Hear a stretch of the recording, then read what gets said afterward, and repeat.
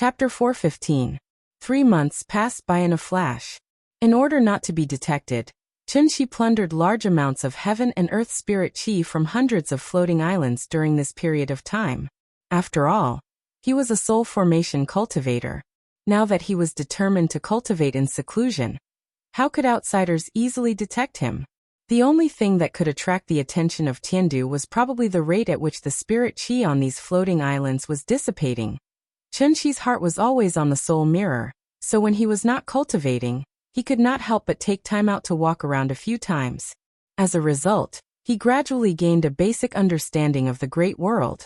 There were a total of 120,000 floating islands in the great world. If all the floating islands were piled together, the surface area was even larger than the moon, almost the size of Asia. The floating islands were not eternal. Once the heaven and earth spirit chi on the island was exhausted, the floating island would completely lose its vitality and float to the periphery of the floating islands. Chunxi had not figured out the source of the heaven and earth spirit chi for the time being. However, he was sure that the floating islands here were like batteries. After they were used up, they would not immediately become useless. Instead, they would float to the periphery and wait for the heaven and earth spirit chi to slowly recover. As for what kind of method did the floating islands use to recover their spirit chi? Obviously, Chunxi still needed to observe for a while more. Every island had its own ecosystem. Apart from heaven and earth treasures and rare beasts, of course, there were also many descendants of ancient cultivators living here. Chunxi went to a few nearby floating islands, but found that these people were like the Jiang clan who were holed up in Daiyu Island. They had a clear concept of community, and it could be said that each island did not interfere with the other's business. You're on your island, I'm on mine. Everyone abided by their duties, and it seemed that they would never interact with each other. On this day, after Chunxi cultivated for 36 cycles as usual, he let out a deep breath of turbid chi. Although the great world had begun to decline, the density of heaven and earth spirit chi was still comparable to when the tides were surging in the lower realm. Therefore, his true yuan recovered very quickly. Now that he had mostly recovered, he estimated that he would be able to return to his peak state in a few days. And as his condition improved, the strange phenomena caused by Chunxi's cultivation also became more and more powerful. Therefore, although the mountain peak he was on was covered by a concealing array, as long as someone stepped into the array, they would be able to see the spiritual energy of heaven and earth swarming towards them like clouds and mist. From afar, it was as if Chunxi was sitting at the bottom of a huge funnel, and Bicker was constantly pouring spiritual energy into his body. While Chunxi was busy sorting out the true essence in his body, a figure suddenly flew out from the floating island where Tiandu was, and arrived above Chunxi's floating island in the blink of an eye. Chunxi only took a cursory glance and discovered that this person's true essence was thick and his aura was incomparably powerful. He was at least in existence on the same level as Bai Hong. Divine General? In fact, in the 3 months that Chunxi had been here, she had discovered a strange thing. Apart from the floating island where Tiandu was, he didn't find any divine general level cultivators on the other floating islands. This was obviously somewhat illogical. As the saying goes, only by knowing yourself and your enemy can you win 100 battles. Although Chunxi's overall plan was disrupted by the sudden appearance of the dark space, he still learned the general structure of Tiandu from Bai Hong in advance. First of all, the celestial lords of 10 directions, led by Yuhuan Tianzuan and the others, were the core of the entire Tiandu. These 10 people were also the strongest in the big world. Chunxi hadn't fought with a celestial lord yet, but from Bai Hong's description, Chunxi could basically conclude that a celestial lord should be equivalent to a cultivator at the divinity transformation stage. As for whether a celestial lord or a divinity transformation cultivator was stronger or weaker, this question was obviously only known to Chunxi after he personally fought with one. In addition to the celestial lords of 10 directions, Tiandu also had the divine generals of 5 directions, who were respectively in charge of the east, south, west, north, and center. There were a total of 36 people, 10 celestial lords and 36 divine generals of 5 directions. In addition, there were 72 Rakshasa lords whose strength was second only to the divine generals, as well as countless celestial lords. It wasn't that Chen Shi wanted to boost the morale of others and belittle his own prestige, but with Tiandu's strength and foundation, even in the Tiandu domain, it was enough to dominate a region. In the past 3 months, Chen Shi hadn't seen any divine generals or celestial lords, so he gradually became a little uneasy. Could it be Tiandu had already built a soul bridge and went to the lower realm? Every time he thought of this, Chen Shi couldn't help but worry in his heart, and was very eager to go to Tiandu to see the situation. But considering that his cultivation had not yet recovered, and that he would definitely not end well if he stood out, Chen Shi could only forcibly suppress this terrible thought. 200 years had passed, and there was no point in being anxious. Therefore, Chen Shi had even prepared for the worst. If Yingying was fine, then it would be fine, but if something happened to Yingying, even if he risked his old life, he was bound to bite off a large piece of Tiandu's flesh. Since he couldn't be with her for the rest of his life, then he must avenge her for the rest of his life, until he died. Chen Shi's mind was full of twists and turns. When he saw the divine general appear, he was immediately overjoyed instead of shocked, and hurriedly followed him secretly. The divine general didn't stay in the air for long. After hurriedly sweeping a glance around the floating island, he directly landed on the square in the center of the floating island. This divine general was about 30 years old, and seemed to be slightly older than Bai Hong. His appearance was rather rough, and his armor shone with a cold light, looking particularly impressive. As soon as he landed, the divine general frowned and asked the crowd, "Who sounded the dragon's alarm drum?" At this time, the residents of the island had all gathered here. One of the elders seemed to be the person in charge of this floating island, so he immediately stepped forward and replied, "Reporting to Divine General Qin Yang, this old man is the peak's head Fuanqing." It was this old man who ordered people to sound the dragon's alarm drum. Hearing this, the man called Divine General Qin Yang sized up the old man. This floating island was called Amethyst Peak, and the peak's head was the highest leader of this floating island, roughly equivalent to the village chief of a village. Do you know the consequences of recklessly sounding the dragon's alarm drum? Of course this old man knows, but this matter is very serious. I hope Divine General Qin Yang can resolve this problem for my Amethyst Peak. What exactly is the matter? Divine General Qin Yang patiently asked a few questions before learning the whole story from the old man.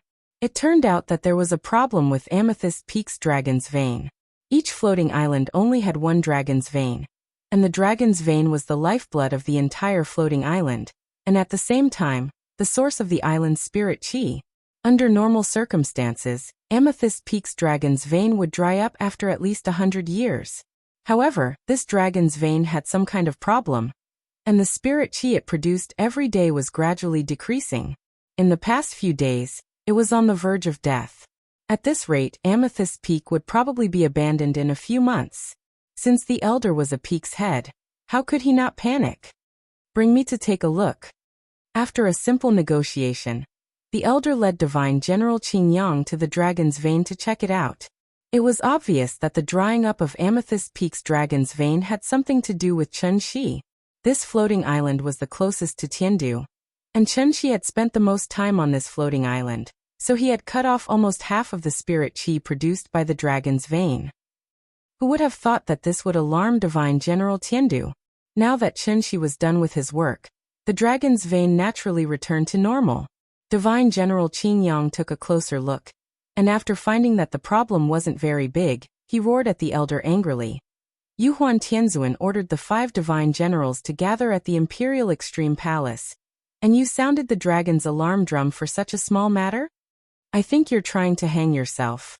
Are you tired of living? Please remember the domain name of this book. 9 Heavens Divine Emperor Mobile Version Reading Website. Chapter 416. One must know that the dragon's scare drum was similar to a beacon tower. Whenever the dragon's scare drum sounded, the 5 divine generals closest to the island had to immediately put down whatever they were doing and rush over to check on the situation as quickly as possible. However, after Divine General Qin Yang's inspection, he discovered that although the output of the dragon's vein was low, it was far from the level where the dragon's scare drum was sounded. What was this?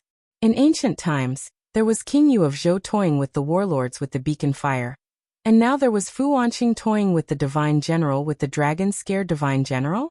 One could only imagine how furious Divine General Qingyang was at this moment. At this time, Fu Wanqing also discovered that the dragon's vein was fine, so he instantly knew that he had gotten himself into big trouble today. He hurriedly knelt on the ground and begged Divine General Qingyang with a terrified expression. Divine General, please forgive me. This matter is indeed this old man's oversight. It's just that there really was something wrong with the dragon's vein a few days ago, causing us to be unable to cultivate smoothly. At this point, Fu Wanqing could not help but look at the dragon's vein with a puzzled expression before continuing to defend himself. To tell you the truth, just before we sounded the dragon's scare drum, this old man had specially sent someone to verify it. Who would have thought?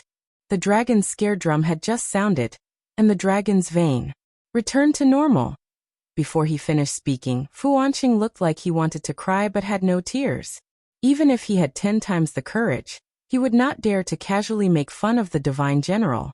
The goddamn dragon's vein. This time he was really in deep trouble. Even in a society ruled by law, false police reports could be detained, let alone in a feudal society with a strict hierarchy like Tiandu.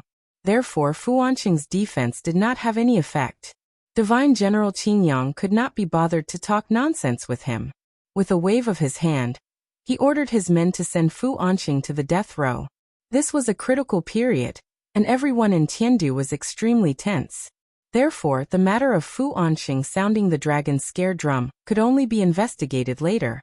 Subsequently, Divine General Qingyang warned the people of Purple Jade Peak, then turned and flew back to the floating island where Tiandu was located. Seeing this, Qinshi immediately followed, turning into a stream of light and sticking closely behind Divine General Qingyang. Divine General Qingyang was only at the yuanying stage, so he naturally didn't notice that there was a tail behind him. Therefore, Qinshi, led by Divine General Qingyang, passed through the formation and smoothly arrived at the core of the macro world. Tiandu Dragon Head Peak. There was a very powerful array around the Dragon Head Peak, which was also one of the reasons why Qinshi did not dare to get too close to it. With Divine General Qingyang paving the way, Qinshi was naturally able to barge in very easily. And the reason why Qinshi's infiltration was so smooth was not because the defensive power of Tiandu was so weak, but mainly because, ever since the Grand Pure Saint Ancestor established the heavenly capital, the Dragon Head Peak had been a forbidden area in the entire great world. Who would dare to sneak in without permission? This was a path of no return. However, Qinshi did not consider whether it was dangerous at all. Instead, he resolutely barged in. As soon as he entered the array, Qinshi discovered that the spirit qi on the Dragon Head Peak was exceptionally rich, several times richer than the outside world. It was comparable to the heart-cleansing spirit spring in the forbidden area of the back mountain of the Sky Yin Divine Sect. This place. In addition to the rich spirit qi, Qinshi also discovered that the interior of the array was filled with an extremely unusual energy fluctuation. Qinshi had never seen such a fluctuation before, so he frowned and sensed for a while before a guess gradually formed in his mind. This strange energy fluctuation. Could it be from the soul mirror? At this thought, Qinshi did not care if he had recovered to his peak state, and immediately followed Divine General Qingyang to the core area of the Dragon Head Peak. The core area of the Dragon Head Peak was naturally the core area of the entire macro world. The Lingxiao Imperial Palace. Qinshi silently followed behind Divine General Qingyang. But before he could see the palace, Divine General Qingyang had already landed on the ground and walked along a small path to the peak. Instead of flying, he insisted on walking. Divine General Qingyang's strange behavior was completely due to the rules of Heaven Capital since ancient times. The Dragon Head Peak was the head of the 120,000 floating islands, and the Imperial Palace was located at the peak of the Dragon Head Peak. Therefore, apart from the 10 heavenly venerables, no one could be above the Imperial Palace. Not even a Divine General. Qinshi obediently followed behind Divine General Qingyang and walked all the way to the peak of the mountain. As soon as he reached the peak of the mountain, his vision suddenly opened up. Following which, Qinshi discovered that the peak of the Dragon Head Peak was extremely flat, as if someone had used a sword to flatten it. At the same time, A huge palace that spanned across the peak of the mountain entered Chen Xi's eyes. This is the Imperial Palace? The Imperial Palace spanned across the peak of the Dragon Head Peak, and the first impression it gave was that it was majestic and magnificent. However, Chen Xi didn't even have time to carefully observe the Imperial Extreme Hall in front of him. His attention was completely attracted by the plaza at the entrance of the hall. This was a huge plaza that was comparable in size to the Zhonghai Gymnasium. There seemed to be some kind of activity going on in the plaza, and there were actually many people sitting cross-legged there. At a rough count, there were at least a few thousand people. However, although there were many people in the plaza, it wasn't enough to make Chen Xi stop and look. What he really cared about was... Actually, it was that copper mirror that was floating in the middle of the plaza and constantly emitting divine light. In an instant, 10,000 years in a glance. The moment Chen Xi saw this Dharma treasure, the name of this Dharma treasure suddenly jumped out from the bottom of his heart. Sky-bearing technique floating dawn mirror. Chen Xi silently sized up the soul mirror in front of him. The soul mirror was constantly shining with divine light, and an unknown energy wave was constantly circulating around it. With one look, one could tell that such a phenomenon was definitely not ordinary. However, in front of a supreme treasure, Chen Xi couldn't help but feel a sense of disgust, and he couldn't help but want to smash it into pieces. It was this stupid mirror. It was the one that caused his family to be separated, and he almost lost his family. Thinking of this, Chen Xi couldn't help but have a murderous look in his eyes, and he couldn't help but want to take it away on the spot. However, just as Chen Xi was about to do something evil, an old man sitting cross-legged in the middle of the hall seemed to have noticed something, and then he suddenly opened his eyes and shouted sternly outside the hall. "Who is it? How dare you come to my Dragon Head Peak and behave so atrociously?" Before he finished speaking, the old man raised his hand and waved his sleeve. A golden light flew out and directly shot towards Chen Xi at the other end of the plaza. This move came too suddenly. Chen Xi didn't even have time to react, and the golden light had already arrived in front of him. Seeing this, Chen Xi's heart couldn't help but skip a beat. Feeling the powerful true essence contained in it, Chen Xi hurriedly withdrew the aura concealment secret technique, and then, like the old man, he waved his sleeve and released a burst of true essence. Then, a white light suddenly shot out from Chen Xi's palm and collided with the golden light. Please remember the domain name of this book. 9 Heavens Divine Emperor Mobile Version Reading Website. Chapter 417. The Imperial Hall was the core area of Tiandu, so the celestial venerables of the 10 directions naturally had the most complete control over this place. Although Chen Xi had the aura concealment secret technique to protect his body, the moment he saw the sky-bearing technique, he couldn't help but feel a ripple in his heart. That was why a celestial venerable sitting cross-legged in the main hall sensed something strange. And this celestial venerable, who keenly sensed that someone had trespassed on Dragon Head Peak, was someone Chen Xi had long heard of. Yuhuan Tianzuan. Although they had never met before, Yuhuan Tianzuan's reputation had long been branded in Chen Xi's heart. After all, apart from being Wushu's biological father, Yuhuan Tianzuan was also the leader of the 10 celestial venerables.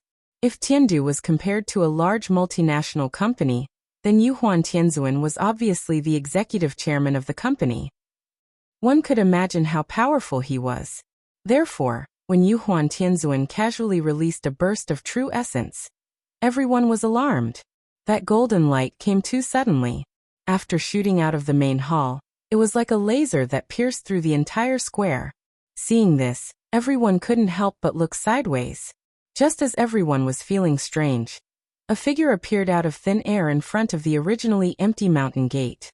Immediately after, that person casually released a ray of white light under the gazes of everyone, colliding with the golden light that shot out from the main hall. Bang! Suddenly, a huge explosion sounded. After all, it was a battle between celestial venerables, so the few star lords closest to the center of the explosion were sent flying by the dispersing force. This scene was very similar to the school field at noon. Thousands of teachers and students were excitedly doing broadcast gymnastics. Suddenly, the flag-raising platform exploded for no reason. It was easy to imagine how shocked and astonished everyone present was. In the tens of thousands of years of history of Tiandu, it wasn't that no one had caused trouble on Dragon Head Peak Square, but to dare to cause trouble when all the celestial venerables were gathered on Dragon Head Peak. Chunxi was the first. As the explosion gradually subsided, Chunxi's figure was clearly reflected in everyone's eyes. At the sight of this audacious intruder, some nearby immortal generals uttered long roars at once as they rushed towards Chunxi at the same time. How dare you? Everyone, follow me and take him down. I'd like to see which bastard dares to behave atrociously on Dragon Head Peak. What kind of joke was this? The 5 divine generals were in charge of guarding one area. Right now, all the divine generals were gathered at Dragon Head Peak, but someone still secretly touched their faces. If this wasn't collective dereliction of duty, then what was? Therefore, even without the orders of the celestial venerables, a divine general was dispatched from each direction to charge at Chunxi.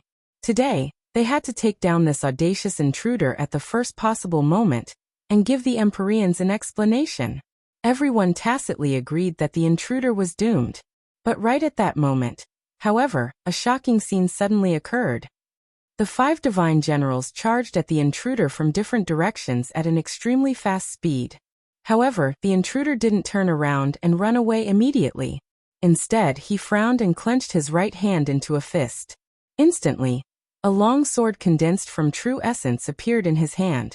Seeing this, the 5 divine generals were instantly enraged like provoked ferocious beasts. They couldn't help but want to tear this audacious intruder into pieces on the spot. Therefore, the 5 divine generals each took out their own trump cards. Regardless of whether this fellow could withstand it, the 5 divine generals roared angrily and launched an attack together. In an instant, brilliant light shot in all directions and the void shook. Surging true essence wreaked havoc in the air above the square. All kinds of Dharma treasures carried the endless anger of their owners and heavily smashed towards the intruder's location. At this moment, the long sword in Chunxi's hand also began to dance. The Dharma idol's long sword shone with a green light and shone brightly in his hand. Even compared to the colorful Dharma treasures in the hands of the divine generals, the Dharma idols of the divine generals did not lose out in terms of appearance. Chunxi's original plan was to sneak in and observe. He didn't want to alert the enemy. But now that the infiltration failed, he could only come up with Plan B. Plan B was actually very simple. That was becoming famous in one battle. Establishing dominance through battle. Showing his strength at the peak of the soul formation stage to win respect. And then talk to the 10 celestial lords as equals. Since he wanted to establish dominance, he had to show 120% of his ability in the first move. Although the moonlight sword technique was exquisite, it was not shocking enough. So after Chunxi thought about it for a while, just now he took out the killing weapon that he had always been unwilling to use in actual combat, the Xuanpu sword technique. The grain god did not die because of the Xuanpu reed, pin betrothal. The Xuanpu gate was the root of heaven and earth. It was continuous and did not need to be used diligently. This move was called Xuanpu. With the creation of yin and yang as the root, the 5 elements and 8 trigrams as the form, there were 8 moves.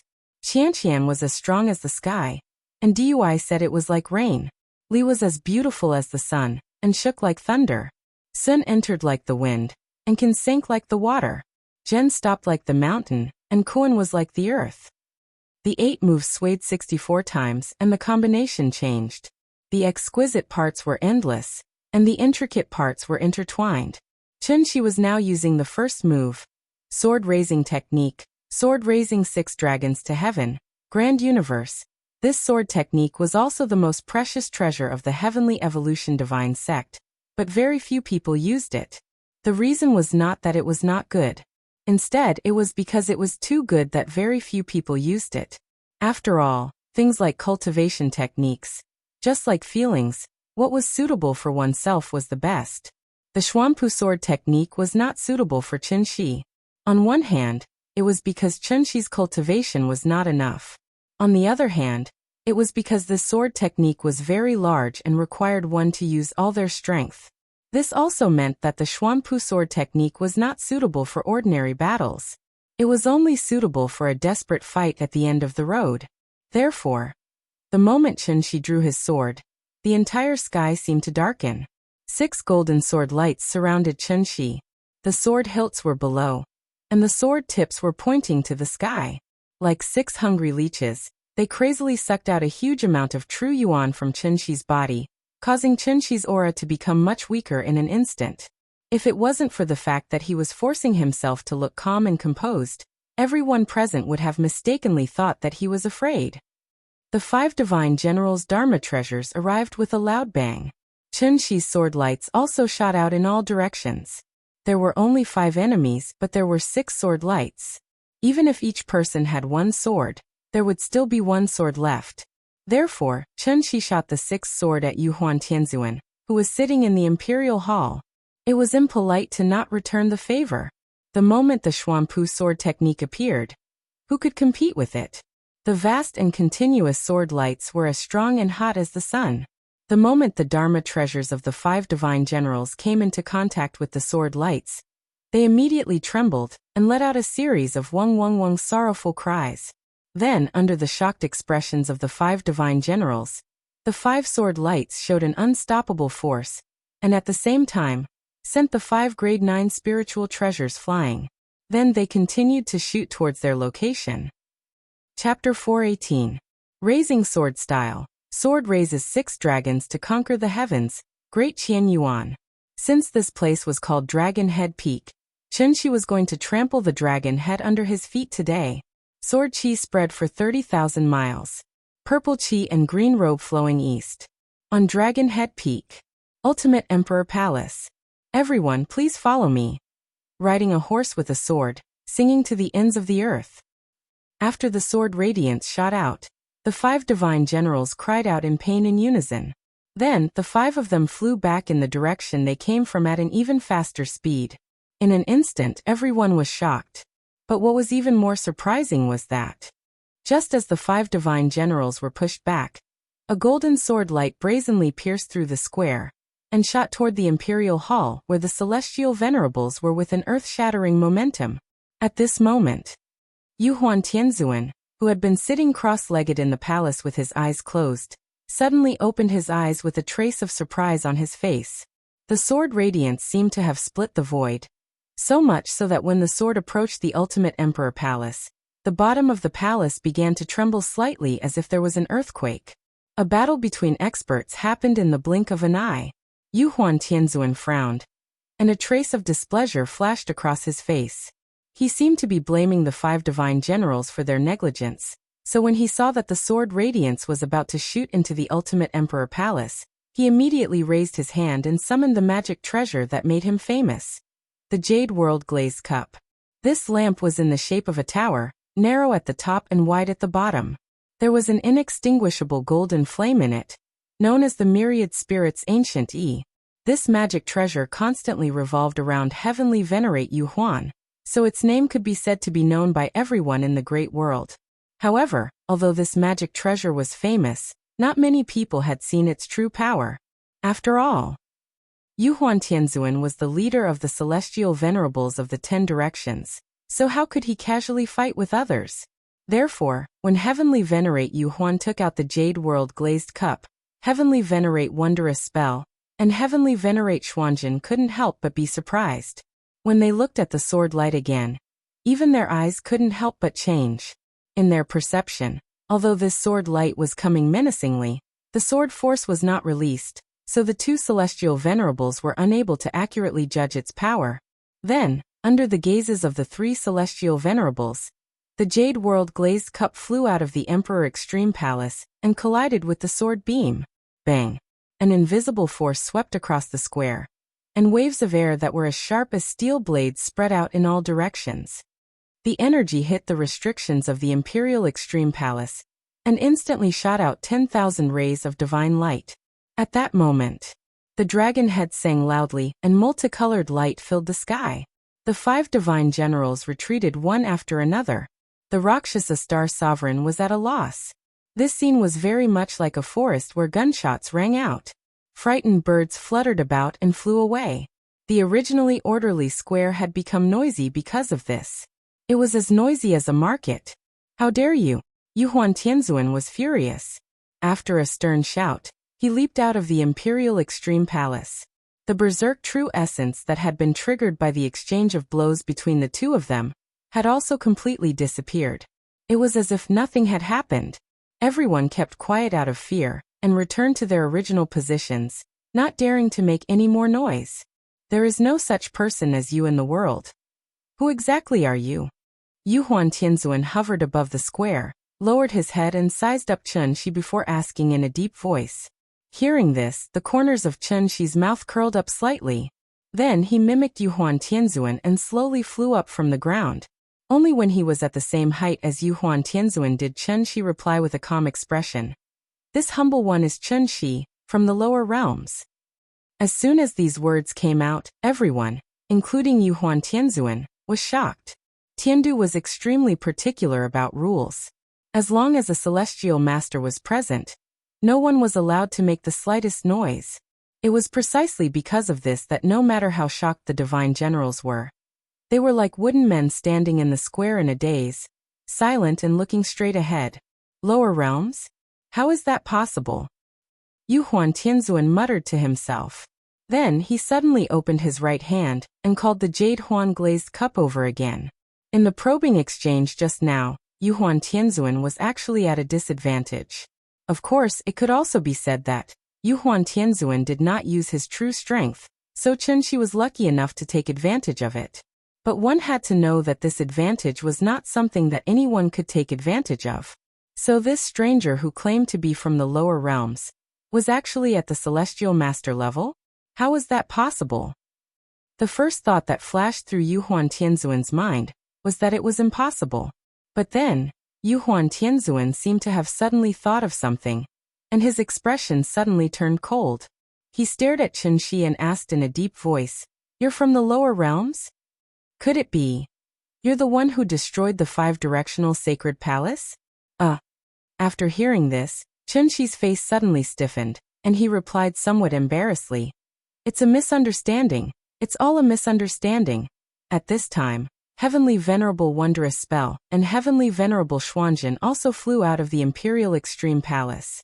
Heavenly Venerable Wondrous Spell heard the conversation between the two, so before Yuhuan Tianzuan could continue asking, he could not help but ask, "In that case, Changli died at your hands?" Changli was a divine general, after all. How could he have died silently in the lower realms? Since this person in front of him had the strength of a heavenly venerable, and at the same time said that he was from the lower realms, in that case, everything made sense. Faced with Heavenly Venerable Wondrous Spell's criticism, Chun Shi suddenly did not know how to answer, and his hesitation.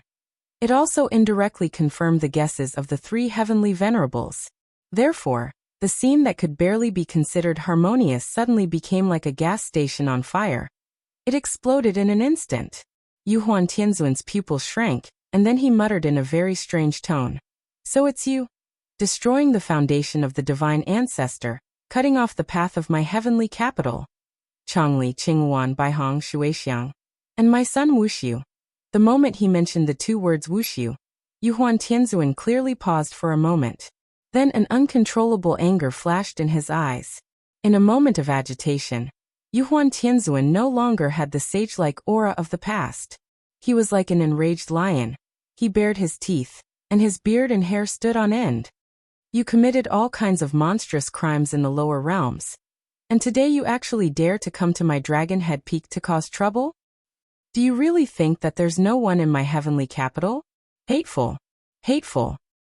Since you're bent on courting death, this old man will make an exception today and send you on your way. You little thief. Hand over your life." Before he finished speaking, the jade world glazed cup in Yuhuan Tianzuan's hand was like a meteor, drawing a streak of light in the air, and then ruthlessly smashed towards Chun Shi. Chapter 419. If emotions could be expressed in reality, then Chun Shi would definitely send countless black question marks to Yuhuan Tianzuan. What was going on? Why was the development of things completely different from what he had imagined? Chun Shi originally thought that as long as he displayed the strength of a heavenly venerable, Tiandu would give him a high standard of reception. Who would have thought, after he displayed his strength, before he could even say a few words, Yuhuan Tianzuan directly flipped the table and turned hostile. In a rage, Yuhuan Tianzuan directly smashed the jade Huan glazed cup heavily at Qin Shi. And at this time, this treasure that was famous in Tiandu, just now, it fully displayed its true power to the world. Glazed hellfire, a sky lantern, burning to the 8 wastelands, 10,000 spirits ancient E. The moment the jade Huan glazed cup flew out, this magic treasure was like a Kongming lantern that had been ignited, floating toward Qin Shi with raging flames. As the glazed cup got closer and closer to Qin Shi's position, the fire was so big that it could be said to be burning the prairie and the sky. Because Dragon Head Peak was protected by the array, the fire did not rush out of the array, but raged and burned crazily inside the array.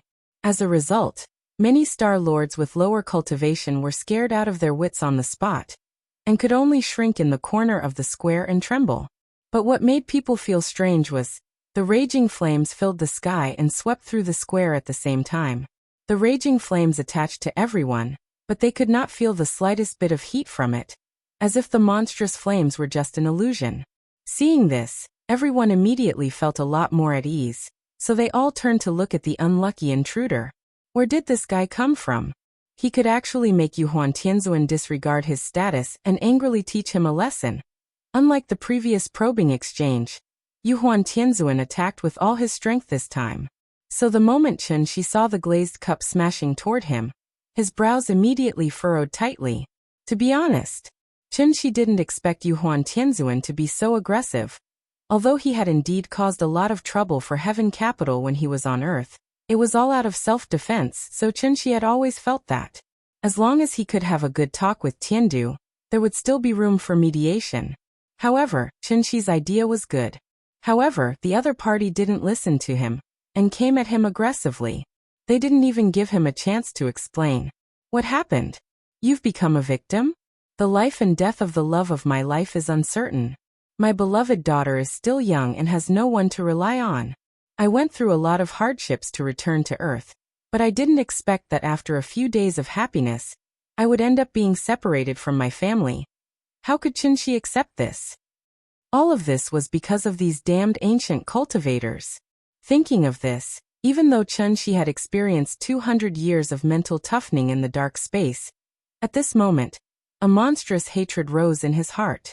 So the moment he saw the jade glazed cup flying over, Qin Shi immediately waved the godly sword Dharma power in his hand, and pointed the sword at Yuhuan Tianzuan. At the same time, he shouted sternly, I didn't want to be enemies with Heaven Capital. But you just had to be so aggressive. Heaven Capital, Heavenly Master, using your name to shout so loudly. Am I really afraid of you? At the same time, the godly sword Dharma power in Qin Shi's hand also danced. The long sword swept across the sky, stirring up a breeze like a ribbon. Strand after strand, winding around Qin Shi's body. The breeze blew the ends of his hair, and also ruffled his clothes. There was no earth-shattering scene, but Qin Shi's momentum suddenly rose along with the breeze. At the moment when the jade-glazed cup was about to hit him, Qin Shi waved the long sword in his hand. If the sky was divided into 2 halves, then one side would be a raging flame, and the other side would be a formless breeze. Mysterious sword formula, changing sword style, windy sky, a gentleman should be virtuous. When the flame met the breeze, the sun was just right, and the breeze was not dry. If the great Qianyuan was a strong heavy sword, then windy sky was a soft and long soft sword. The jade-glazed cup was like a fireball, fiercely smashing toward Qin Shi. However, just as the fireball was about to hit Qin Shi, an invisible net of sword qi blocked it. Just like the moment when a football was shot into the goal frame. The fireball rolled in the net of sword qi for a while before finally helplessly turning into a wisp of black smoke and completely dissipating in the air. Then the net of sword qi also disappeared into nothingness. This move did not determine the winner or loser. It could be said that they were evenly matched. But it was also because of this heavenly venerable wondrous spell, heavenly venerable Xuanjin, and countless divine generals and star lords watching the battle in the square. Everyone was shocked by the strength Qin Shi displayed at this moment. There was actually someone in this world who could fight Yuhuan Tianzuan to a draw. What kind of joke was this? Yuhuan Tianzuan seemed to be a little surprised by Qin Shi's strength. Seeing that his attack had no effect, he suddenly let out a long laugh. Interesting, I haven't fought with anyone for hundreds of years. Mr. Chen, right? Today this old man will remember your name first. Until the next day. I'll definitely not forget to place a memorial tablet for you in the Imperial Hall. As soon as he finished speaking, Yuhuan Tianzuan's figure flashed, and he charged toward Chen Shi. It seemed that this heavenly venerable, who was usually high and mighty, was really going to fight to his heart's content with Chen Shi today. Seeing this, Chen Shi did not cower in the slightest. So what if you're a heavenly venerable? I'll send you to heaven today. Take another strike from my sword. The Jade World glazed cup's flames surged, and the Divine General's Dharma idol's sword momentum was endless. The two heavenly venerable cultivators collided fiercely in midair just like that. In an instant, the dissipating true essence was like ice blades and frost, shooting in all directions without distinguishing between friend and foe. Many divine generals could not dodge in time, and were immediately injured by the chi energy, causing countless small scratches to appear on their bodies. These scratches seemed weak and harmless, but in fact, they carried the true essence imprints of Chen Shi and Yuhuan Tianzuan. Therefore, the moment the chi energy entered their bodies, these injured divine generals cried out in pain, and hurriedly dodged to the side, trying to circulate their energy to force the destructive chi energy out of their bodies. Seeing that the battle had affected many people, Heavenly Venerable Wondrous Spell and Heavenly Venerable Xuanzhen exchanged a look and immediately flew back to Imperial Zenith Hall. They took the initiative to close the protective array of Dragon Head Peak, so that Chen Shi and Yuhuan Tianzuan could fight more freely. As long as Yuhuan Tianzuan did not take the initiative to ask for help in this battle, no one could interfere. Although Heaven Capital was strong, it disdained to fight with many people, so it gave Chen Shi such a relatively fair battlefield. This was a battle between heavenly venerables. It was also a battle between two heavenly venerables for their respective dignity. Although Chen Shi did not come from the great world, he had successfully proved himself with his strength. He was not weaker than a heavenly venerable. Whether I'm wrong or not, I actually have some idea in my heart. You may not have noticed the title of each volume. This is the 4th volume, and the title of this volume is, coincidentally, This Student is Young and in His Prime. Hey, the climax scenes in the past were too short, so can you let me write a longer one this time? Maybe I didn't write well enough, so I felt very bored. Please forgive me, everyone. Be more tolerant of this newbie, so that the next book will be better. 3. Please remember the domain name of this book. 9 Heavens Divine Emperor Mobile Edition website. Chapter 420. Titles like Yuhuan Tianzuan and Divine Lord of Dawn were just nicknames. Since the strength of the 5 divine generals was equivalent to the Yuanying stage, then the 10 heavenly lords were equivalent to the soul formation stage. The difference between the soul formation stage and the Yuanying stage seemed to be only one stage. But this difference could be said to be the difference between heaven and earth, the difference between clouds and mud. Using the orthodox cultivation heritage of the heavenly jade world as an example, after a cultivator had refined and accumulated their true yuan to a certain extent, they could refine this true yuan to a perfect state and form a golden core. After forming a golden core, the golden core became the foundation of a cultivator's cultivation, and at the same time, it was a hotbed for yuanying. It was like a seed that was scattered in the soil. As long as it was carefully cared for, it would eventually blossom and bear fruit. The flower that blossomed from the golden core, this was the so-called yuanying. Yuanying was formed from the transformation of the golden core. During the entire transformation process, the cultivator's 3 spiritual and 7 physical souls would gradually transfer from the heart to the yuanying. As long as the yuanying was not extinguished, the soul would not dissipate. It was also because of this that even if a cultivator's physical body was destroyed during the yuanying stage, they could still use the yuanying to possess another body and obtain a new life. Qi refinement, foundation establishment, golden core, yuanying, soul formation, void. If the Qi refinement stage was the starting point for one to enter the immortal sect, then the foundation establishment and golden core stages were actually just a process of continuous consolidation. Cultivation was also mainly about refining the spiritual energy of heaven and earth, and refining one's own true yuan. In fact, Even though the golden core stage was called a heavenly man, they had not truly entered the next level of qualitative change. Only after a cultivator had formed yuanying and merged their soul with the yuanying would they truly begin to undergo a second qualitative change. Therefore, the entire process from qi refinement to golden core was also called transforming essence into qi. There were no shortcuts on the path of cultivation. It could be said that one had to take one step at a time. This aspect had not been mentioned before because those below the semi-god realm were nothing but ants. Divine generals seemed high and mighty, but in Chunxi's eyes, there wasn't much difference between divine generals and celestials. After all, transforming energy into qi was only the first stage. Only when a cultivator broke through to the yuanying stage and began to explore the threshold of the soul formation stage would they officially step into the second stage, which was refining qi into spirit. Everything was easy to learn, but difficult to master. Cultivation was no exception. It took Chunxi 500 years to progress from the qi refinement stage to the soul formation stage. Compared to those old freaks who spent thousands of years to reach the soul formation stage, this cultivation speed was already very terrifying. But even with Chunxi's outstanding talent for cultivation, after reaching the divine transformation stage, it would be extremely difficult to make further breakthroughs. Because at this level, refining essence into qi was no longer the main point. Refining qi into spirit was the main point. The so-called divinity transformation was to fuse yuanying with the divine soul, allowing it to undergo a qualitative change in form, primordial spirit. Golden core, yuanying, primordial spirit. This was a transformation that every cultivator had to go through.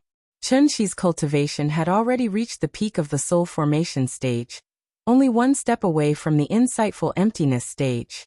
So what he really had to face now was understanding the true meaning of the word void, understanding the first law of heaven and earth, and undergoing another qualitative change. This was something at the next level. Chunxi had yet to understand it, and Yuhuan Tianzuan was naturally far from it. Let's talk about the Dragon Head Peak first. After Yuhuan Tianzuan charged at Chunxi, the two immediately engaged in an all-out battle. The intensity of a battle at this level was completely beyond everyone's imagination.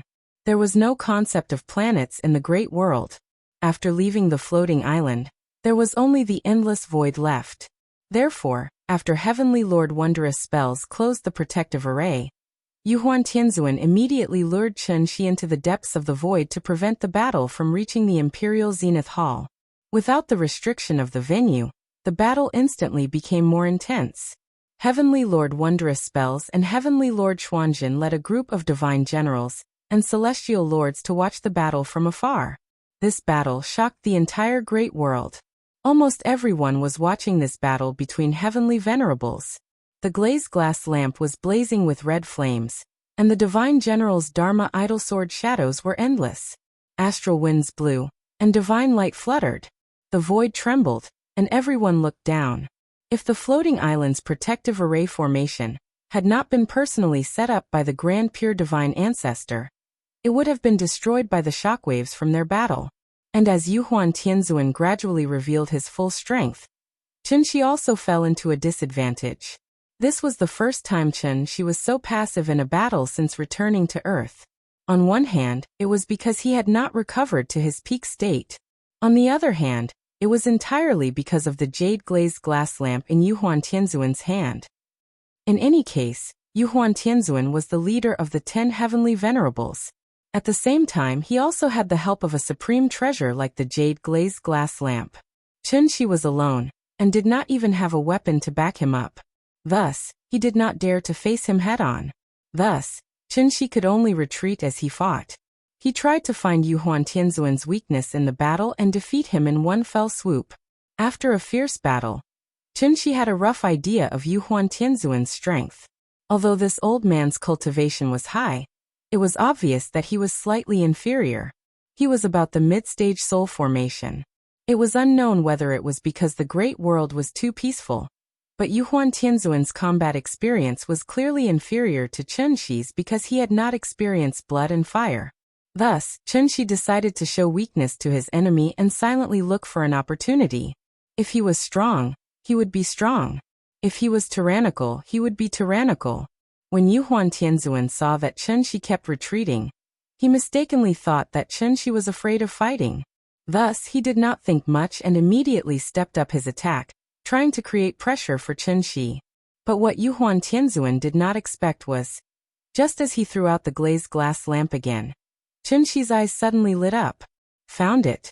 All the threats came from the jade glazed glass lamp.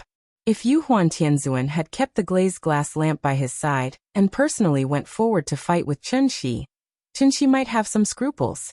But now, Yuhuan Tianzuan threw out the glazed glass lamp, trying to kill him with the supreme treasure. Such a reckless approach was exactly what Chen Shi wanted to see happen. Thus, Chen Shi immediately held his breath and focused, turning a blind eye to the glazed glass lamp in front of him. Instead, he placed all his attention on Yuhuan Tianzuan. Just as the jade glazed glass lamp was about to hit, Chen Shi drew his sword. Changing sword style. Koan to softness. Even movement is hard. One had to know that the profound valley sword art was not a cultivation technique that Chen Shi created himself.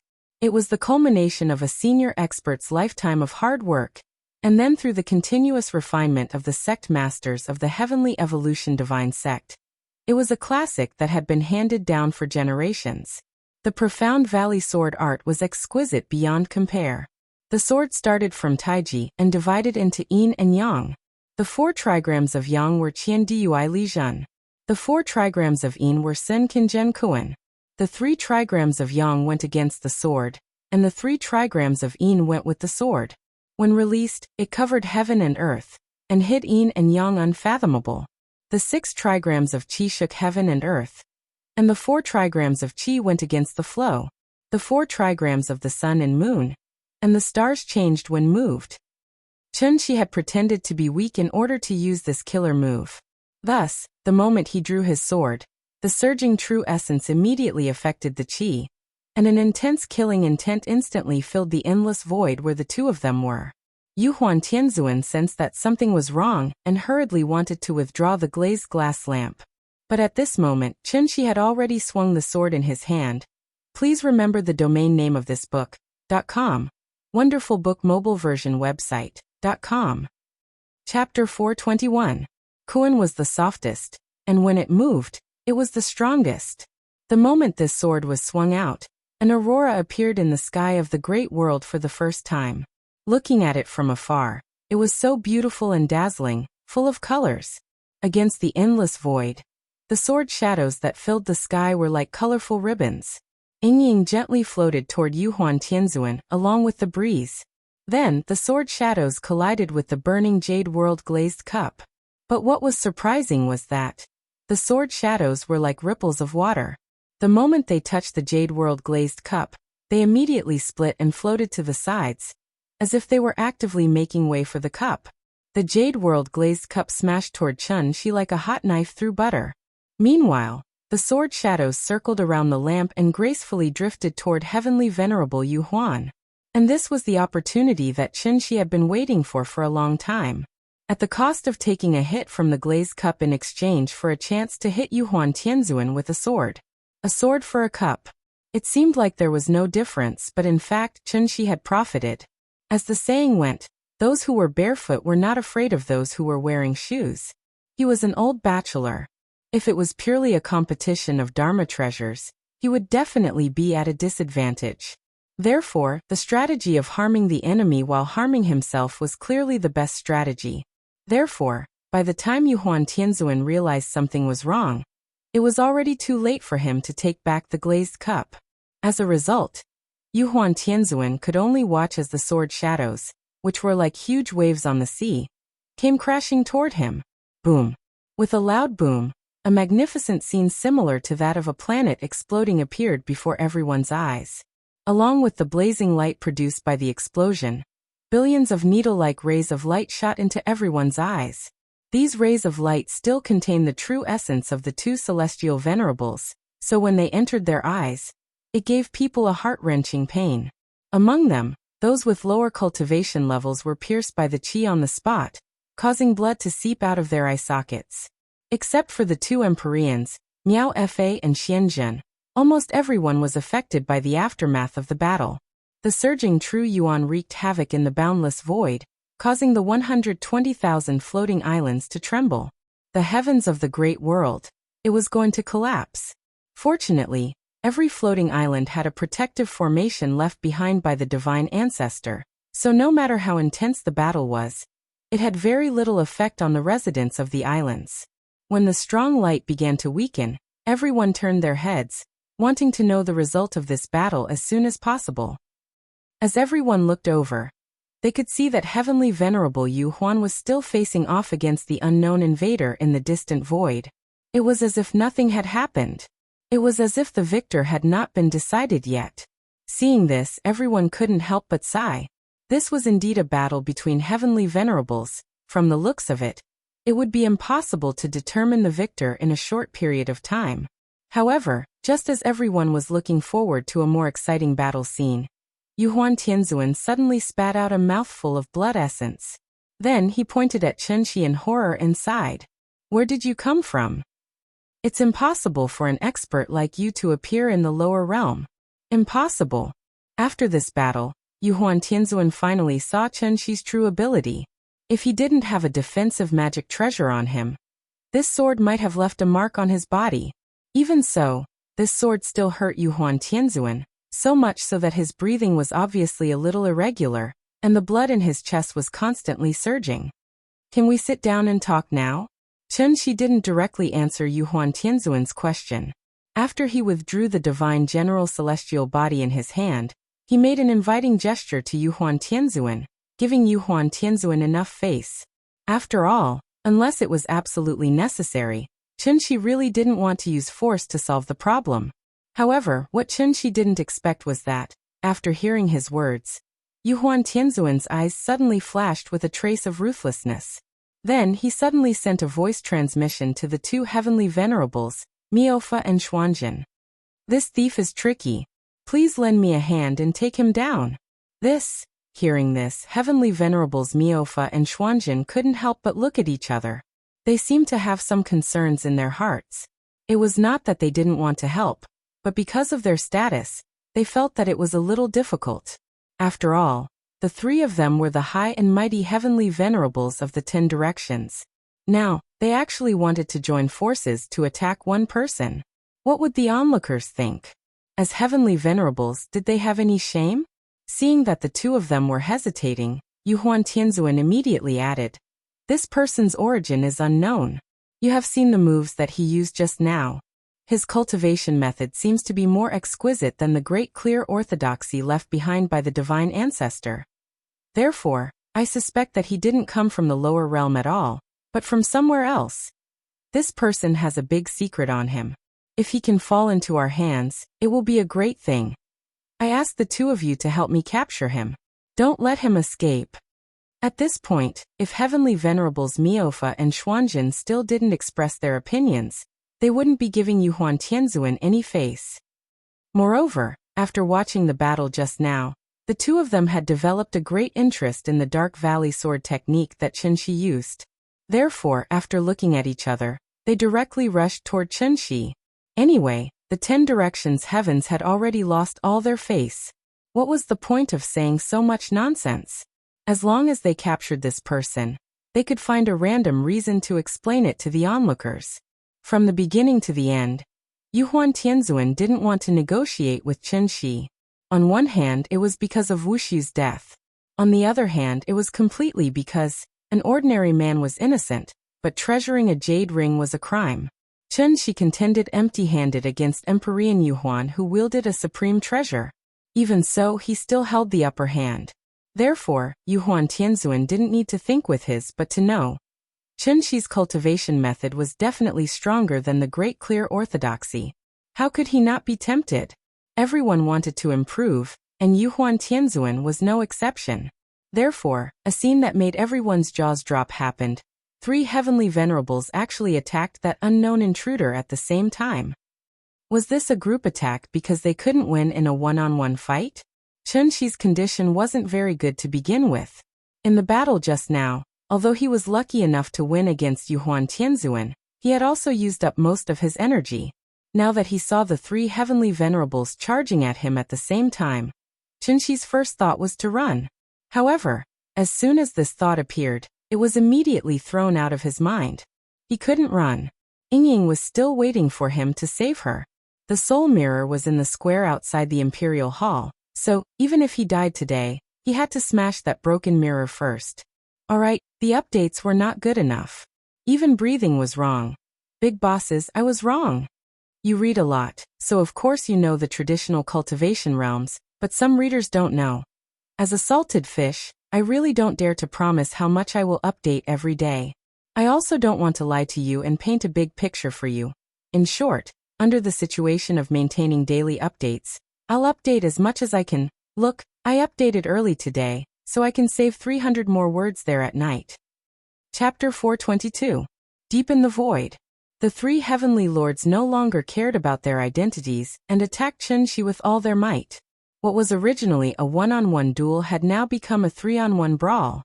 It had been a long time since such a grand event had happened in the great world. Everyone hid on their own floating islands and watched as the four heavenly venerables engaged in a chaotic battle. Heavenly Lord Wondrous Spell and Heavenly Lord Xuanzhen's cultivation were slightly lower than Yuhuan Tianzuan's. They were about the early stage of the soul formation realm. Using the soul formation realm as an example, each realm could be roughly divided into the early stage, the middle stage, the late stage, and the peak stage, which was only half a step away from the next realm. Although Chenxi had already stepped into the peak of the soul formation realm, he had never recovered to his peak state. Moreover, he did not have any magic treasures on him. Therefore, when he was surrounded by two early-stage soul formation and one mid-stage soul formation, he suddenly felt a little powerless. He could barely deal with the attacks of the three of them, let alone counterattack. Although Heavenly Lord Wondrous Spell and Heavenly Lord Xuanzhen's cultivation were slightly lower, their magic treasures were also extraordinary. The Jade Huan glazed lamp was already powerful enough. However, if Heavenly Lord Wondrous Spell's 8-view palace lantern and Heavenly Lord Xuanzhen's coffin lamp were added, these three magic treasures that looked like lanterns combined to form a top-notch treasure that could shake the entire heaven capital. The three lanterns of heaven, earth, and man. Among them, the Jade Huan glazed lamp was heaven, the 8-view palace lantern was earth, and the coffin lamp was man.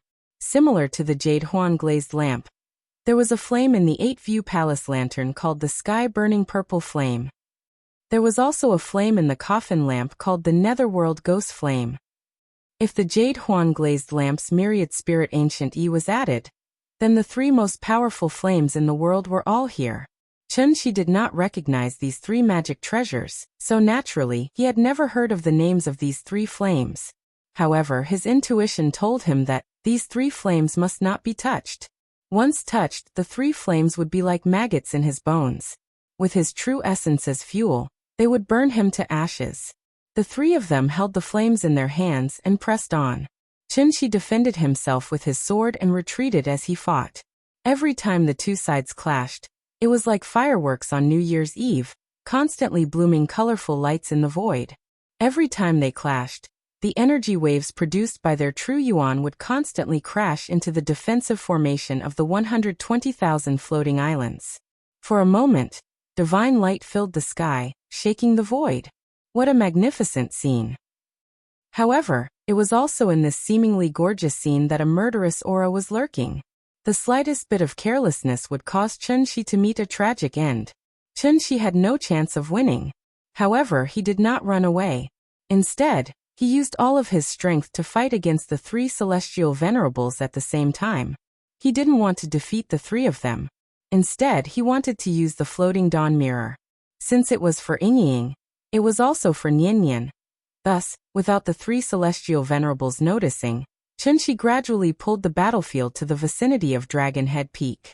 They were so close that the onlookers on the island could even clearly see the different expressions on their faces. The battle lasted for a long time. Chenxi also persisted for a long time.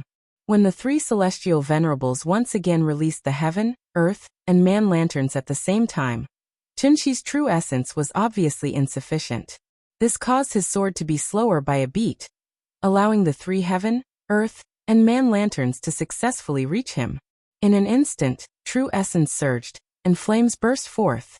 The 3 heaven, earth, and man lanterns hit Chen-Shi's chest at the same time, causing him to spit out a mouthful of blood. Then, like a meteor falling to earth, his entire body was on fire as he fiercely smashed into the square of Dragon Head Peak from the sky. Seeing this, the heavenly generals and star venerables on the square instantly scattered like frightened beasts. What kind of joke was this? These were the 3 legendary heaven-burning divine fires. Just a little bit of it would probably cripple one's entire life. Thus, after Chen-Shi's entire body was on fire and he heavily smashed into the ground like a meteor, he was the only one left in this huge square in an instant. If not for the protection of the array on the ground, he would probably have smashed a meteor crater on the spot. This person has a shocking cultivation, but unfortunately he fell here today. Although he's our enemy, this old man can't help but feel pity for him. What a pity, what a pity! After retrieving the 8 scenic palace lanterns, Heavenly Venerate Wondrous Spell turned to look at the flames below. Seeing Chen-Shi's aura gradually weakening, Heavenly Venerate Wondrous Spell couldn't help but sigh. Today this person fought 1 against 3. Even if he unfortunately fell, it could be considered a glorious death. Whether friend or foe, just based on this strength alone, this person was enough to win the respect he deserved. While Heavenly Venerate Wondrous Spell felt sorry for Chen-Shi, Yuhuan Tianzuan didn't seem to feel the same way. Because he had fought Chen-Shi the most, Yuhuan Tianzuan didn't relax in the slightest even after Chen-Shi had been hit by the 3 lanterns. Instead, he felt that this matter was rather strange. It wasn't that he was very clear about Chen-Shi's strength. It was just a simple intuition. If it weren't for his pride, Yuhuan Tianzuan probably wouldn't have been able to resist the urge to deliver a few more blows. The 3 heavenly venerates flew in the air, each pondering something as they looked at the flames. However, at this moment, Chen-Shi made his move. Originally on the verge of death, he suddenly erupted with an earth-shattering aura and crawled up from the ground. Before the 3 heavenly venerates could react, Chen-Shi charged directly toward the soul mirror floating in the middle of the square. Oh no! We've been tricked. His target is the soul mirror.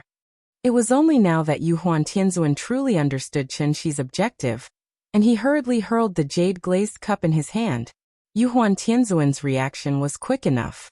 However, he was still a beat slower than Heavenly Venerate Wondrous Spell.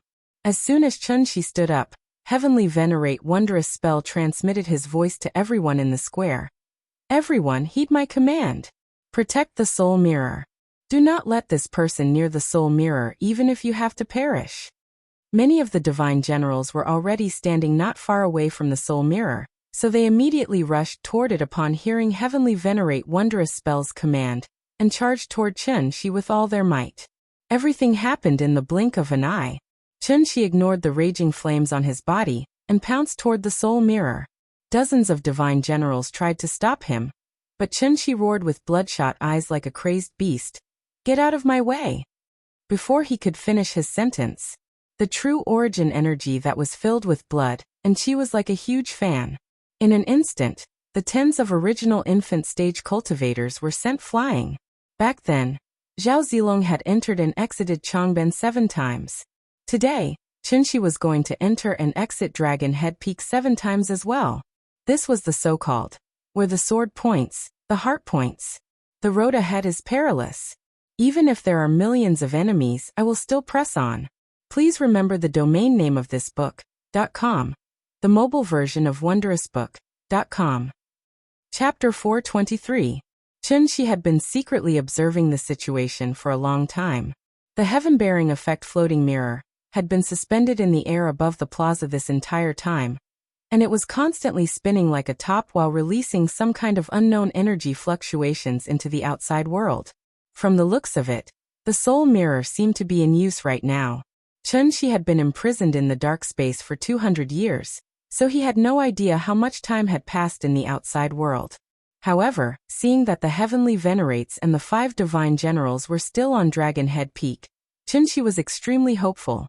He could only pray that there was still time. Yingying's soul wouldn't dissipate as long as the soul bridge wasn't completed.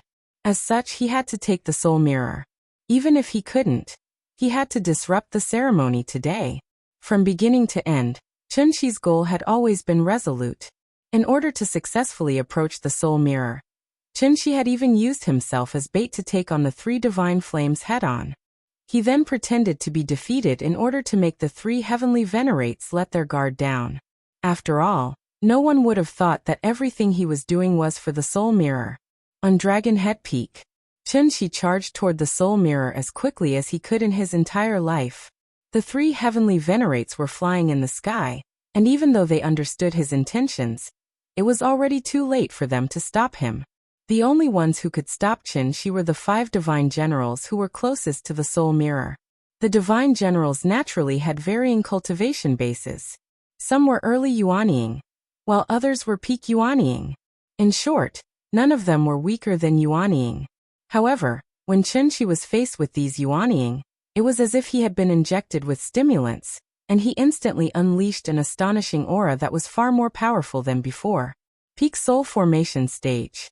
Blood Essence Ignition. Chunxi had just consumed a complete nourishment pill refined from the Adumbra flower, not long ago. However, this medicinal effect alone was not enough to make up for the loss of blood essence. At best, it could only heal his internal injuries and provide a little help for Chunxi to condense another drop of blood essence. Chunxi had already burned 2 drops of blood essence before, so this was the last drop of blood essence in his body. Once this drop of blood essence was completely burned out, Chunxi would fall into an extremely weak state. If he wasn't careful, he might even die because of this. Did he regret it? He would never regret it. Even if I die, I will not let my heart be covered in dust. One thing to note here is, even though Chunxi had burned his blood essence and was ready to cut off all means of retreat, he had never thought of dying here, because he still had to go home. He would go back to visit Yingying and take care of Niannian. The family of 3 still had a lot of happiness to enjoy. Therefore, he could not die here. Perhaps it was because Chunxi was almost obsessed with going home, that the aura he unleashed from burning his blood essence was far more powerful than when he was at his peak. In fact, he was even more powerful than the divine monarch Chunxi of the heavenly Jade Realm, who wielded the Tianyan divine sword. When a person had a firm belief in their heart, they were invincible. Even though he was surrounded by dozens of nascent soul cultivators, Chunxi was not the slightest bit afraid. Instead, like the autumn wind sweeping away the fallen leaves, he sent the dozens of cultivators in front of him flying at the same time. The 3 divine flames were still burning fiercely on his body, but Chunxi didn't seem to feel any pain at all. His surging true essence was also strangely seeping with blood energy. In this state where blood and fire intertwined, Chunxi was on the brink of insanity. After using brute force to clear the obstacles in front of him, he abruptly pounced toward the soul mirror. The soul mirror was still spinning in midair. Chunxi could even clearly see the patterns on the mirror. However, just as his fingers were about to touch the soul mirror, this primordial treasure that had saved the primordial immortal cultivators suddenly emitted an extremely dazzling light.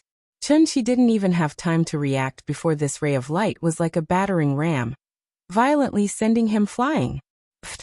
Chunxi spat out a mouthful of blood as he crashed heavily to the ground. Chunxi didn't stop as he looked at the invisible wall in front of him. He immediately flew up as soon as he landed and charged toward the soul mirror again. It was clear that the soul mirror was protected by a spell formation. Under normal circumstances, Chunxi might have been able to think of a way to break the spell formation. However, in today's situation, he could only rely on brute force to break the spell formation. Without any hesitation, the image of the divine sword appeared in Chunxi's hand again. It was just a defensive spell formation. Even if the Tai Ching sacred ancestor was here, Chunxi would still destroy it. Break! As Chunxi swung his sword, countless images of the divine sword appeared in the air. The third technique of the Moonlight Sword technique, 10,000 Swords of Origin.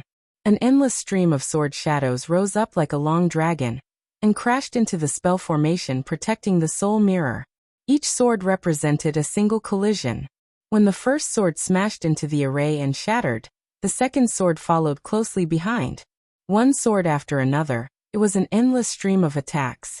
The sword shadows would not stop until the spell formation was broken. In the blink of an eye, the spell formation had been struck thousands of times, and each time, it was at the same spot.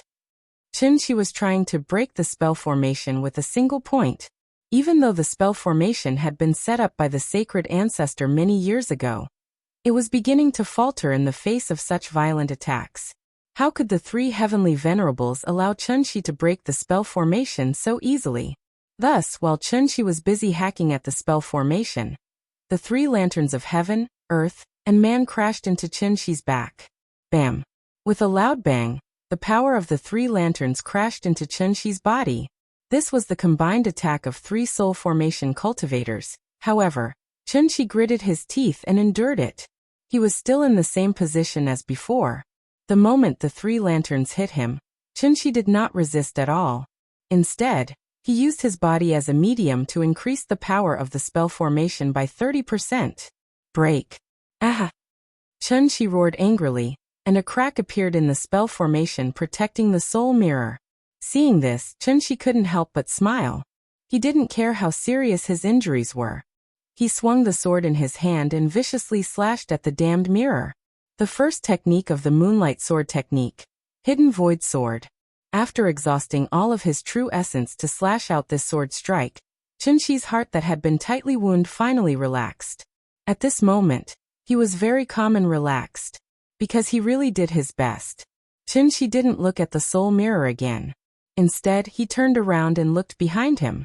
As he turned around, the shadows of the three lanterns of heaven, earth, and man appeared clearly in his eyes, and they became bigger and bigger. Chen-Chi smiled and didn't resist anymore. He just calmly closed his eyes. Ying, I'm sorry. I failed to keep our promise. Nian, I'm sorry. Daddy can't take care of you anymore. The three lanterns came crashing down. However, Chen-Chi calmly opened his arms and began to recall the happy memories of the past. He was very tired. It was time to rest. The only regret was, I might not be able to see you again. I'm sorry, the two women I love the most in my life. There was no end and there was no messy ending. Don't be agitated. Don't be angry. Let's talk nicely. Please remember the domain name of this book.com, the mobile version of this book.com. Chapter 424. On Dragon Head Peak. The array formation protecting the soul mirror was actually set up by the Grand Pure One himself. Although many years had passed and the power of the array was no longer what it used to be, it was not something a peak soul formation cultivator could easily break. Under the state of burning essence blood, if Chen-Chi was determined to run, the three lanterns of heaven, earth, and man would not be able to easily hit him. However, he did not run. Instead, he gritted his teeth and endured the combined attack of the three celestial venerables. He used his body as a medium and successfully transferred the power of the three celestial venerables to the array formation. With the combination of the two, the array formation was immediately broken. Defensive formations generally had a self-healing ability, so even if the formation was broken, this small hole, which was only an inch wide, would quickly heal. At that moment, there was not much time left for Chen-Chi to react. There were actually only two choices left for him. He could leave decisively before his blood essence was completely burned, and find an opportunity to return to Dragon Head Peak in the future to take revenge. Or he could fight to the death and use this once-in-a-lifetime opportunity to destroy the soul mirror in one fell swoop. Chen-Chi did not know when Heaven Capital would be able to build the soul bridge. If the soul bridge was built quickly, then what should he use to save Ying? Wouldn't everything still be back to square one? Therefore, he chose the second method. Instead of running, he resolutely swung the sword in his hand. He, who was already covered in wounds, completely lost the ability to resist after using all his strength to swing the sword. This was the core of the entire great world, and also the most noble place in Heaven Capital. In addition to the three celestial venerables who were eager to take him down, there were also countless 5 divine generals and Rakshasa starlords watching from the side. Chen-Chi chose his lover, and gave himself up. After all, the 3 celestial venerables were not wooden dummies. Naturally, they would not give him time to think calmly. When Chen-Chi decided to swing that sword, the 3 lanterns of heaven, earth, and man once again smashed towards him. Are you willing to sacrifice yourself for your lover? Human nature could not withstand the test. Perhaps if the scene was different, Chen-Chi would not necessarily give himself up to save Qin Ruoying. But at least at this moment he still bravely shouted that, "I am willing." Compared to everyone present, Chunxi's cultivation was indeed very high, but he was not at the invincible Vajra level. Without the protection of a magic treasure, how could the combined attack of 3 celestial venerables be so easy to withstand? He had already taken it head-on twice, so when he saw the 3 lanterns of heaven, earth, and man smashing toward him again, Chunxi calmly closed his eyes. The 3 lanterns came crashing down. Chunxi could even clearly feel a wave of heat hitting his face. After that, the dazzling flame swallowed him up like a ferocious beast from the primordial times. Boom! A huge explosion rang out from the Dragon Head Peak once again, causing the entire floating island to tremble violently. The place where Chunxi was standing suddenly burst into flames. The fire was extremely ferocious. Whether it was the air or the bricks, everything was ignited at the slightest touch. If it weren't for the Imperial Extreme Hall being protected by a grand array, it would have long been turned into ruins by the raging flames. When the surrounding heaven and earth spirit chi had been burned out, a vacuum appeared in the square. The fire filled the line of sight. Yuhuan Tianzuan had been using his divine sense to observe Chunxi's situation. In his perception, Chunxi's aura was getting weaker and weaker, and he estimated that it wouldn't be long before he was completely burned to ashes. Thus, Yuhuan Tianzuan filled the square with soul-summoning banners, as if he had set up an inescapable net. As long as Chunxi's primordial spirit left his body, the soul-summoning banners would directly detain him and leave him for Yuhuan Tianzuan to slowly torture in the future. Without his physical body, no matter how strong Chunxi was, he was just a tiger without teeth and claws. When the time came, wouldn't he be at his mercy? It had to be said that Yuhuan Tianzuan's idea was indeed very good. But he waited for a long time. And even when Chunxi's aura had completely disappeared, he still didn't see Chunxi's primordial spirit fly out of the flames. Seeing this, Yuhuan Tianzuan immediately frowned and hurriedly recalled the myriad spirit ancient with the lapis lazuli lamp, then carefully searched the square. The square was surrounded by soul-summoning banners. As long as Chunxi's primordial spirit left his body, it would definitely be captured by the soul-summoning banners. Chunxi was already in a state of exhaustion, so his primordial spirit should be very weak. How could it have silently escaped from under his nose? What's going on? Where is he? Where did his primordial spirit go? After being hit by Chunxi's sword, the soul mirror fell to the ground like a broken mirror, motionless. And where Chunxi had been? At this moment, there was nothing but a charred ground. The 3 celestial venerables carefully looked around. In the end, it was celestial venerable wondrous spells who broke the silence first. Could it be that his primordial spirit didn't leave his body? Instead, it turned into ashes along with his body? A trace of anger flashed across Yuhuan Tianzuan's face when he heard this. He couldn't help but flick his sleeves. Impossible. This person's cultivation is unparalleled. Does he not understand the principle of sacrificing the rook to save the king? His primordial spirit must be hidden somewhere here. Perhaps he used some secret technique to hide it from us. Generals, listen up. Today, even if we have to turn Dragon Head Peak upside down, we must find that bastard's primordial spirit. Yes, sir. Following Heavenly Venerate Yuhuan's command, the divine generals and star venerates who had been watching from the sidelines all rushed to the plaza and began a vigorous cleaning. He was certain that Chunxi's primordial spirit was still in the array, so he was determined to find Chunxi. In fact, the moment the 3 lanterns of heaven, earth, and man blasted toward Chunxi's figure strangely disappeared. Not only did the 3 celestial venerables not notice anything strange, but even Chunxi himself didn't notice anything strange. Chunxi closed his eyes and waited for death. The pain he imagined did not come for a long time. When he opened his eyes again, there was only darkness in front of him. Yuhuan Tianzuan was gone. Dragon Head Peak was gone. Even the entire great world was gone. There was only endless darkness in front of him. Chunxi was all too familiar with this kind of darkness. Why am I back here again? Chunxi was startled. Countless thoughts flashing through her mind in an instant. Could it be that he had been in this dark space all this time? He had never left at all? Everything he had experienced before. Was it all an illusion? How could it be? Chun-Shi instinctively wanted to fly up and take a look.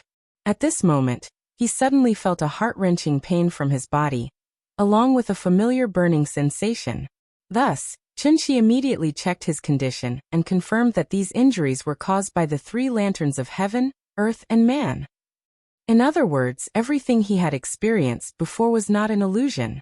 So did he return to that endless space of darkness? Thinking of this, Chun-Shi's heart suddenly felt as if stormy waves had been set off. She couldn't figure out what was going on. This place was really too strange. Just as Chun-Shi was puzzled, a woman's voice suddenly rang in his ears.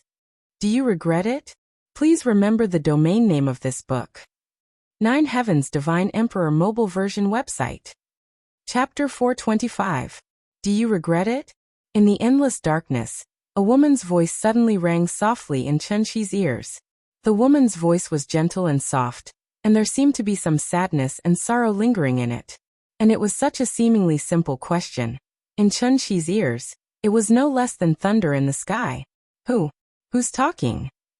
At this moment, Chun-Shi was like a cat with its hair standing on end.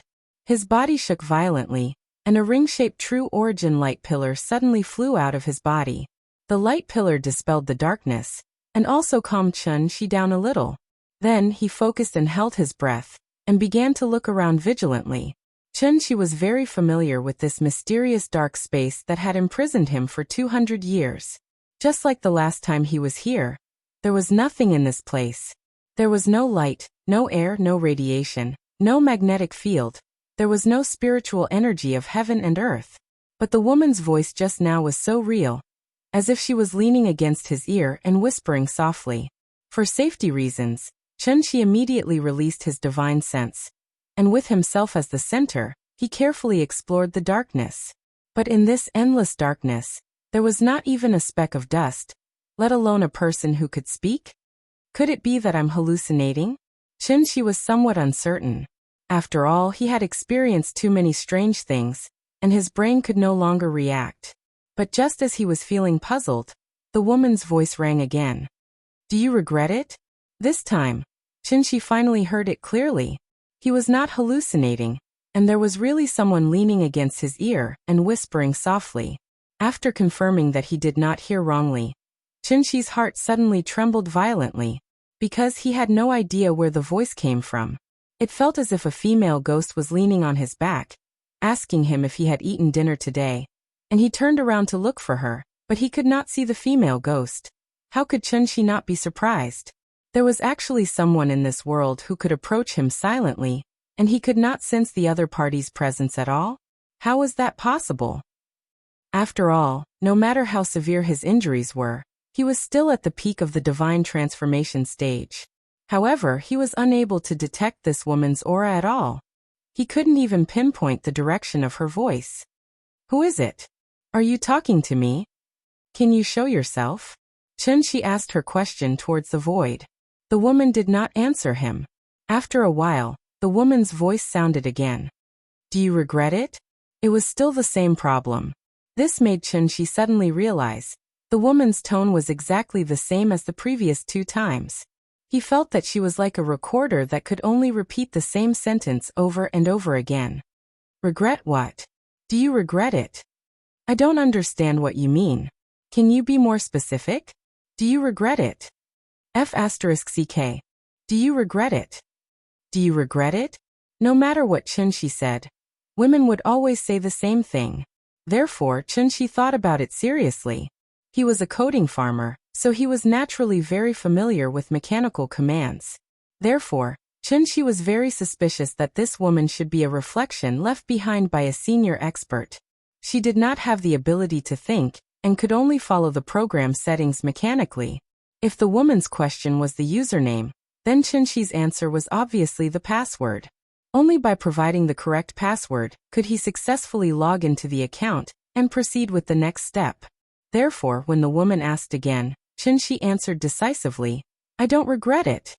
He originally just wanted to verify his guess. Who would have thought?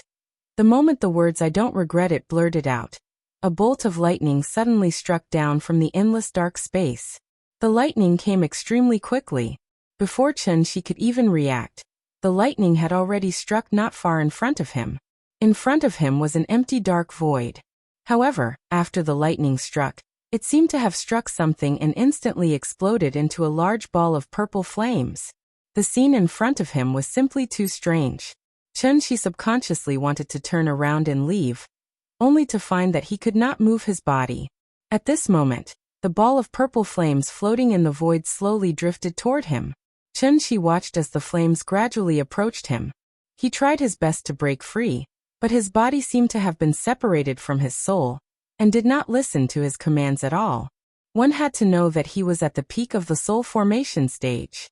At this moment, he was like a puppet that was being manipulated by someone at will. Faced with such a strange situation, Chen-Shi suddenly had a human emotion that had not appeared in hundreds of years: confusion and helplessness. Confusion and uneasiness. Humans were always afraid of things that they did not know, and Chen-Shi was no exception. It was also at this moment that he finally realized how insignificant he was. So what if he was at the soul formation stage? The purple flames were getting closer and closer to Chen-Shi. It was only when they were about to touch him that the purple flames suddenly stopped. Then, under Chen-Shi's dumbfounded expression, a shackled arm covered in scars suddenly stretched out from the flames. First it was the left hand, then the right hand. Like Sadako crawling out of a TV, the person slowly crawled out of the flames along with the clanking sound of the shackles. Perhaps it was because of the spell, but Chen-Shi could not see the person's face at all, so he could only judge based on the slender figure and the high bulging chest. The person in front of him should be a woman. The way the woman appeared was very strange. But what really shocked Chen-Shi was the way the woman was dressed. He saw that her wrists, ankles, neck, waist, abdomen, ribs, and shoulder blades were all locked in shackles. 9 chains thicker than her arms were connected to the shackles, so every time the woman moved, the chains all over her body would jingle nonstop. Her clothes were ragged, and Chen-Shi could even see half of her chest. And the parts of her body that were not covered by clothes were full of terrifying scars. Chen-Shi was stunned. The woman's appearance was completely different from what he had imagined. He originally thought that the other party was some hidden expert, at least at the same level as the Taiching divine ancestor, so she could easily bring him here from the Dragon Head Peak. Who would have thought that this woman was dressed like a prisoner? Chen-Shi stared at the woman in front of him in a daze, and only a blank was left in his mind. And at this moment, the woman who crawled out of the flames directly pressed her blurry face against Chen-Shi's face, and then asked again, "Are you willing?" Chapter 426. Are you willing? Even though the woman's face was only 2 or 3 centimeters away from Chen-Shi, he still couldn't see the woman's face clearly. He only felt that his vision was blurry, and he couldn't even distinguish her facial features. It felt like a thick layer of mosaic. Chen-Shi didn't know what the woman wanted to ask, but he didn't dare to answer. After all, he didn't even know what the woman was asking. What if he answered wrongly? A bank card password would be temporarily frozen if it was entered wrongly 3 times. Not to mention this strange and mysterious woman in front of him. Although the woman was close, Chen-Shi couldn't feel any trace of her existence. There was no body temperature, no breath, no sound, and no smell. Whether it was breath, or aura. This woman had none of that. She was like a lifeless, still painting. As long as Chen-Shi closed his eyes, he wouldn't be able to sense the woman's existence. But as soon as he opened his eyes, the woman's blurry face would immediately appear in front of him. Are you willing? Just like before, the woman waited for about 2 minutes. After seeing that Chen-Shi didn't answer, she asked again. Her voice was still so gentle and soft. After Chen-Shi heard this, the pressure in his heart increased. Should he answer? Or should he not answer? Chen-Shi was tied to the ground by the woman. Other than his head, his body was completely out of his control. This stalemate obviously wasn't a good idea. So after Chen-Shi thought about it again and again, he asked tentatively, "Dare I ask? What's your question?" "There's only one question. Are you willing or not? How can I answer that?" Chen-Shi originally only wanted to test her, to see if the woman would still ask questions mechanically like before. But he didn't expect that after the woman listened, Her head suddenly moved slightly, as if she was looking at him up and down. Seeing this, Chunshi suddenly had a guess in his mind. This woman didn't seem to be a simple reflection? Sure enough, after the woman looked at him up and down, she asked the question, "Are you willing to sacrifice yourself for your lover?" "I'm willing." As soon as the woman finished speaking, Chunshi gave the answer decisively. Wasn't this nonsense? If it wasn't for Ying, how could he be easily defeated by 3 heavenly masters? Chunshi could be considered to have walked through the gates of hell. Although he couldn't figure out why he suddenly returned to the dark space, it didn't stop Chunshi from making bold guesses. This must have something to do with this mysterious woman. Since the woman had brought him back from the gates of hell, she probably wasn't just playing with him for fun. Therefore, after much consideration, Chunshi decided to answer the woman's question first. He also wanted to see what strange reaction the woman would have next. However, what Chunshi didn't expect. He gave the answer, but the woman did not respond at all, as if a computer had crashed. Chunshi was depressed. After 2 or 3 minutes, the woman, she slowly raised her right hand and gently placed it on Chunshi's cheek. The arm that was shackled and covered in scars was so real. However, Chunshi didn't feel like he was being touched by a foreign object. This scene was very strange. It was like the sun shining on the arm, and then the shadow of the arm was reflected on Chunshi's face. Chunshi couldn't feel the woman touching him at all. However, his eyes could clearly see that the woman's palm was continuously caressing his face. What's going on? The woman's behavior made Chunshi very uncomfortable. However, there was nothing he could do. He could only watch as he was being molested. He was at the peak of the soul formation stage, but now he was reduced to such a state. It was really sad and lamentable. Since he couldn't resist, he could only endure silently. Chunshi closed his eyes with a numb expression, but his mind was working quickly. Everything in front of him was too strange. Even with his experience, he couldn't figure out what kind of existence this woman was. This scene was very similar to how he treated his sister-in-law in the past. Didn't Qin Xueqing, who was still an ordinary warrior, also let Chunshi do whatever he wanted? The peak strength did not understand the world of the soul formation stage. Just like the soul formation stage did not understand the world of the void realm. Even when facing his master, Chunshi didn't feel so lost. So it was obvious. This mysterious woman in front of him, she might not just be a void realm expert. Thinking of this, Chunshi couldn't help but open his eyes and keep looking at the woman in front of him. He was trying to find a secret from the woman. But at this moment, in the depths of the endless void, a bolt of lightning suddenly struck down. The moment the lightning flashed, not only was Chunshi shocked, but even the woman seemed to be shocked.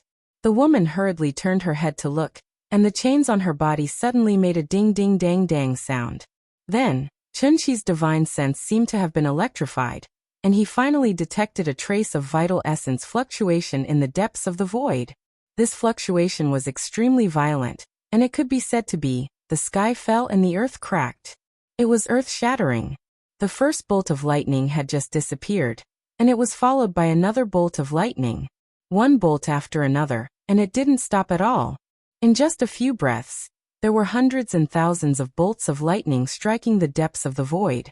The bright light of the lightning was particularly dazzling in the darkness. In each bolt of lightning, there seemed to be a huge wave of vital essence fluctuation. Chunshi had never seen such an exaggerated wave of vital essence fluctuation, and he only felt that he was so small in front of this wave of energy. It was as panicked as an ordinary person facing the brilliant power of heaven. There was a great terror in the depths of the void. It was like a puppy facing a tiger, or a grass snake facing a dragon. The strong pressure brought about by the difference in realm almost made Chunshi breathless. Pressure was a very mysterious thing. Here was an example. When Chunshi faced a group of martial artists on Earth who didn't know anything, as long as he deliberately showed a trace of hostility, the other party would be so scared that they would piss their pants, and probably not even be able to stand properly. This was pressure. This special phenomenon would only occur when there was an absolute difference in realm between two people. It came from the instinct of life, so even immortal cultivators were no exception. Even though Chun-Shi had stayed in the heavenly jade world for a whole 500 years, he had never seen such a strong pressure. This big shot who suddenly appeared in the depths of the void. Was he just at the insightful void realm? Even if someone said that he was a tribulation true immortal, Chun-Shi would still believe it. And while Chun-Shi was struggling to resist the strong pressure, the chains on the woman's body suddenly tightened, and an unknown force was trying to pull her back into the purple flame. The woman tried to struggle, but the 9 chains on her body seemed to be electrified. The more she struggled, the more pain the chains would bring her. Finally, the woman couldn't hold on any longer. But the moment she was about to be pulled back into the purple flame by the chains, the woman suddenly stretched out her right hand, and then pointed at Chun-Shi's forehead. Chapter 427. In the depths of the void, dazzling lightning flashed one after another. Although there was no sound of thunder, every time the lightning flashed, it would set off a huge wave of vital essence. A strong pressure kept surging from the darkness. Chun-Shi was in the middle of this pressure. He only felt that he was now like a small sampan floating in the sea, and could be crushed into powder by the stormy waves at any time. Chun-Shi struggled against the invisible pressure from the depths of the void. The woman struggled against the 9 chains on her body. There seemed to be an unknown power in the purple flame, and it was this power that restrained the mysterious woman in front of him. The woman struggled frantically, but these 9 chains seemed to be wrapped around the capstan of an ancient city gate. Every time the capstan turned, the chains would tighten inch by inch toward the purple flame. Purple flame, azure lightning. The mysterious woman, 9 chains. Everything looked so strange. But the really strange thing was, no matter how shocking the scene in front of Chun-Shi was, he did not hear any strange sounds. Except for the occasional clanging of the chains, Chun-Shi could not hear any sound. The dark space was still so quiet. Even if the woman seemed to be howling at the sky, Chun-Shi did not hear any sound she made. It was as if he was deaf. Apart from that strong pressure, even his divine sense could not detect any unusual fluctuations. What was happening in front of him? It was completely beyond the scope of Chun-Shi's understanding. The lightning flashed faster and faster, and the purple flame grew stronger and stronger. The woman was gradually unable to hold on. But the moment she was about to be pulled back into the flame, the woman's right index finger suddenly pointed between Chun-Shi's eyebrows. At that moment, Chun-Shi suddenly felt a bone-piercing chill. It was as if his eyebrows had suddenly touched a piece of ice. It was so cold that he could not help but shiver. Then, Chun-Shi did not even have time to react. The past events of his life rushed to his mind like a tide, and appeared in front of him one by one.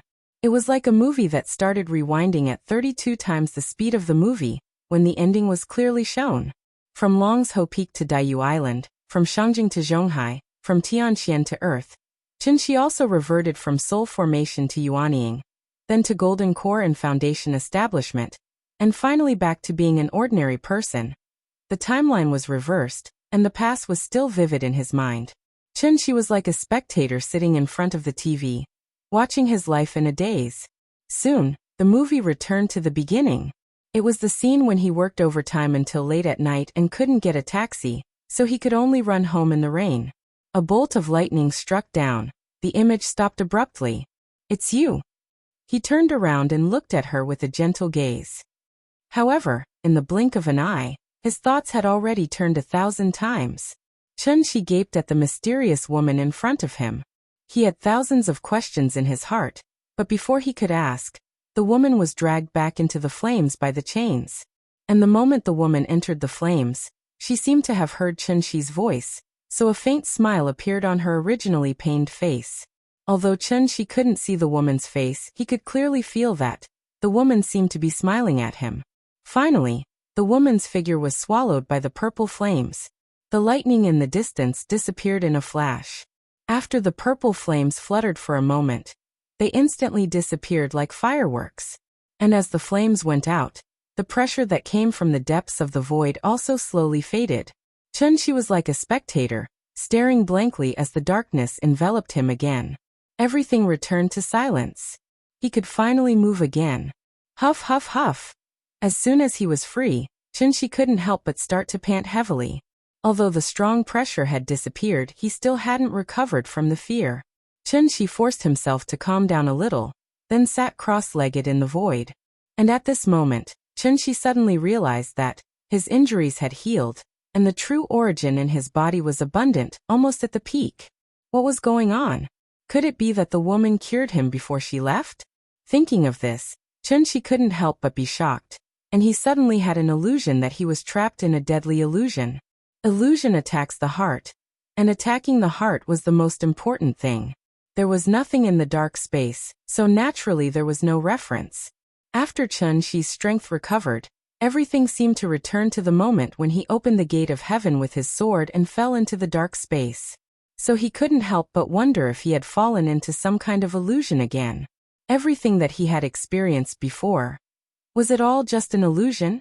This guess was actually very reasonable. After all, illusion arrays were usually more terrifying than killing arrays. However, Chun-Shi immediately rejected this guess. Impossible. Absolutely impossible. The pressure was so real, and the woman's existence was so real. No illusion could be so realistic, so everything that he had experienced just now was definitely real. Chun-Shi had encountered the insightful void before, because his master was at the insightful void. And Chun-Shi had been lucky enough to see the Tao integration above the insightful void. However, even a Tao integration stage senior wouldn't be able to exert such terrifying pressure on him. So, the great terror that was emitting such a strong pressure in the depths of the void was definitely not at the insightful void stage, and might even surpass the Tao integration, and reach the legendary tribulation bath. Immortal cultivation, immortal cultivation. This was the real, immortal. Chun-Shi didn't sense any aura from the woman.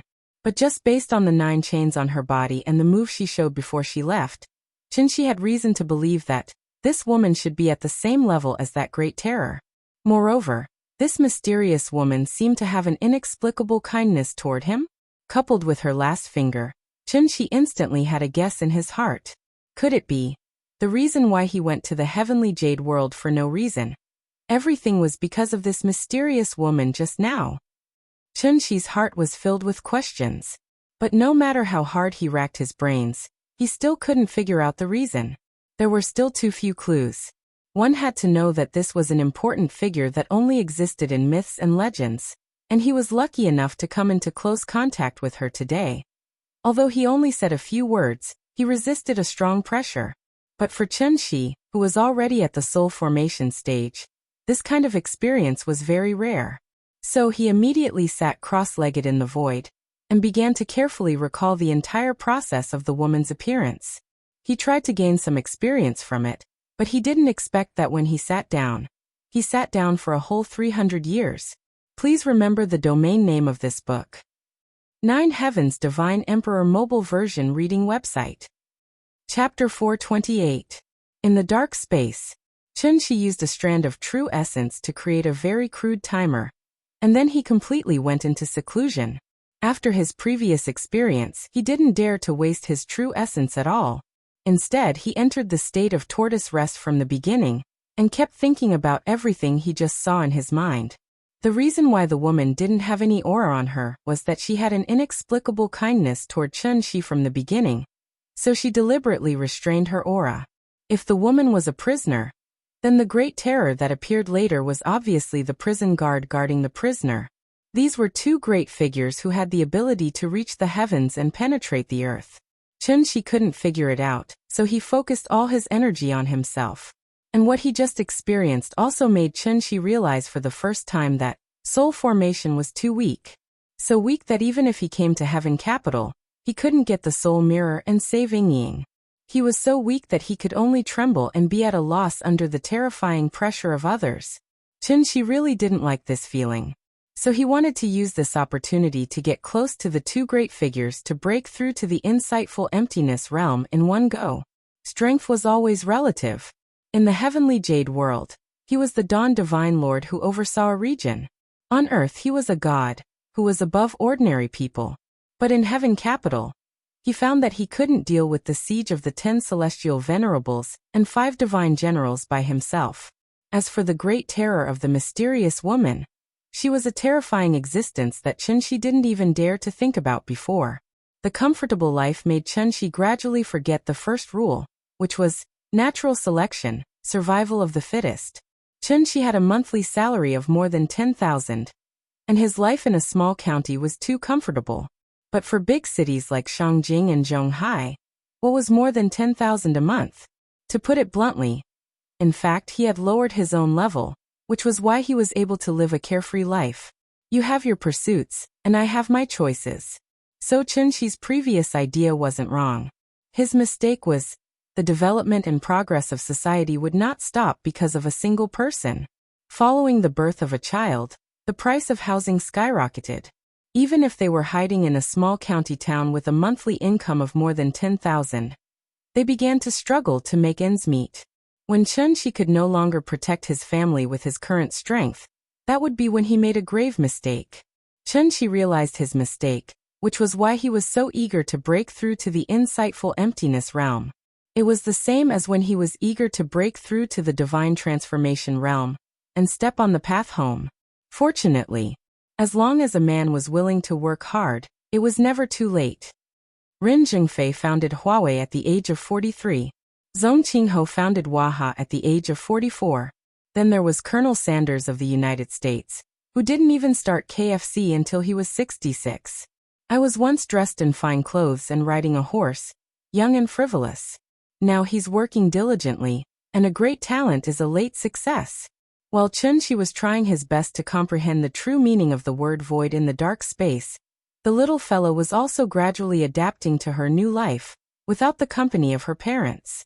As usual, the little fellow made many video calls to Chunshi every day. For this reason, Wu Yan even specially invited a child psychologist from the capital university to deal with the little fellow's overflowing yearning at any time. The little fellow was like Truman in the movie, The Truman Show, living in a fairy tale world that Wu Yan carefully created for her.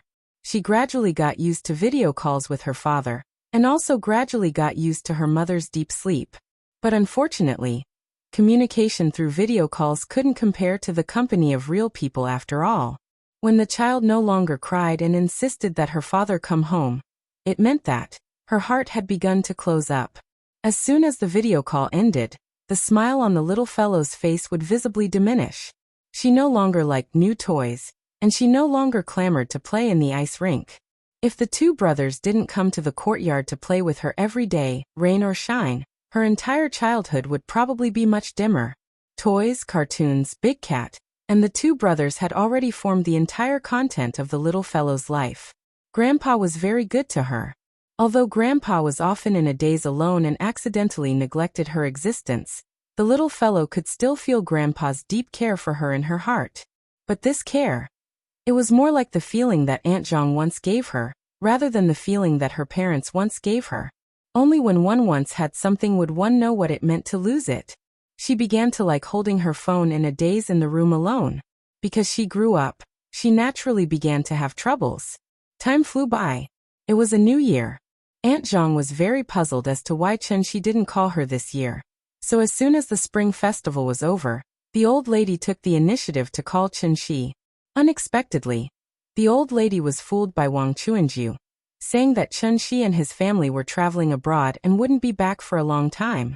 Aunt Zhang naturally believed this, so after a series of instructions on the phone, she completely dispelled the idea of visiting the little fellow in Beijing. Even a snail would leave a white mark when it crawled past, let alone a person. Chunshi's sudden disappearance also completely shattered the network of contacts he had built before. Of course, for him, this kind of network was actually dispensable. But for Nian, a child who grew up relying on her parents' network, all of this was indeed a little too cruel. In the blink of an eye, spring passed and summer arrived. Nian was also 6 years old. Perhaps because of his age, Qin Yongyan usually didn't care about any holidays except for the spring festival. If the little fellow hadn't suddenly asked when she came home from school, Qin Yongyan would have even forgotten that he had to celebrate a child's birthday. May 5th. Wasn't today Nianyan's birthday? After looking at the calendar, Qin Yongyan slapped his forehead and realized.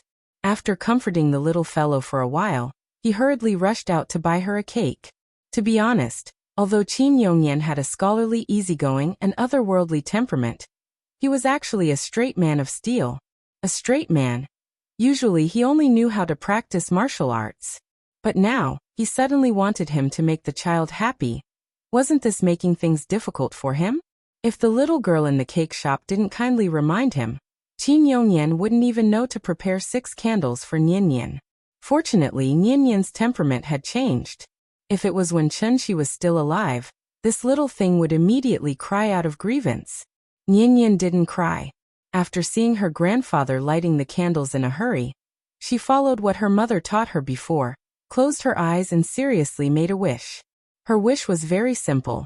That was, she hoped that her father could come back soon. Therefore, after simply eating a few mouthfuls of cake, the little fellow let Qin Yongyan accompany her to sing Insects Fly, just like how she used to celebrate her birthday. The dark sky was low, followed by the bright stars. Insects fly, who are you thinking of? The stars in the sky shed tears, the roses on the ground withered. The cold wind blows, as long as you accompany me. Chapter 429. Nianyan was 6 years old. Without the company of her parents, the boring time seemed to pass faster and faster. In the blink of an eye, the little girl had already graduated from Donghuimen Kindergarten. It was time for her to go to primary school. August 30th, reporting day. Early in the morning, after Qin Yongyan helped the little girl wash up, the two of them got on the bus, and then went to the primary school affiliated to Capital University, located near Zhuanwomen. This was the growth path that Chunshi had planned for the little girl a long time ago. Therefore, after Nianyan graduated from Donghuimen Kindergarten, she didn't even have to go for an interview. She directly got a place to enroll in Capital University affiliated primary school. And because of her, the two brothers naturally easily got 2 very precious places. Because they had been living with Xia Kaiji recently, the two brothers couldn't report with Nianyan today. They could only arrange to meet her at the reporting office later. Qin Yongyan originally thought that Nianyan would inevitably feel a little scared, and even unwilling to go to school when she suddenly changed to an unfamiliar environment. Therefore, before they left, Qin Yongyan was actually mentally prepared for a tough battle. But what he never expected was, after Nianyan walked into this unfamiliar school, her face didn't have the usual fear and uneasiness that was commonly seen on other children. Instead, it was like she was touring a park. While she walked slowly to the reporting office, her eyes were constantly looking at the classmates who passed by her. To be honest, with her calm appearance, she didn't look like a first-grade child who had just entered school at all. Instead, she looked more like a 4th or 5th-grade child. As one of the top experimental primary schools in the country, the capital-affiliated primary school was not a private school. Therefore, the moment one entered the school, it gave off a feeling of simple elegance with green bricks and gray tiles. There was also a quiet, beautiful, scholarly, and rich cultural atmosphere. This extremely scholarly atmosphere naturally formed a sharp contrast with the childlike atmosphere of the kindergarten. In addition, there was also a fundamental difference between primary school and kindergarten. After all, kindergarten was mainly for the experience of life, while primary school was where the real learning began, such as the timetable, work and rest schedule, exam results, homework, and other nightmarish things would also haunt them from this moment on until they became adults. And it was also from today onwards that Nianyan had a new identity, namely students. Yes, primary school students. Nianyan was assigned to Year 1, Class 2. This class assignment method was randomly assigned by the computer, so after the little fellow sat in the classroom, she waited for a long time but did not see the brothers. Qin Yongyan asked the teacher and found out that the two brothers had been assigned to Year 1 Class 3 next door. It was a sad story. Qin Yongyan was worried that the little girl would be scared, so he quickly comforted her and promised that he would find a way to put her in the same class as the two brothers. Who would have thought that the little fellow only nodded blankly after hearing this, and did not show any extreme reaction. On the other hand, the two brothers in the next class were so anxious that they were about to cry because they couldn't find Nianyan. The first graders had just graduated from kindergarten, so they more or less carried the habits they had developed in kindergarten. Therefore, the classroom gradually quieted down after the homeroom teacher and the subject teacher arrived. The homeroom teacher first did a simple self-introduction, then began to distribute various kinds of information collection forms to the parents. This was the first time parents and teachers met. The first graders couldn't sit still, so the whole process didn't take very long. After the homeroom teacher took back the forms, she asked the parents to follow her to the multimedia classroom, where the school would officially hold a parent conference for the first graders. During this time, the children in each class had to stay in the classroom and be led by the teacher to play games with them. After the parent conference ended, the children would be familiar with the school environment, and the new students' registration would be completed successfully.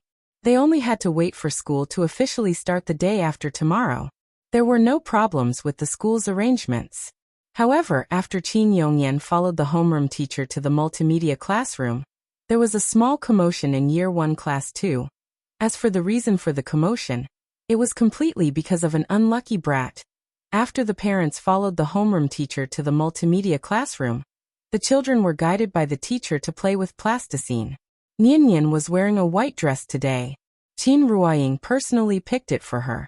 With her rosy cheeks and big watery eyes, she looked very stunning. Yes, just like her mother back then.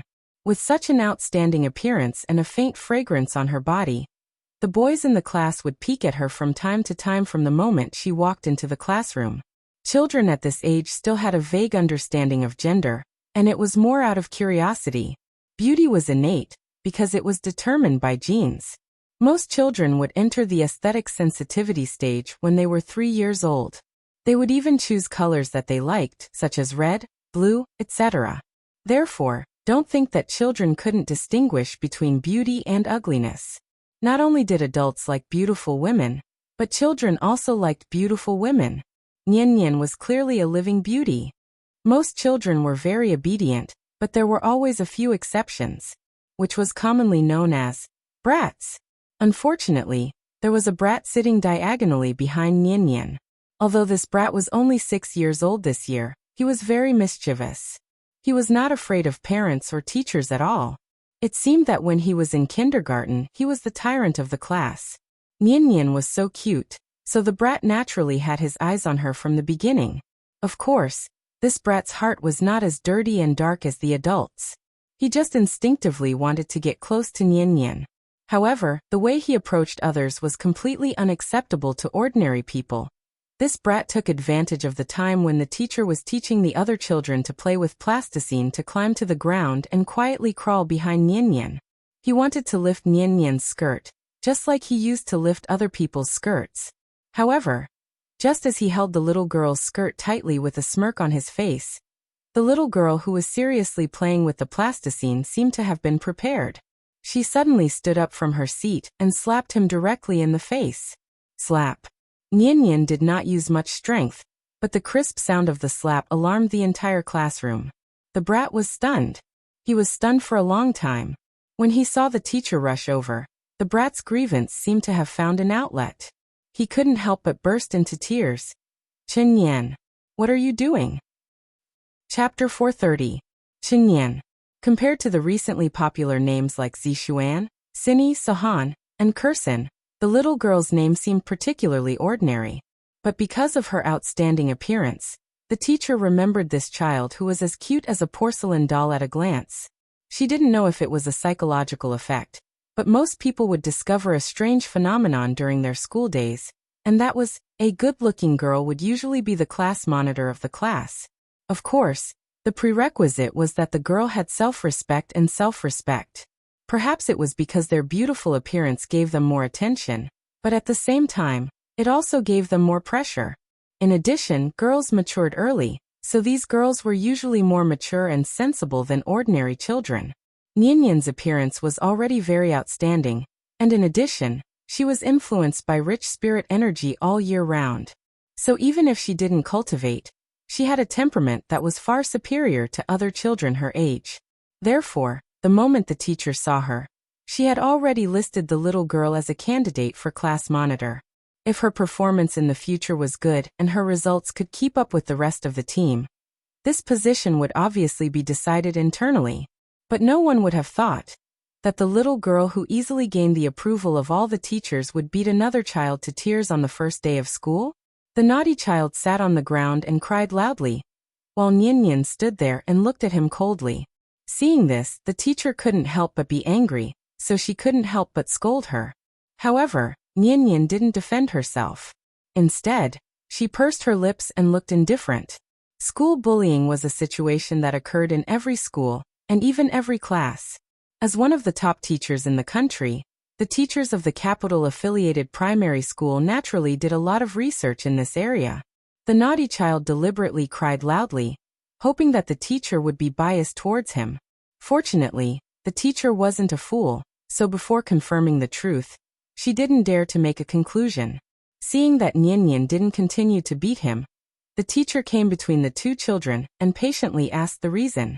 In fact, when the teacher realized that the naughty child wasn't in his seat, she had a guess in her heart.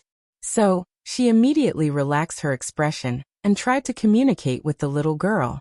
"Chunyan, tell me, why did you bully your classmate?" Hearing this, the little girl pouted and replied stiffly, "Daddy said that no one is allowed to lift my skirt. I'm a girl, whoever lifts my skirt is a pervert. Dad said that this is a matter of principle, so I must give him a good thrashing." The little fellow's words were loud and clear, full of righteousness. After hearing this, the teacher didn't know whether to laugh or cry. He was right, but how old was this child? How would she know anything about erotic things? It was probably just for fun. Teacher understood the entire process of what had happened. In such a situation, it was wrong to favor either side. The naughty brat had sneakily come over to lift her skirt, but he didn't expect that this time he would lift a steel plate, so she raised her hand and gave him a slap. It was wrong to lift her skirt, but it was even more wrong to hit her.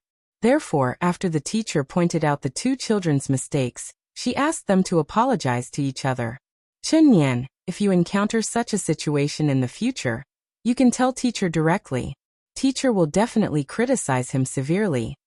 But you have to remember, you're not allowed to hit anyone in the future, understand?" The teacher felt that the nature of hitting someone was worse, so she asked Nian to apologize to the naughty brat first. Unexpectedly, after Nian heard this, she immediately frowned and replied stubbornly, "I won't. He's a pervert. I don't want to apologize to a pervert." Perhaps it was because the movie Su Yuan had left a very serious psychological shadow on Chen Shi, so he had always been very concerned about the issue of indecency. Actually, to put it more bluntly, the naughty brat's behavior was indecent.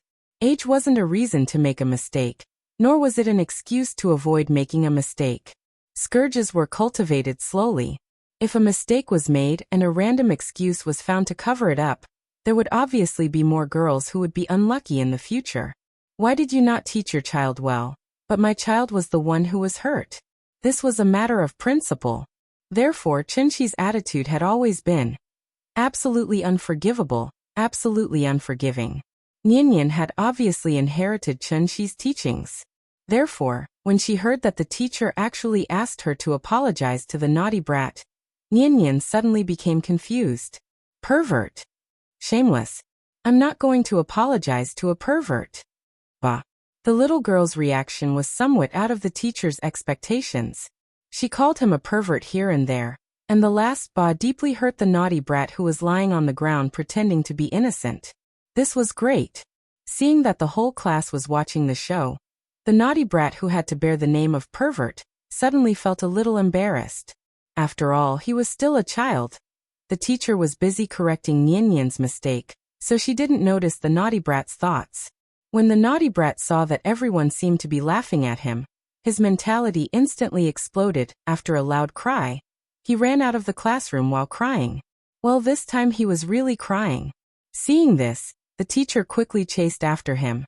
But this naughty brat ran like a thief, and in a flash he jumped into the multimedia classroom next door. The parents were having a meeting in the multimedia classroom, and this tragic cry immediately attracted everyone's attention. While everyone was still wondering what was going on outside, a rather good-looking young woman directly rushed out of the classroom. Nonsense, as a mother. How could she not know whose child was crying? As expected. As soon as the beautiful young woman went out, She saw the naughty brat who was covering his face and running wildly. Yang Yang. Come here, mommy is here. What's wrong? Who bullied you? Don't cry, tell mommy, mommy will help you. After seeing his mother, not only did the naughty brat not stop crying, but he also cried even more heartbreakingly. The naughty brat's cries echoed in the corridor classroom. As one could imagine, how wronged he must have been. Fortunately, the school didn't officially start today, and in such a big school, there were only freshmen like them, or else where would the school put its face? The parent-teacher conference was forced to be suspended. The principal walked out of the multimedia classroom with a gloomy face. A group of head teachers and head teachers followed behind the principal expressionlessly, but in their hearts, they had already started cursing. Which class was this child from? Was the teacher who took care of this child an idiot? Didn't he know that today was the registration day? The principal had just introduced the school's teaching staff and teaching atmosphere to the parents, but in the end, the other side slapped their faces. The head teachers of each class silently prayed in their hearts, only hoping that this unlucky child was not from their class. The principal, teachers, parents. A group of people walked out of the multimedia classroom in such a grandiose manner. When the head teacher of Year 1 Class 2 realized that this naughty brat was actually from Year 1 Class 2, she fell silent. The head teachers of the other classes suddenly had a very strange expression on their faces. Hee, there was a good show to watch. Please remember the domain name of this book.com. Wonderful book mobile version website.com. Chapter 431. The naughty child cried until the sky darkened. No matter what the parents asked him, he just pointed at the classroom and kept sobbing. Looking at his pitiful appearance, those who didn't know would think that he had been wronged. It was normal for first graders to cry. It shouldn't have caused such a big commotion. Unfortunately, the child's mother wasn't someone to be trifled with. The teacher who rushed out tried to calm the situation, but the beautiful young woman didn't listen to her at all. Seeing that the child couldn't stop crying, the young woman took her son directly to the door of the multimedia classroom. Then, she squatted at the door and slowly coaxed her son. From the beginning to the end, she didn't say a word to the teacher. Instead, she silently comforted her son. And this was actually the highest level of a shrew. She didn't make a fuss, she didn't hang herself. She just looked on coldly and laughed. She didn't even do anything hysterical or embarrassing. She just silently stood at the door with the child. At that moment, all the teachers present, including the principal, couldn't help but feel a little scared. They instantly understood that today's matter might not be easy to resolve. The naughty child's crying interrupted the meeting, and at the same time, it caused a burst of discussion among the parents. The young woman didn't do anything extreme, and the school couldn't forcibly take the crying child away. Therefore, seeing that the head of the year department couldn't communicate with her, the principal could only temporarily stop the meeting. He personally promised the young woman that he would give her a satisfactory explanation after he found out the reason. After the young woman heard the principal's promise, she whispered a few words in the naughty child's ear. It was strange. The naughty child who couldn't be coaxed heard his mother's words, and his originally tragic cries suddenly became sobbing. Is this an Oscar-winning actor? Seeing this, the teachers couldn't help but silently complain in their hearts. Everyone was an adult, so how could they not understand the twists and turns in the story? This woman knew how to use the rules. And at the same time, she understood the principle of the weak defeating the strong. It was obvious how angry the principal was to be involved in such a mess on the first day of school. Therefore, after the principal gave the task of presiding over the meeting to the head of the year department, he quickly walked out of the multimedia classroom with the class teachers.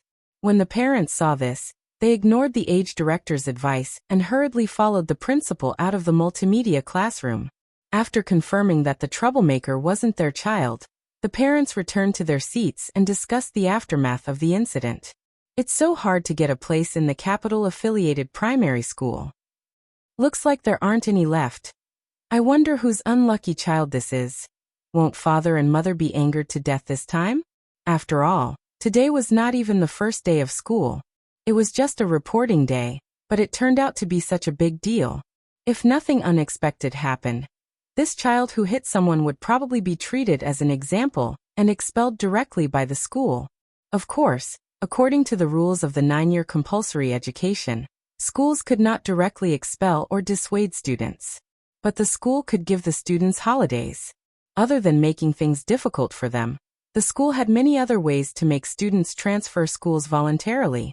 Moreover, today was only the registration day, and the information had not yet been submitted for review. The principal could delete the child's information at any time. Perhaps it was out of sympathy for the loss of a rabbit, but the group of parents immediately decided to repeatedly educate their children in the future. They must not make any mistakes and be expelled from school. Back to the principal. After the group of people arrived at the door of Year 1 Class 2's classroom, they did not directly enter the classroom. Instead, they asked the teacher to go in and call out the troublemaker. Nian Nian obediently followed the teacher out of the classroom. As soon as they stepped out of the door, the naughty child who had been crying nonstop looked as if he had seen his father's murderer. He immediately pointed at Nian Nian and shouted excitedly, "Mother, it's her. She's the one who hit me. Here. It hurts." After saying that, the naughty child raised his head and signaled his mother to see the palm print on his face. He was a child after all, and his skin was very delicate. Although Nian Nian did not use much strength, this slap was still solid and left a faint mark on his face. The young woman saw the palm print on the child's face, but she did not do anything. Instead, she silently looked at the principal. In this case, the principal naturally had to understand the situation first. Therefore, the teacher immediately went forward to explain. This was the capital's affiliated primary school, and all the children were enrolling on the first day. Naturally, the teacher could not be biased. Therefore, when the principal heard the whole story, he immediately agreed with the way the teacher handled it. The teacher did not do anything wrong. If it were any other school or any other teacher facing this situation, they would have done the same. It was wrong to lift the skirt, but it was even more wrong to hit someone. Therefore, there was nothing wrong with the judgment that the person who hit someone should apologize first, and the troublemaker should apologize later. But the problem now was, Nian Nian was like a tortoise who ate a scale today. No matter how the teacher communicated with her, she was determined not to admit that she was wrong. And children, in addition to being particularly prone to crying, actually had another characteristic, and that was, they were especially stubborn. They were even more stubborn than adults. Standing in front of her was the principal, the young woman holding the naughty child's hand, and the teacher in charge of each class. The teacher said one after another to guide the little fellow. As long as she apologized, the principal obviously would not make things difficult for this 6-year-old child. But unfortunately, Nian Nian did not apologize. She even said in front of the principal that she was determined not to apologize again. "I'm not apologizing. I'm not wrong. The person who lifted my skirt is a pervert. I'm not apologizing to a pervert." Even though she was surrounded in the middle, she did not show any fear on her face. In fact, it was not just the principal who came today. Even if God came, he would not be able to change her mind. Because this was a matter of principle that Chen Shi had repeatedly emphasized to her. Time had smoothed out our edges and corners, and time had eroded our hearts. The 6-year-old Chen Yan had not learned to be flexible. Therefore, her father's words were the truth sword in her hand, and also her stubbornness. Even if the whole world said that you were wrong, it was okay, her father was here. Seeing that the little fellow was still unwilling to admit her mistake, the principal could only sigh deeply in the end. Then he turned to the teacher and asked, "Where are the child's parents? Didn't they come out with us?" Hearing this, the teachers could not help but look at each other. They suddenly knew that things were not good. As expected, seeing that the little fellow's parents did not appear, the principal directly said to the teacher in charge of Year 1 Class 2, "Inform her parents. This kind of child. Our school can't educate her. Didn't I write it wrong before? So, I'll write it according to my idea. What I want to write is about Nian Nian's growth. So I hope you understand. Under the protection of an eagle will never grow up. Please remember the domain name of this book. 9 Heavens God Emperor Mobile Version Reading Website. Chapter 432. This kind of child. Our school can't educate her. Wasn't the meaning of this sentence clear enough? The principal was trying to dissuade the little girl. Although she was only a 6-year-old child, Nianyan's actions today had already crossed the line. And the worst thing was, no matter how the teacher tried to guide her, Nianyan was determined not to admit that she was wrong. Under these circumstances, even if the principal wanted to give her a chance to repent, he couldn't find a suitable reason to do so. After all, today was only the first day of school and not the usual day of classes. If she really entered the school, with this stubborn and violent temper of hers, who knew what kind of trouble she would cause in the future? This was a primary school affiliated to the capital, and at the same time, it was also the top public primary school in the country. He couldn't allow a single rat to spoil the entire pot of soup. The principal repeatedly deliberated for a long time.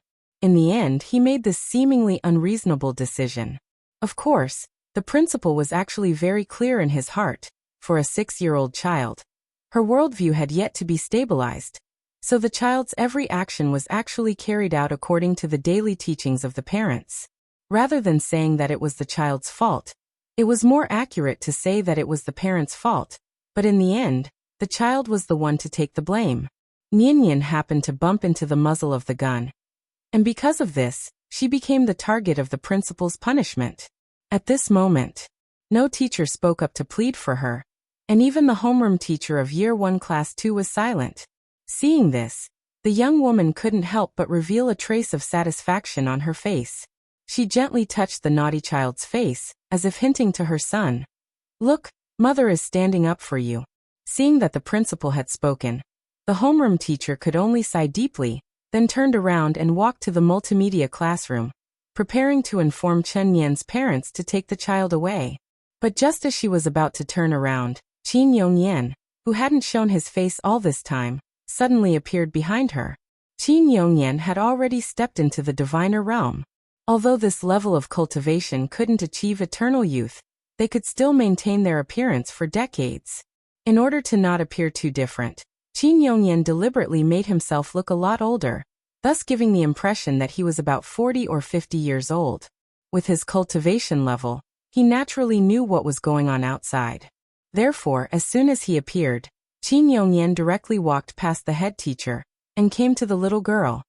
"Nianyan, come. Grandpa will take you home."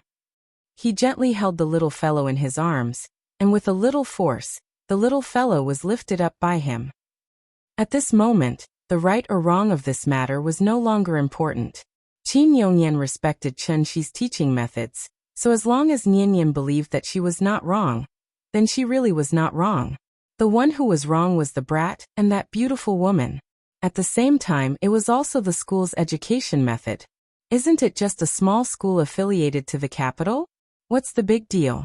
Was this the only school in Huaxia? It's okay, Grandpa will change the school for you. Qin Yongyan didn't even bother to greet the principal. Under the gaze of all the teachers, he carried the little fellow and walked straight to the school gate. The little fellow silently lay in Qin Yongyan's arms. After Qin Yongyan carried her out of the school gate, she couldn't help but look back at the school that had driven her away on her first day. In fact, she felt very wronged. But she didn't cry from beginning to end, because her father once said, "You can't cry when you're wronged. If you cry, it means you've lost."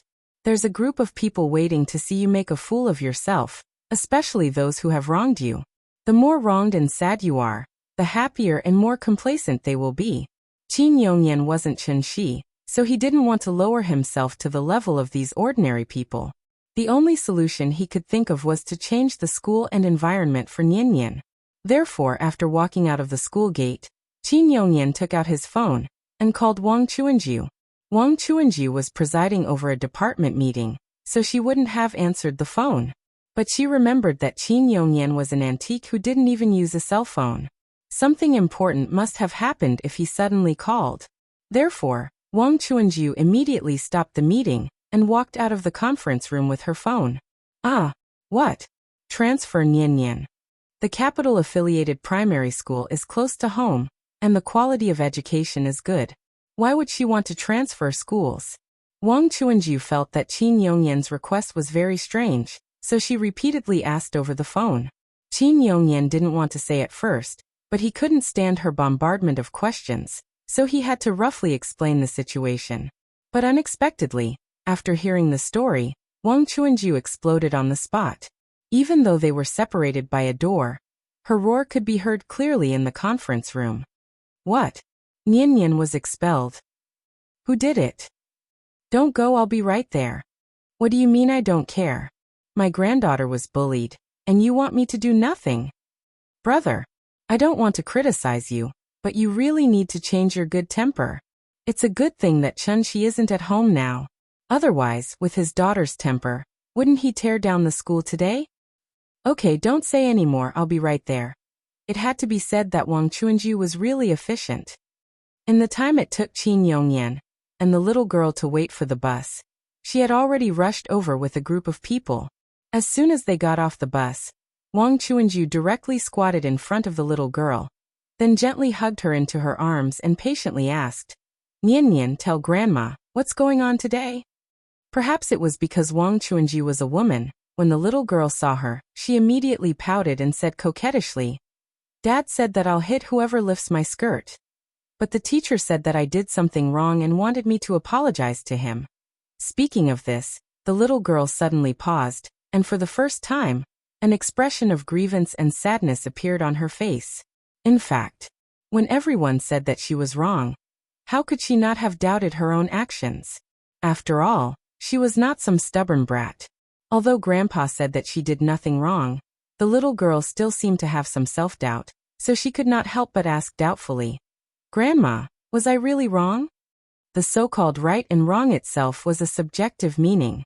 Perhaps as long as Wang Chuanju said that she was wrong, the little girl would immediately change her mind and take the initiative to apologize to the brat. She was very sensible. And it was precisely because she was sensible that she would not be easily persuaded by outsiders. Qin Yongyan was not an outsider, and Wang Chuanju was not an outsider either. So as long as one of them said that she was wrong, the little girl would seriously reflect on it. Fortunately, Wang Chuanju did not give her a chance to reflect, but directly carried her up and strode towards the school gate. What wrong? Your grandpa has a soft temper, likes to settle everything peacefully, and is not easily calculative with others. Because of this character, he used to be bullied in the village, so don't learn from him. If you want to learn, learn from your father. Didn't your father often say this? We don't cause trouble, but we're not afraid of trouble either. Whether it's at school or elsewhere, in short, if you fall behind, you'll be beaten. If you're weak, you'll be bullied. So Nian, you must remember. In the future, if anyone dares to lift your skirt, you'll beat him hard for me. Because not only did your father say this, but your grandma also said this. With Wang Chuanju's encouragement, the doubts in the little girl's heart suddenly disappeared, and a smile finally appeared on her face again. Looking at the valiant and high-spirited Wang Chuanju striding into the school gate, Qin Yongyan could only helplessly shake his head at the side. No wonder Qin Xueqing's character was so tough. Wasn't it all because of Wang Chuanju's teaching? The two sisters of the Qin family, Ruo Ying and Lin Qing.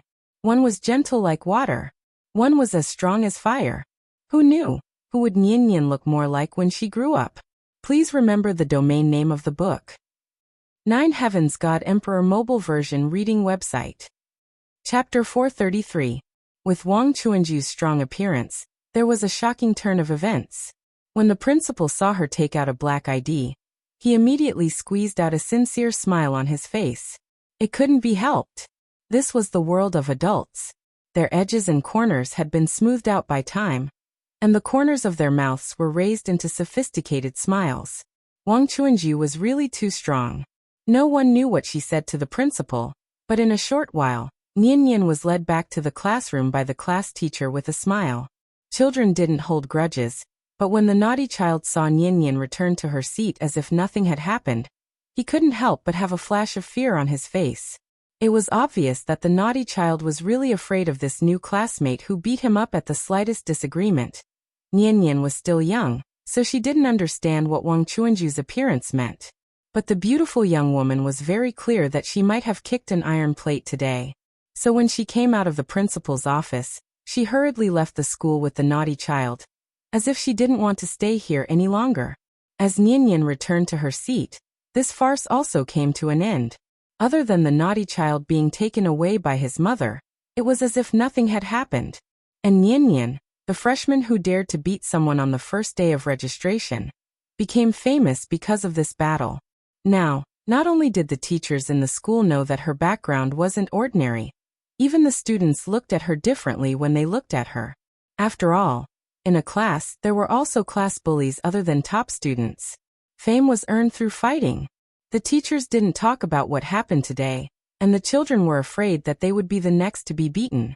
So from today onwards, Nian was already firmly sitting on the throne of Year 1 Class 2. The teachers of each class took the students to tour the school, and let the children familiarize themselves with the school environment. After that, the whole process of registration was over. The little guy was confused the whole day.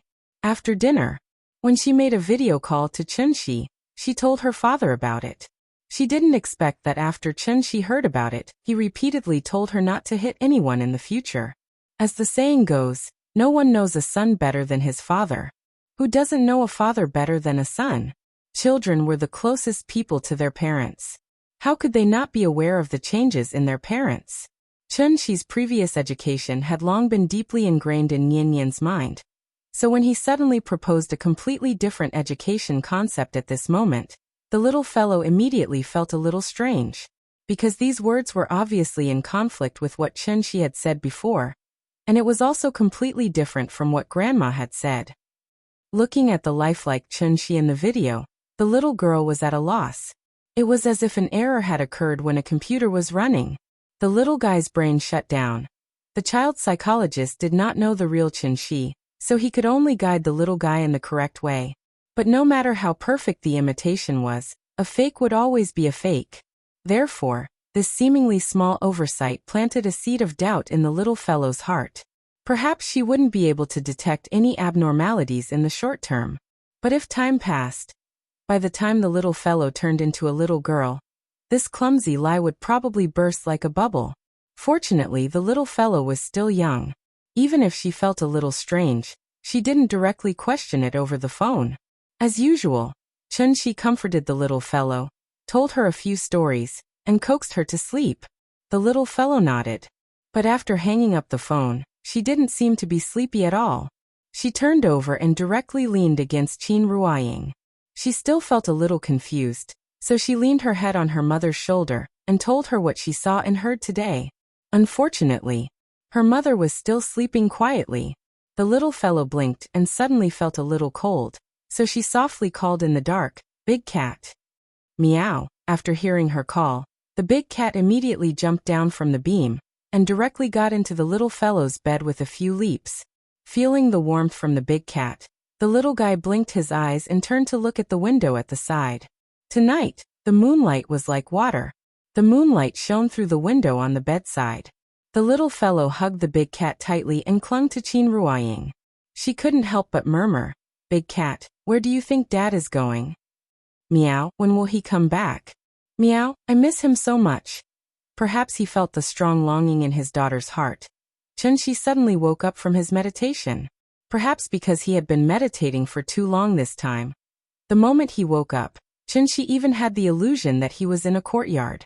But then, the endless darkness in front of him made him recognize the reality. Chunxi was still floating in the darkness. Looking at the timer beside him, he found that he had been meditating for as long as 200 years. There was no 60-year cycle in the mountains, and no one knew the year after the winter. Last time, Chunxi was imprisoned for 200 years. When his life was in danger, a light door appeared to save him. Now another 200 years had passed, and the light door still hadn't appeared. In this regard, Chunxi didn't panic at all. In fact, he had already guessed that the light door might be related to the mysterious woman. If he counted the time on Dragon Head Peak, the mysterious woman had actually saved him twice. Because the difference in their realms was too great, Chunxi could only silently remember the woman's life-saving grace, and didn't think about how to repay her. Chunxi watched the woman being dragged away by the chains. Naturally, he couldn't pin his hopes on the mysterious woman to escape. This time, he could only rely on himself. The way to escape was actually very simple. He just needed to enter the void realm. After 200 years of meditation, Chen-Shi was very sure that this dark space was actually not different from the big world. Both were small planes in the cracks of the void. It was just that the big world had been transformed by the grand pure divine ancestor, so it became a paradise that protected the ancient cultivators. Thinking of this, Chen-Shi looked around the void. After getting up and stretching his body, he sat down again with his legs crossed. These 200 years were not in vain. He kept thinking about the true meaning of the word void in his mind and successfully found a clue. Chen-Shi had already understood it, but because of the lack of clinical trials, he couldn't break through to the void realm. The tortoise-breathing secret technique allowed him to retain abundant true yuan, so Chen-Shi now only needed to turn the deduction in his mind into reality. Void realm. Seeing through the void, training the spirit to return to the void. And this was the third level that cultivators had to step on. Please remember the domain name of the book. 9 Heavens Divine Emperor mobile version of reading website. Chapter 434. After 200 years of pondering and deliberating, Chen-Shi finally grasped the true meaning of the word void that his master once mentioned. What is void? It is the void and also the void. Seeing through the void and encompassing all things. Even if you haven't eaten pork, have you not seen a pig run? Chen-Shi had long known the main characteristics of Dongshu stage cultivators. They can freely travel through the universe, make summer mustard bags, and even open up their own small plane in the void. Apart from that, the biggest characteristic of Dongshu stage cultivators is that they are full of energy. Dongshu stage cultivators have reached the peak of their ability to sense and use the spiritual energy of heaven and earth. Therefore, even if they don't actively guide it, they can easily influence the spiritual energy of heaven and earth nearby. Therefore, when Dongshu stage cultivators fight, any technique they use will be much more powerful than before. More importantly, as long as there is spiritual energy of heaven and earth nearby, Dongshu stage cultivators will never face the predicament of being exhausted, because the speed at which they breathe in and out spiritual energy is far more than the consumption of their techniques. Therefore, in theory, Dongshu stage cultivators will have the absolute advantage even if they are surrounded by countless Yuanying stage cultivators. If we use gaming terms to describe it, it would be, Yuanying stage cultivators can't even break through the defense. How can they hurt Dongshu stage cultivators? Of course, the above is all that Chen-Shi can see. The significance of Dongshu stage is much more than that. Maybe the mysterious woman left too deep an impression on Chen-Shi, so after ending the tortoise-like state, Chen-Shi can no longer calm down. He can't help but think about the process of the woman's appearance. In a trance, Chen-Shi suddenly understands why he can't see the woman's face or hear her voice. That's because the woman is not in the same plane as him. Everything that Chen-Shi had seen before was merely a projection of the woman, through countless small planes using her supreme magic power to appear in front of him. From the beginning to the end, the woman never really came to the dark space he was in.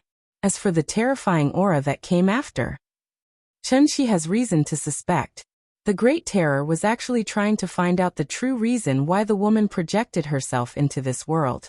However, the woman had used some unknown method to prevent the Great Terror from discovering his existence. That was how Chen-Shi managed to survive. The two mysterious experts flashed past Chen-Shi's eyes like comets, but they left an extremely deep impression on him. Chen-Shi kept thinking about everything related to the mysterious woman. Purple flames and azure lightning. The mysterious woman had 9 chains.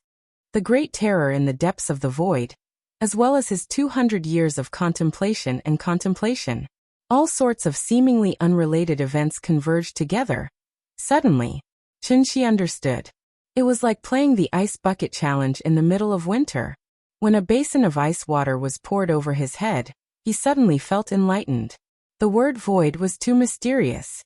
It could be understood as both the void and nothingness. The former meant space, while the latter meant matter. In the dark space, there was only space and no matter. The only matter was himself. Just like the Sumeru mustard seed bag, this dark space seemed endless, but in fact it couldn't be any smaller. Since Chen-Shi was in the dark space, then he was part of the space, so the space was infinitely large for him. But if he jumped out of the space and looked back at this dark space, how big could it be? It might be as big as the sun, or as small as a speck of dust. But all of this, What did it have to do with him? He was no longer a reference object in it, but an observer outside of it. The sun might be big, but as long as he flew out of the solar system, the sun would become a tiny star. Everything was relative. Nothingness and the void. Space and matter. They seemed unrelated, but they were closely related. And this was obviously the so-called true meaning of the word void. Chun-Shi understood the key, so what he had to do next was to put his thoughts into practice. So he closed his eyes again. This time, there were no more distracting thoughts in his mind. Understanding and breaking through are two different things. So when Chun-Shi opened his eyes again, another 100 years had passed. A full 300 years. Chun-Shi had finally endured until this moment. Therefore, the moment he opened his eyes, the surging true essence suddenly surged out of his body, and then spread out in circles. But then the true essence was like tentacles, and was all pulled back by Chun-Shi. He was looking for the law threads left behind by the mysterious woman. When people walk through the snow, they would leave a trail of footprints on the snow. Although Chun-Shi understood the true meaning of the word void, but because there was no spiritual energy in this place, he had not truly broken through to the Dongshu stage. Right now, he could not use his own strength to forcefully break through the void, so he needed to find the door of light that the woman opened for him. The snow melted. The door of light also disappeared. But the law threads that connected the two worlds still existed. Unless the woman personally destroyed it, this thread would forever exist between the two worlds. And this is the first law of heaven and earth that a cultivator must grasp, and also the biggest difference between the Dongshu stage and the ascended stage. One end is connected to the world. The other end is connected to the dark space. Chun-Shi could only find this law thread at the moment, because he had once used this law thread to travel between the two worlds. Maybe when he breaks through again in the future, he will suddenly realize, even in this empty dark space, there were countless densely packed law threads. Every single one of them led to a different place. Chun-Shi still could not open a new law thread by himself, so he could only rely on the woman's power. He searched and searched and searched. Finally, he found it. To Chun-Shi, this thread could not be any thinner. If he did not understand the true meaning of the word void, he would not be able to sense the existence of this thread in his life. Of course, the so-called thread was just a concept. It actually refers to a cultivator's understanding of the law of heaven and earth. This was the first time Chun-Shi came into contact with the law of heaven and earth. Thus, the moment he discovered this law thread, he was so excited that he started to tremble. Chun-Shi could no longer suppress his excitement, and immediately reached out to touch the thread. The moment his finger touched the law thread, a golden light shone. The spirit energy from the world kept pouring out from the golden light. A smile that had not appeared in a long time appeared on Chun-Shi's face. After that, he did not stay any longer, and directly turned into a ray of light, and entered the golden light. The world. I'm back. Please remember the domain name of this book, .com. The mobile version of the book, .com. Chapter 435. Unlike the previous time, Chun-Shi used his own ability to traverse through the two realms. After he flew out of the golden light, he naturally had a deeper understanding of the law threads. Chun-Shi looked up and saw the same towering trees and lush vegetation on the floating island. The great sun-moon star array dispelled the darkness and brought light to the large world. Everything in front of him was the same as the last time he was here. There seemed to be no changes. But after Chun-Shi looked around the floating island, he suddenly realized that the great sun-moon star array in the sky, which seemed to only be used for illumination, faintly contained strange patterns that even he could not understand. After realizing that something was wrong, Chun-Shi was not in a hurry to find Yuhuan Tianzuan to settle the score. Instead, he sat cross-legged on the ground and looked up at the sky with a serious expression on his face as he observed. The last time he was here, he had not comprehended the true meaning of the word void. So he did not feel that there was anything special about this array. Now that he had comprehended the true meaning of the word void, and had even come into contact with the first law of heaven and earth, after careful observation, Chun-Shi suddenly realized that these patterns were not the array patterns that maintained the operation of the array, but a law thread that he had never come into contact with before. The sun-moon star array rotated in unison. 9 stars flew in the sky, 9 palaces in the sky. Chun-Shi looked at the bottom of the floating island thoughtfully. When he saw that the bottom of the floating island was still covered with stars, he suddenly had a guess. This array was not only used for illumination. That was because other than the many law threads above the floating island that guided the movement of the stars, there were also many law threads below the floating island that seemed to be there but not there. They were silent in the void, like a huge net hanging below the floating island group. If the 120,000 floating islands were considered as a whole, then this array was like 2 huge nets, firmly sandwiching the islands in between. One net had the sun-moon star array hanging on it, called Heaven's Net. The other net was deposited in the void, called Earth's Net. After understanding the mystery, Chun-Shi guessed, this formation might be the final trump card left by the Grand Pure Divine Ancestor for Tiandu. Once Tiandu faced a life and death crisis, the formation could instantly turn into a murderous formation and wipe out all enemies for Tiandu. Oh, it seems to be very powerful? After confirming the dangers of the Great Formation, Chun-Shi was still in no hurry to kill his way to Dragon Head Peak. Instead, he randomly grabbed an unlucky fellow on the floating island. Just like the last time, he had a time frame of reference this time, so he quickly found out from the mouth of this unlucky guy. It had only been a month since the battle on Dragon Head Peak. In other words, although Chun-Shi had been in the dark space for 300 years, only a month had passed in the Great World. If the previous 200 years were to be included, then from the time he opened the gate of heaven until now, a total of less than 2 months had passed. If Tiandu time was converted to Earth time, it should be about 16 months. December of 1 year. 1 year and 1 April. Nian was already more than 6 years old. Without him and Ying to accompany her this year, he didn't know if this child's birthday was happy. Thinking of this, Chun-Shi's longing for her suddenly overflowed like the Yellow River, uncontrollable. So he didn't delay any longer. After casually knocking that unlucky fellow unconscious and throwing him to the side, Chun-Shi directly sat cross-legged in the air. As he entered a meditative state, the spirit chi of heaven and earth within a radius of 1,000 miles suddenly surged toward him like a tsunami. Under Chun-Shi's intentional guidance, the spirit chi of heaven and earth suddenly gathered in one place, almost turning into an almost translucent, huge funnel visible to the naked eye. The violent surge of spirit chi set off a huge storm. The storm spread in all directions, instantly causing several large floating islands in the vicinity to tremble. Rumbling noises kept ringing out. The nearby floating islands seemed to have experienced an earthquake. Not only were the residents on the islands terrified, but even the birds and beasts on the islands were so frightened that they scattered and roared. The spirit chi funnel grew larger and larger, and in a short while, it covered all the floating islands within a radius of 100 miles. And the spirit chi on the floating islands covered by the funnel all rushed toward Bicker. The direction of the bickering was exactly where Chun-Shi was. He was using his own strength, draining the dragon veins of hundreds of floating islands.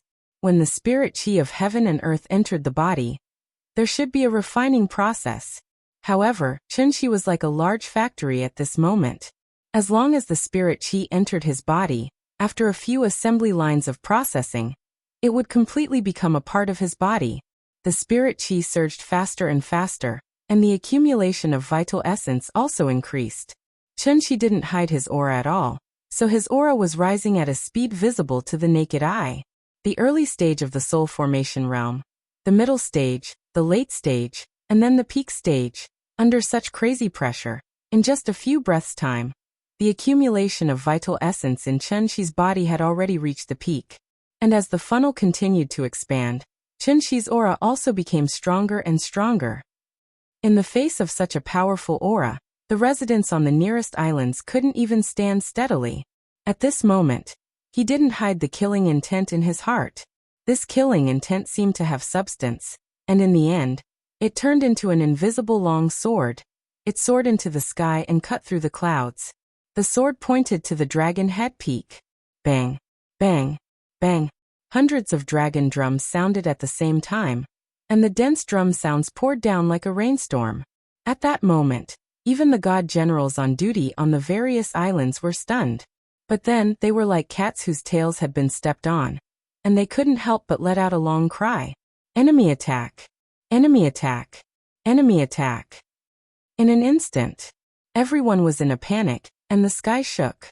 Yu Huan Tianzuan was discussing something with the celestial venerables in the Emperor Hall, when they suddenly heard the warning of the 5 divine generals. A trace of surprise flashed across the faces of the celestial venerables. Since they were called the celestial venerables of the 10 directions, there were naturally 10 celestial venerables in Tiandu. Chunxi was lucky last time and just happened to arrive at Dragon Head Peak when the other celestial venerables were patrolling, so he only met the 3 celestial venerables, Yu Huan Miao Fa and Xianzhen. But today was different. With Yu Huan Tianzuan as the leader, Yu Jiang, Taihua, Yinghua, and the other celestial venerables were all present at this moment. Therefore, after hearing the divine general's warning, Yu Huan Tianzuan's face darkened on the spot. It must be him. He was lucky enough to escape last time, and now he dares to come back. Does he really think there's no one in Tiandu? Before he finished speaking, Yu Huan Tianzuan summoned the Jade Huan glazed cup, and then suddenly turned into a ray of light, rushing towards the direction of the dragon drum. Seeing this, the 7 celestial venerables who had not experienced the battle on Dragon Head Peak couldn't help but look at each other in dismay. Was there a need to be so excited? Chapter 436. Other than Yu Huan, Miao Fa, and Xianzhen, the other celestial venerables had never personally fought with Chunxi, so their understanding of Chunxi came from the battle recordings on the Xiantian mirror. The 7 celestial venerables were very knowledgeable, so it was not difficult to discover through the battle recordings. Although Chunxi seemed ferocious at that time, using his own strength to forcefully deal with the siege of 3 Empyreans, during the fight he had been in a passive state the entire time, basically without any extra strength to fight back. The 3 celestial venerables almost took away half of Chunxi's life, not to mention the 10 celestial venerables present. Therefore, after seeing Yu Huan Tianzuan so excited, the 7 celestial venerables could not help but feel a little puzzled. Looking at Yu Huan's aggressive manner, could it be that he had some personal grudge with that person? The 7 celestial venerables each had their own thoughts. As they pondered over the key points, they followed Miao Fa and Xianzhen to the direction of the dragon drum. The 10 celestial venerables going out to meet the enemy was a grand occasion in divine capital. They did not say that they were not allowed to watch the battle. Therefore, the spectators could no longer suppress the excitement in their hearts. As long as they could fly, they followed the footsteps of the 10 celestial venerables, and rushed toward Chunxi's location like a swarm of bees. For a moment, as long as the celestial venerables passed by the floating island, it was like a hornet's nest that was lit by a fire. In an instant, countless celestial venerables and above flew out. It had been a long time since the great world was so lively. Densely packed silhouettes continuously flew across the sky above the floating island like a swarm of locusts. The scene was even more shocking than the final battle in the movie Avatar.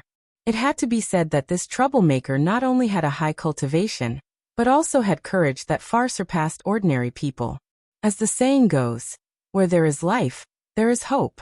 As long as one's cultivation reached the golden core stage and above, one's life was more important than anything else.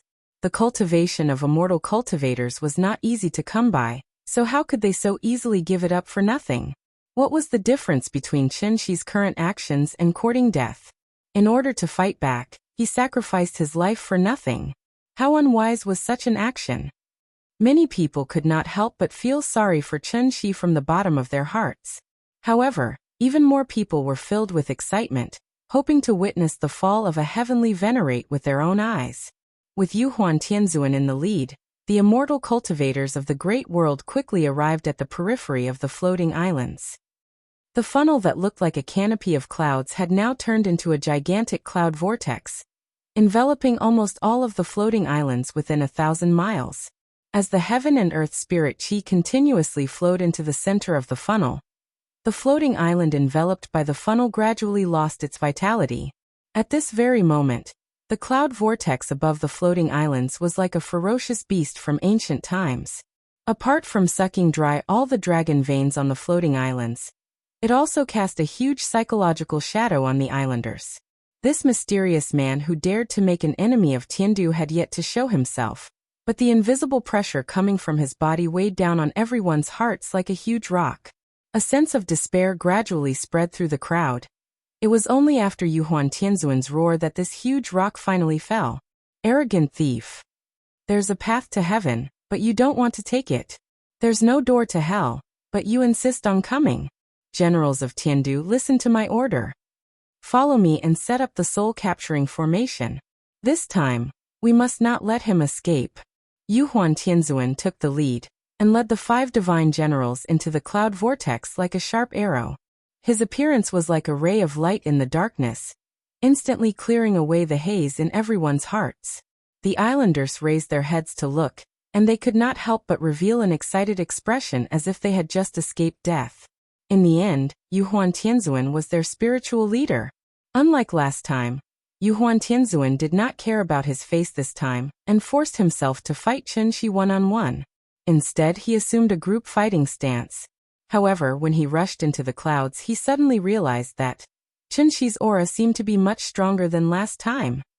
Thinking of this, Yuhuan Tianzuan's face could not help but flash a trace of surprise, and a sense of uneasiness arose in his heart.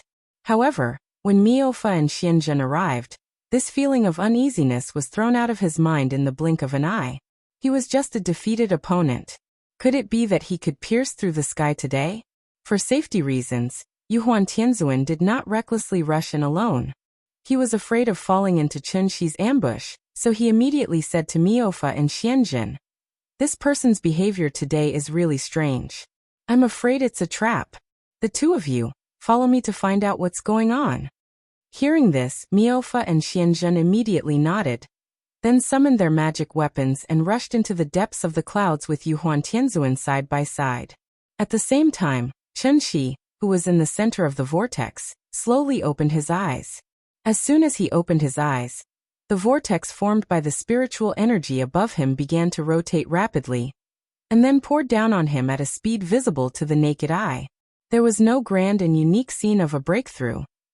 When the vital essence in Chen Shi's body accumulated to a certain level, he, who had mastered the true meaning of the word void, naturally broke through to the divine transformation stage, and then directly stepped into the Dongshu stage. The moment Chen Shi stepped into the Dongshu stage, a faint golden light suddenly lit up on his eyebrows.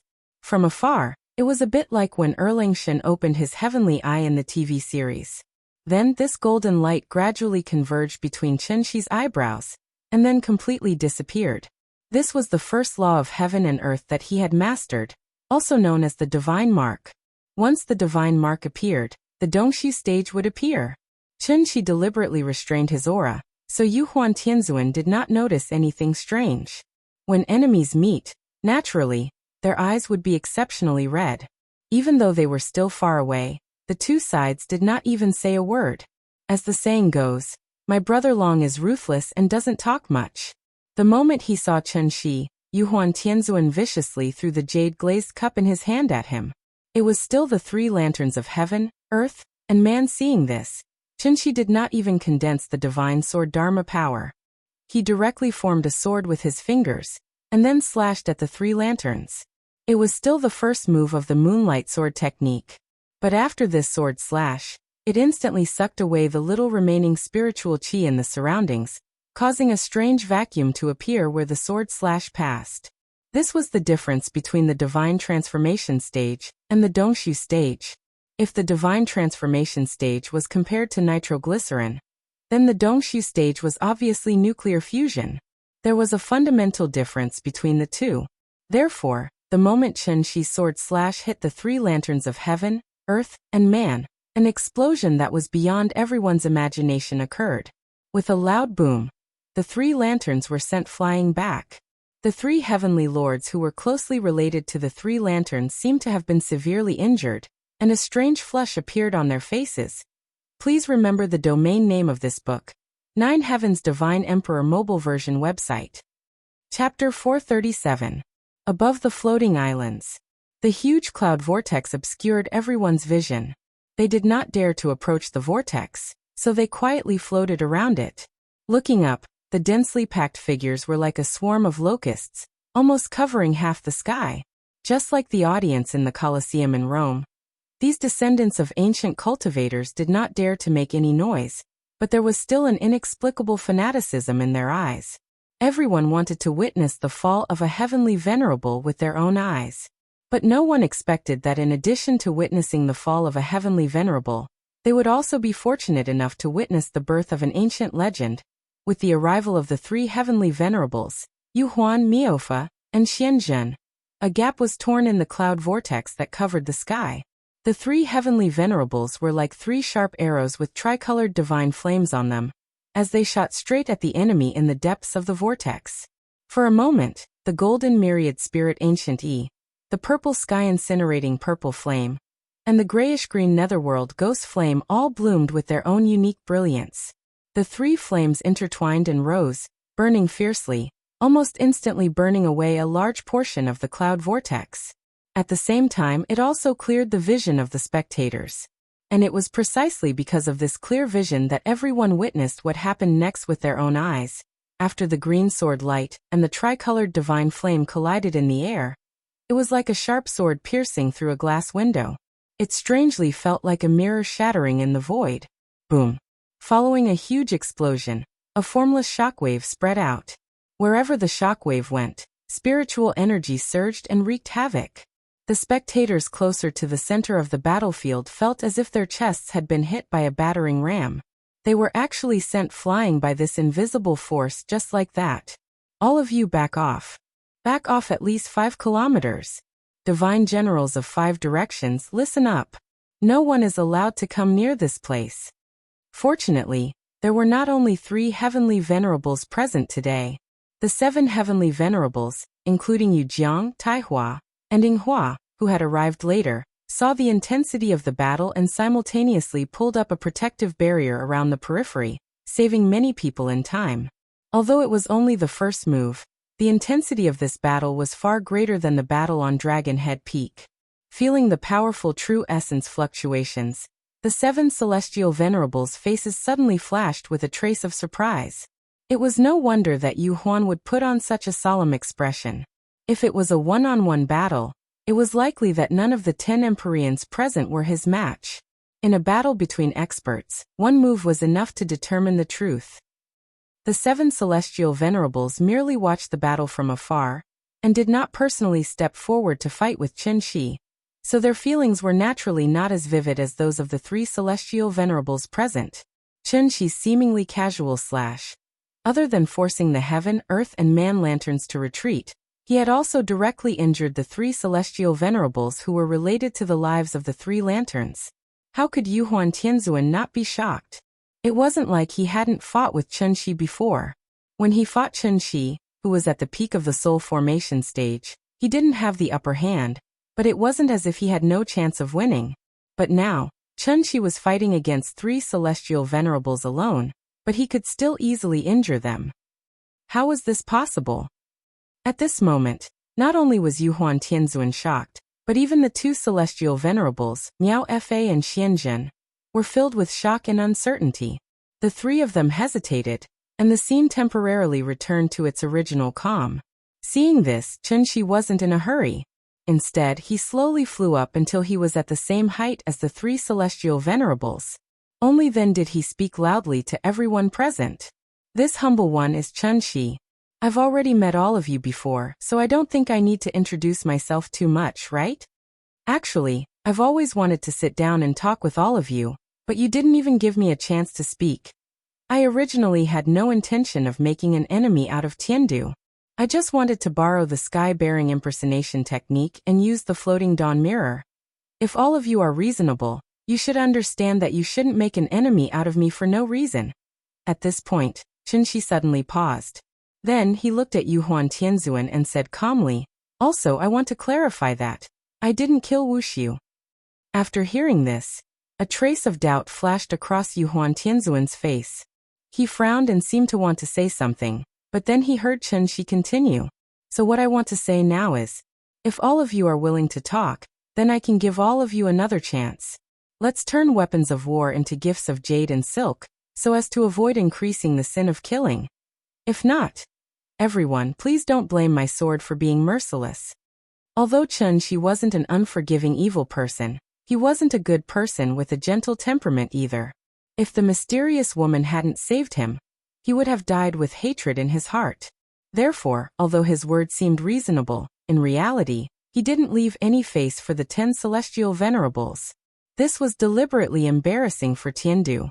Of course, if the other party honestly lowered their heads and admitted their mistakes, Qinshi could indeed consider letting them live.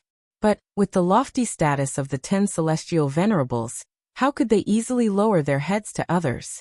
What? Don't we, the 10 celestial venerables, need face? If they really agreed to Qinshi's request today, then how would the 10 of them face the generals of Tiandu in the future? How would they continue to rule the outside world with the face?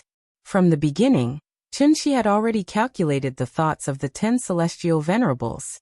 The reason why he wasted his breath was actually just to give himself a good reason to make a move, so that he could be more decisive when he took action later. Speaking of which, Qinshi was really a little mischievous, as expected. It would have been better if he hadn't said those words. After saying that, the 10 celestial venerables' expressions changed greatly. Among them, Celestial Venerable Sunblaze, who had the most fiery temper, was so angry that he directly summoned his natal magic treasure, Heaven-Splitting Axe. After that, Celestial Venerable Sunblaze ignored Celestial Venerable Yuzhang's obstruction and rushed toward Qinshi with his giant axe. Little thief, don't be so arrogant. Yu Huan, you guys watch on the sidelines for now. Let me deal with him alone. Yu Huan, Miaofa, and Xianjun couldn't gain any advantage over Qinshi, but Celestial Venerable Sunblaze didn't believe it. He raised his giant axe and fiercely chopped at Qinshi. Axes were different from swords. They were designed to be heavy and powerful, and must kill in one hit. Therefore, as Celestial Venerable Sunblaze chopped down with his axe, a strong wind immediately blew in the air. In terms of power, it was even more ferocious than the 3 lanterns of heaven, earth, and man.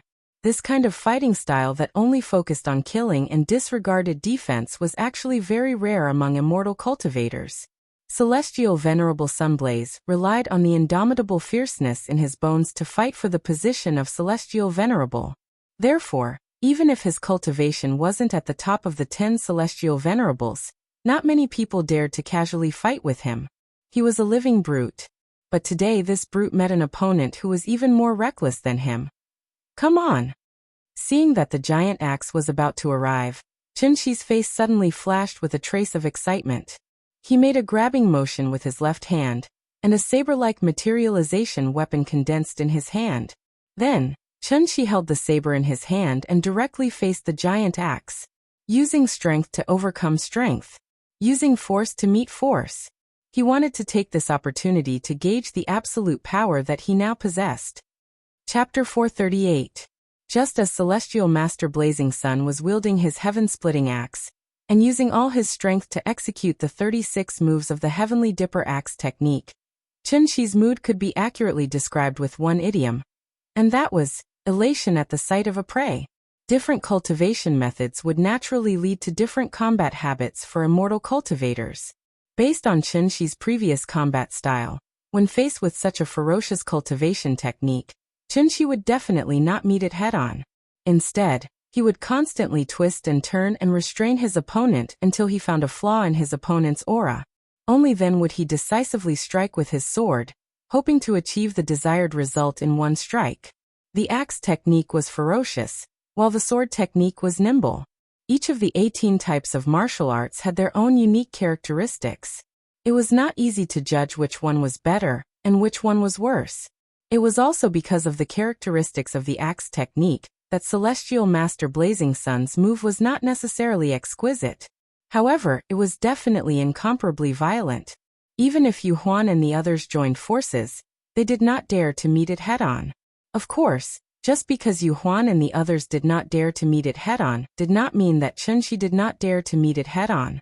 This was his first battle after stepping into the insightful emptiness realm, so he naturally treated this battle as a testing ground for his sword. Therefore, Qinshi abandoned the sword technique he was most proficient in, and instead used the Red Sun Saber technique, which he had not used often before. He was prepared to meet Celestial Master Blazing Sun's axe head-on, hoping to see how much progress he had made. Therefore, The moment he raised his hand and swung his saber, Saber Chi was born, instantly cutting through the void and soaring into the sky. At the same time, the area within a radius of several hundred feet was shrouded in Saber Chi, as if it wanted to destroy everything within range. It was impossible to dodge, and was at the mercy of others. And this was the third move of the Red Sun Saber technique. One saber cleaves the sky, one with the saber. Great clumsiness turned into simplicity, one saber was enough. As the heaven-splitting axe came crashing down, a bright saber light with a hint of coldness shot out from the tip of the saber. Then, with an incomparably violent and domineering aura, it slashed directly at the incoming celestial master Blazing Sunday. At this moment, almost all the spectators, including the 10 celestial masters, could not help but hold their breaths, for fear of missing any exciting scenes. However, what happened next disappointed them. For some unknown reason, the moment the tip of the saber touched the edge of the axe, the giant axe formed from celestial venerate sun blazes true yuan qi melted like snow under the blazing sun, and slowly dissipated into the void. This feeling was very strange. It was as if one side was holding a tempered steel knife, while the other side was holding an axe carved out of ice. Therefore, as soon as the two came into contact, the axe shattered into countless ice shards. Sigh, seeing this, Chunshi sighed silently. In the end he still couldn't hold it in. After all, how could he, who had already grasped the laws of heaven and earth, be like before, only rely on the enormous amount of true essence to fight? If that was the case, wouldn't a Dongshu stage Xiuxianist become a brute with nothing but brute strength? In fact, the moment Heavenly Venerate Sunblaze swung his axe, Chunshi saw numerous law threads on his body. Therefore, he only needed to cut off one of them to easily neutralize Heavenly Sovereign Sunblaze's attack. Until this moment, Chunshi finally understood the gap between the Divine Transformation stage and the Dongshu stage. True Yuan was no longer the only standard to measure one's strength. Understanding and grasping the laws of heaven and earth was the direction he needed to study in the future. The more laws he grasped, the closer he was to the great Tao. So, unknowingly, he had already reached this step. Thinking of this, Chunshi's excitement from his breakthrough immediately calmed down. When he turned his head to look at Yu Huan Tianzuan and the others again, there was only a pale feeling left in his heart. That was dull and uninteresting. So what if they were Tiandu? So what if they had more people? They were no longer on the same level. The reason was simple. It was like an adult fighting kindergarten children. Even if there were 100 children standing opposite him, he wouldn't feel any pleasure after destroying them. Punch at the Nanshan nursing home, kick at the Beihai kindergarten. This was just a joke. Perhaps this was the after effect of advancing to the next level. At this moment, in Chunshi's eyes, this great world that carried all the hopes of the ancient cultivators was no different from the Beihai kindergarten. He silently looked around the room. Wherever he looked, the other party would reveal a nervous and somewhat flustered expression. It was just a casual slash. Heavenly Sovereign Sunblaze, who was known for his martial prowess in the divine capital, was seriously injured. Now he had been brought back to the Dragon Head Peak by the divine generals to heal. Seeing this, the remaining 9 heavenly sovereigns immediately took out their life magic treasures, as if they were facing a great enemy. They were prepared for any possible attacks from Chunshi. For a moment, there was a strange silence. When Chunshi saw their laughable expressions, he couldn't help but think of the mysterious woman in the dark space. Perhaps in the eyes of that mysterious woman, he should be as insignificant and laughable as these people in front of him. Right? The great Tao was endless. There was always a mountain higher than another. If he didn't jump into this small pond, he would never know how high the sky was and how wide the earth was. Thinking of the realm that the mysterious woman might reach, even Chunshi couldn't help but yearn for it. However, yearning was yearning, reality was reality. The reality was, Yingying was still waiting for him to save her. Nianyan was still waiting for him to go home. What were they waiting for? Therefore, after seeing the remaining 9 heavenly sovereigns take out their life magic treasures, Chunshi couldn't help but smile at them and say, "All of you come together, I'm in a hurry." As soon as his voice fell, a divine sword appeared in his right hand. Then, Chunshi held a sword in one hand and a saber in the other, and took the initiative to rush toward the 10 heavenly sovereigns in front of him. Don't be afraid. Everyone attack together. This old man really doesn't believe that he can overturn the heavens. Yuhuan Tianzuan was also a ruthless person. Although he didn't understand why Chen Shi was able to defeat heavenly sovereign Yang Yan in one move, he didn't have any intention of retreating. Instead, when he saw Chen Shi make a move, he took the lead to face him. It was still the same 3 lanterns of heaven, earth, and man combined attack. But this time, they were not facing Chen Shi, who was at the peak of the semi-god realm. It was Chen Shi, who was at the early stage of the void transformation realm, and already had killing intent in his heart. I've already given you a chance. It's you who didn't cherish it. Then don't blame me for being ruthless. After saying that, Chen Shi couldn't help but let out a long roar towards the sky, and the sword in his hand suddenly glowed with a faint cold light. The third move of the combination of sword and saber. The saber was formless, the sword was formless, and the vast expanse of heaven and earth could be shattered. Chapter 439. 3 styles of saber, 3 styles of sword. 3 styles of saber and sword. 3 styles of endless, 9 styles of returning to one. As soon as he finished speaking, Chen Shi held the sword in his right hand and the saber in his left. With a shocking momentum, he charged toward the 10 celestial sages not far away. At this moment, one of the 10 celestial sages was injured. Although the remaining 9 were a little worried about the strength that Chen Shi had shown before, after being provoked and provoked by Chen Shi again and again, the 9 celestial sages were obviously completely provoked. Evil thief, don't be so arrogant. This is the hinterland of Tiandu, under the shadow of the divine ancestor. How can you be so presumptuous? Everyone, let's take him down together. By Su Qingtian's order. As Yuhuan Tianzuan's words fell, the 9 of them no longer cared about their identity, and almost simultaneously took out their famous natal magic treasures. As various magic treasures flew out of their hands, the field suddenly shone brilliantly, showing the mighty divine power. Seeing that the battle was about to start, even the 5 divine generals, whose strength was second only to the celestial sages, retreated 10 miles away at this moment, not daring to take half a step forward. After all, this was a battle of the celestial sages. It was also the first time that the 10 celestial sages had joined forces to deal with one person. Therefore, no matter the result, today's battle was enough to be called unprecedentedly brilliant. Perhaps it was to make this battle more legendary. The moment Chen Shi raised the saber and sword in his hand, even time seemed to stop flowing, and everything in the void was silent. The third style of the divine skill. Combination of saber and sword. The saber is formless, the sword is formless, the vast expanse shatters heaven and earth. When he was still in the heavenly jade world, Chen Shi had already used this move. However, at that time he had not comprehended the true meaning of the word void, so he could only force the move with a huge amount of vital essence. At this moment, Chen Shi finally stepped into the insightful void realm. Therefore, when he used this move again, he suddenly had a different feeling in his heart. It turned out that this move actually involved the application of the laws of heaven and earth, and could only be smoothly used by those above the insightful void realm. The saber is formless, the sword is formless. Its purpose was to shatter heaven and earth. Chen Shi swung the sword and saber in his hand. An endless saber and sword chi burst out in the void. Aura fluctuations could not be concealed, so the celestial venerables immediately felt that there seemed to be thousands of swords slowly forming in front of him.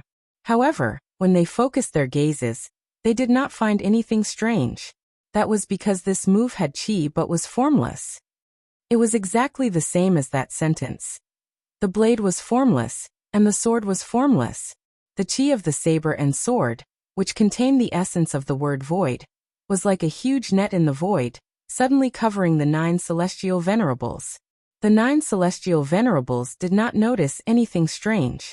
Only when the net of chi from the saber and sword came crashing down did everyone realize that they had fallen into Chen Shi's trap. There was almost no warning. It was as if they had stepped into a void, and there was no end to their surroundings. Yuhuan Tianzuan tried to struggle, but found that he couldn't. It was as if he was trapped by something invisible. Seeing this, Yuhuan Tianzuan couldn't help but widen his eyes slightly. He quickly mobilized all the true qi in his body, trying to forcibly break free from the shackles. However, at this moment, his body suddenly felt pain, and countless bloody marks suddenly burst out all over his body. As if falling into a red dye vat, the 9 celestial venerables' clothes were instantly soaked with blood. Even with the protection of treasures, it was difficult for them to withstand the power of this move, because this move was simply unpredictable and impossible to dodge. It was hidden in the void. If one did not comprehend the essence of the word void, it was basically impossible to detect it. And this was the terrifying part of the third divine skill, turning nothingness into something. The world was filled with saber and sword qi, formless and formless. At this moment, it was a flower. At that moment, it was a bird. At the next moment, it was a scorching sun in the sky. From the perspective of a bystander, it was as if nothing had happened. However, the 9 celestial venerables' bodies were oozing blood very strangely. Just as everyone was feeling a little puzzled, Yuhuan Tianzuan suddenly looked up to the sky and let out a fierce howl. Then, he gritted his teeth and ignited a drop of blood essence in his body. One had to admit that this old man did have some eyesight. Once he saw that the situation was not right, he actually directly put on a desperate posture. At the price of burning his blood essence, he forcefully tore a gap in Chen Shi's saber and sword qi net. After escaping, Yuhuan Tianzuan did not waste any time. He directly recalled the Jade World Glazed Cup, and then used the ancient spirit Yi to save the few celestial venerables beside him. Yuhuan Yu. Looking at Yuhuan Tianzuan, who was covered in blood qi, a trace of shock appeared on Heavenly Venerate Wondrous Spell's face. Hearing that, Yuhuan Tianzuan did not immediately reply. Instead, he looked at Chen Shi with eyes full of resentment. This person is not the same as before. He must have had some fortuitous encounter and stepped into the legendary supreme stage. This sentence was like a bucket of cold water poured over their heads, instantly extinguishing the burning battle intent in their hearts. Supreme stage. That was an existence that surpassed Empyreans. Ever since the Grand Pure Saint ancestor passed away, the strength of the great world had begun to decline. It had been a long time since a supreme stage existence had appeared. Thinking of this, everyone couldn't help but look at each other. However, Yuhuan Tianzuan did not give them too much time to think. Instead, he continued, "This person is not from our Tiandu. He is an external enemy. If we avoid him, how will we have the face to worship the sacred ancestor in the future? Tiandu's 10,000 years of inheritance, the sacred ancestor's illustrious name. Is it going to be destroyed in our hands today? This old man is unwilling, and also unwilling. Only because I am one of the 10 Empyreans of Tiandu." These words were so beautiful that it was as if the 8 Empyreans present had been injected with chicken blood. Their faces immediately surged with boundless pride. That's right. So what if you're a sovereign? Since we are the 10 Empyreans of Tiandu, how can we easily lower our heads to others? This seemingly long and tedious conversation actually happened in the blink of an eye. Therefore, just as Chen Shi was about to deliver the final blow, the remaining 8 Empyreans actually ignited the blood essence in their bodies. In an instant, the true essence fluctuations caused by the 9 Empyreans burning their blood essence were like the setting sun dyeing a large area of the sky red. Seeing this, Chen Shi couldn't help but flash a trace of admiration on his face. Immortal cultivators couldn't lose their courage. He didn't expect that the 10 Empyreans had been in high positions for so many years, but the sword in their hearts hadn't rusted because of this. His opponent was so valiant, how could he fall behind? Therefore, this time, Chen Shi didn't think of avoiding the spearhead at all. Instead, he immediately brandished his sword to meet it. At this point, the result of this battle was destined to be a fight to the death. Then the 10 Empyreans united and displayed all that they had learned in their lives. They charged towards the legendary supreme stage in their strongest state. And Chen Shi displayed the elegance of the void stage. With his own strength, he fought 9 soul formation stage cultivators who were burning their blood essence and risking their lives. This battle was unprecedentedly bright. Please remember the domain name of this book. 9 Heavens Divine Emperor Mobile Version Reading Website. Chapter 440. As the battle gradually reached its climax, Earth-shattering explosions rang out one after another. The multicolored true yuan was like an aurora, slowly flowing in the air above the floating island. As long as the true essence energy came into contact with Chen-Shi's saber and sword chi net, it would explode with a blinding light. The scene was like magnesium powder meeting fire. Shockwaves would always follow the explosion. Wave after wave of shockwaves crashed into the nearby floating islands, causing the islands below to tremble violently. If not for the fact that both sides were virtuous enough to subconsciously carve out a few moves before making a move, countless floating islands would have already been smashed to pieces. This was a battle between heavenly venerables. Although it looked like a dazzling battle, it actually contained countless murderous intents. Thus, even from 5 kilometers away, the spectators could still feel an extremely powerful murderous intent.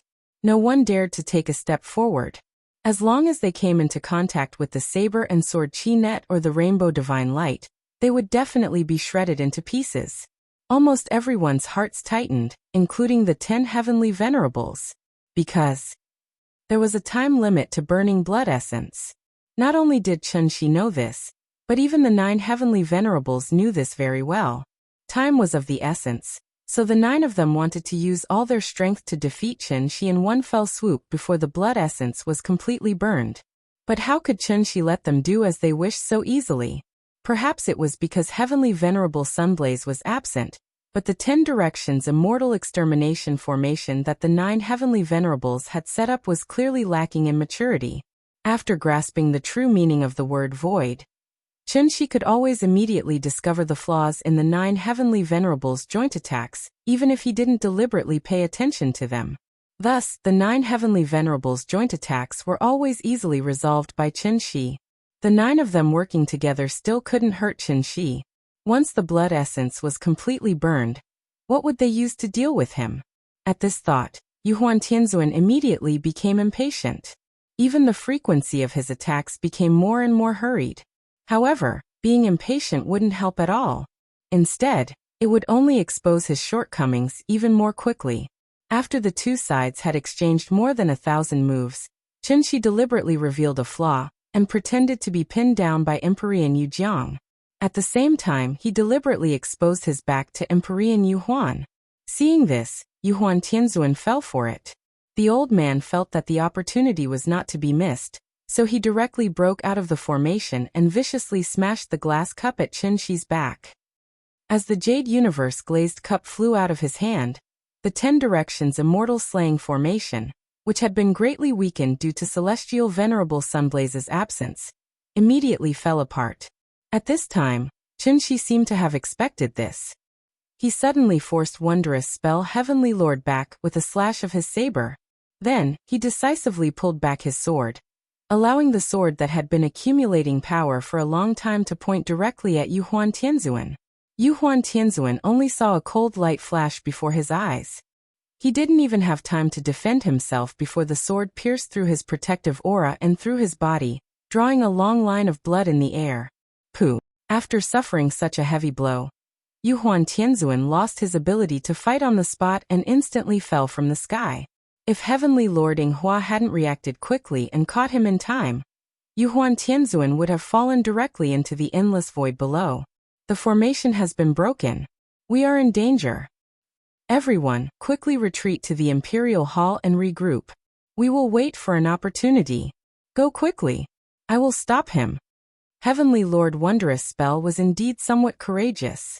Seeing that the 10 Directions Immortal Slaying formation had collapsed due to Yuhuan Tianzuan's injuries, he advanced instead of retreating.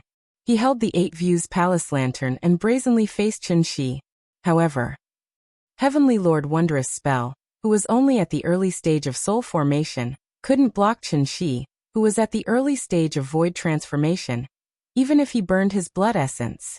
Thus, in the instant that the other 7 people turned around and flew away with Yuhuan Tianzuan, Heavenly Lord Wondrous Spell, who was covering for them, was struck by Chen-Shi's sword. As a result, he fell from the sky and heavily smashed into the floating island below. A 1,000-mile journey collapsed because of an ant's nest. Because of Yuhuan Tianzuan's momentary mistake, the 10 Directions Celestial Lords were instantly defeated. In gaming terms, that would be, the configuration of their formation was too low, and the margin for error was almost zero. A single mistake would instantly cause them to be wiped out. After Chun-Shi defeated Heavenly Lord Wondrous Spell, he didn't rush to finish him off. Instead, he immediately chased after the 8 fleeing celestial lords. Seeing this, Heavenly Lord Yujiang, who was the strongest among them, decisively stepped forward and replaced Heavenly Lord Wondrous Spell to cover for everyone. However, Chun-Shi was like a madman who had gone berserk. As soon as the two of them met, Heavenly Lord Yujiang was slashed down by his sword and fell straight into the void below. Wondrous Spell and Yujiang fell one after another. Even if they excluded the heavily injured Yu Huan, there were still 6 people left. Thus, Heavenly Lord Xuanjin stepped forward. They couldn't delay for too long, but this method of covering the rear greatly lengthened the battle line. As a result, after Chun-Shi repelled Xuanjin with his sword, Dragon Head Peak appeared not far in front of them. At this moment, Chun-Shi didn't need to think with his but to know. They were going to activate the Great Sun Moon Star formation. Since this formation was the final killing move that the Grand Pure Divine Ancestor had left behind for Tian Capital, it must have its unique features. Chun-Shi didn't think that he was a match for the Grand Pure Divine Ancestor, so he deliberately lured everyone to the periphery of the floating islands. His goal was to make the 10 Heavenly Venerables stay away from the Imperial Polarity Hall, and prevent them from activating the formation at any time. Chun-Shi had achieved his goal. However, he still didn't expect the 10 Heavenly Venerables, who held high positions, would have the courage to burn their blood essence and sacrifice themselves at the same time. Xuanjin fell. Yinghua stepped forward again. The Heavenly Venerables, who used to be high and mighty, fell one after another, but the remaining few stood up resolutely and continued to cover the rear for their companions. Although they couldn't block 1 or 2 moves from Chun-Shi, they could create some obstacles for Chun-Shi, and buy some time for everyone to escape. When only 3 Heavenly Venerables were left beside Yu Huan, the group of 4 finally flew to Dragon Head Peak. For Tian Capital, for the Divine Ancestor's reputation. Go Yu Huan. We'll do our best to buy time for you. A fierce look flashed across the Taihua Heavenly Venerable's face. Then he and the other 2 Heavenly Venerables turned to face Chun-Shi, who was chasing after them with a sword. Seeing this, Chun-Shi couldn't help but yell fiercely, "Get lost!" The battle was coming to an end.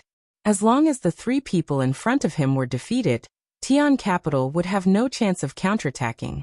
Therefore, Chun-Shi no longer held back and decisively used his killing move.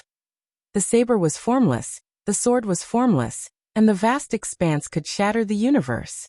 The sound came with the sword, its momentum unparalleled. The 3 Heavenly Venerables with the lowest cultivation didn't even have time to scream before they were completely pulverized by the billions of saber lights and sword shadows.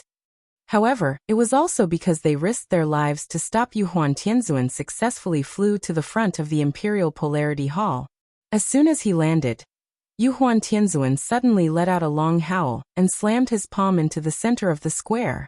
In an instant, the entire floating island trembled violently. Feeling the tremors from Dragon Head Peak, Yu Huan Tianzuan couldn't help but tremble with excitement. After tens of thousands of years of silence, the array pattern that the Divine Ancestor personally engraved on the square finally showed its brilliance to the world. Divine Ancestor above.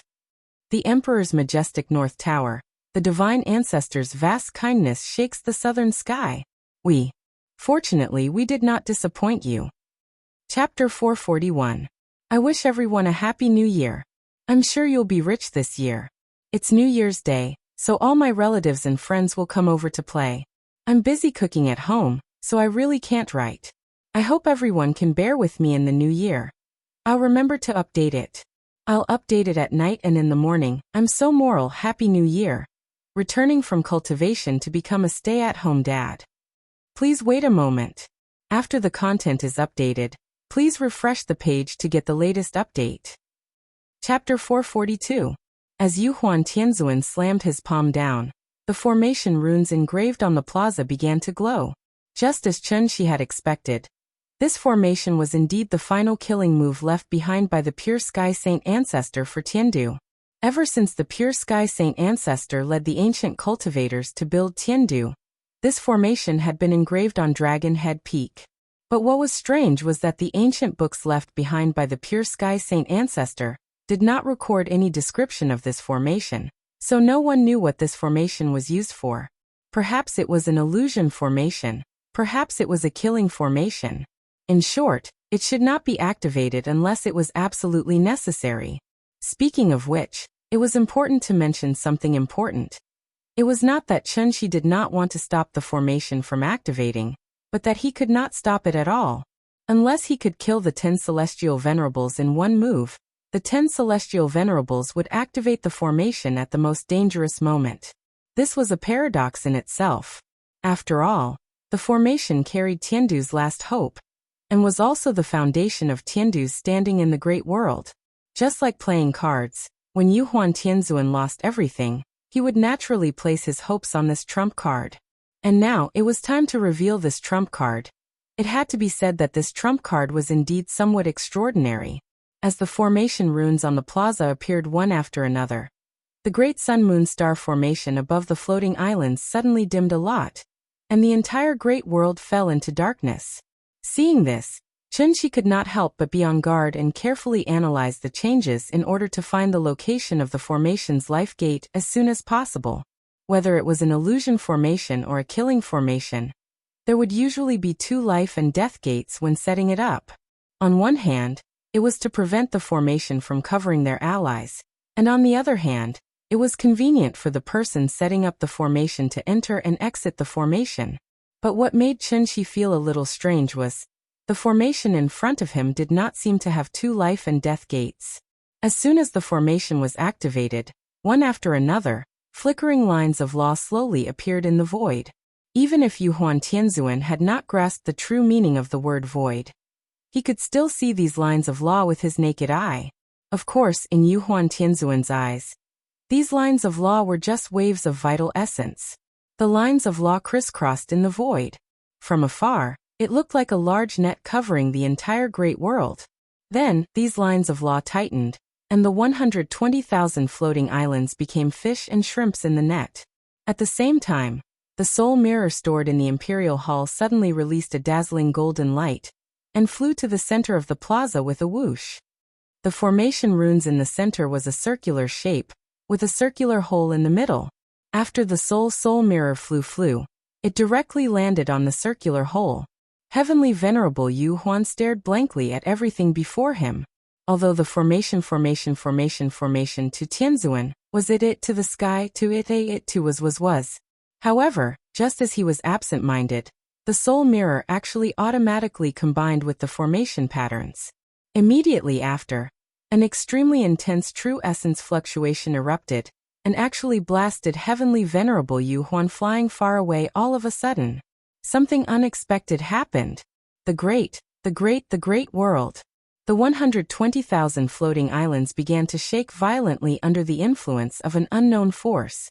The spirit energy on the floating islands originated from the dragon veins on the various islands, but now, these dragon veins were like a volcanic eruption, gushing out and gathering at the peak of Dragon Head Peak. The spirit energy surged crazily in one place, and for a moment, it caused an unprecedented spirit energy tide in the great world. Seeing this, Chunshi no longer cared about snatching the soul mirror, and turned to leave the center of the storm that had yet to form. But what he didn't expect was, even though he had already stepped into the insightful emptiness realm, he was still like a 3-year-old child in front of the Grand Pure One's laws. He couldn't use brute force to tear open this gradually tightening net. The inescapable net formed by the lines of law tightened, and the 120,000 floating islands gathered in one place.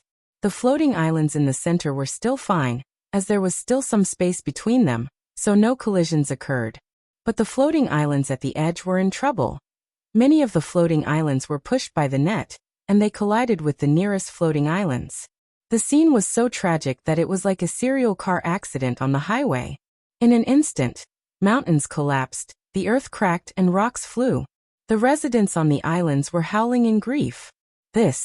After seeing the tragic situation at the periphery of the floating islands, Yuhuan Tianzuan felt a chill run down his back, and his heart was filled with inexplicable fear.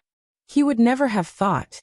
The formation left behind by the Grand Pure One was not to defend against enemies, but to destroy Heaven Capital's foundation. Grand Pure One. Could this be the last hope you left for Heaven Capital? Hope? Ha ha ha ha ha. Seeing the floating islands in the distance continuously colliding and sinking, Yuhuan Tianzuan was filled with despair. He wanted to use this opportunity to turn the tables, but who would have thought the result would be like this? After receiving such a blow, Yuhuan Tianzuan suddenly seemed to have gone crazy, and he couldn't help but sit at the edge of the square and laugh wildly. Unlike Yuhuan Tianzuan's despair, Chunxi seemed to have realized the crux of the matter. Thus, he immediately turned and rushed toward the soul mirror in the center of the square, and at the same time, he slashed out with his sword in an attempt to destroy it. Chunxi had used 10% of his strength in this attack. But after he slashed out, the soul mirror embedded in the center of the square was like a black hole, and it almost instantly swallowed up the sword light. Even a stone thrown into the water would cause a splash, but Chunxi's sword light did not even cause a ripple. Seeing this, Chunxi did not panic. Instead, he continued to slash at the soul mirror, trying to forcibly stop the formation's operation. But no matter how many times he slashed, the result was the same. As soon as the sword light approached the soul mirror, it seemed to be affected by something and was directly swallowed up by the soul mirror. It did not even cause the slightest movement, and it disappeared without a trace. And just as Chunxi was thinking about how to destroy the formation patterns in the square suddenly emitted a faint energy fluctuation like an energy cannon that had been fully charged. Chunxi sensed that something was wrong. Just as he was about to take a closer look, the soul mirror in the center of the square suddenly emitted a blinding light. The light was so strong that it was not inferior to the sun. Chunxi subconsciously blinked. But at this moment, an extremely strong gravitational force suddenly came from where the soul mirror was. Chunxi was caught off guard, and was directly pulled to the ground by this gravitational force. At the same time, all the floating islands that were enveloped by the light were like space stations that had lost control, and were rapidly flying toward the center of the light. Chapter 443. A beam of light suddenly shot out from Dragon Head Peak, followed by an extremely powerful gravitational force. This gravitational force was so strong that it could even drag Chunxi down from the sky, let alone other objects in the great world. No one or object could resist this powerful gravitational force. It seemed to have combined all the spiritual energy in the great world. The moment the light appeared, it pulled all 120,000 floating islands to the vicinity of Dragon Head Peak. The scene was so spectacular that it could be described as hundreds of barges and thousands of sails competing. One after another, the floating islands collided in the void. Each collision would set off an earth-shattering boom, accompanied by the cries and wails of countless living beings.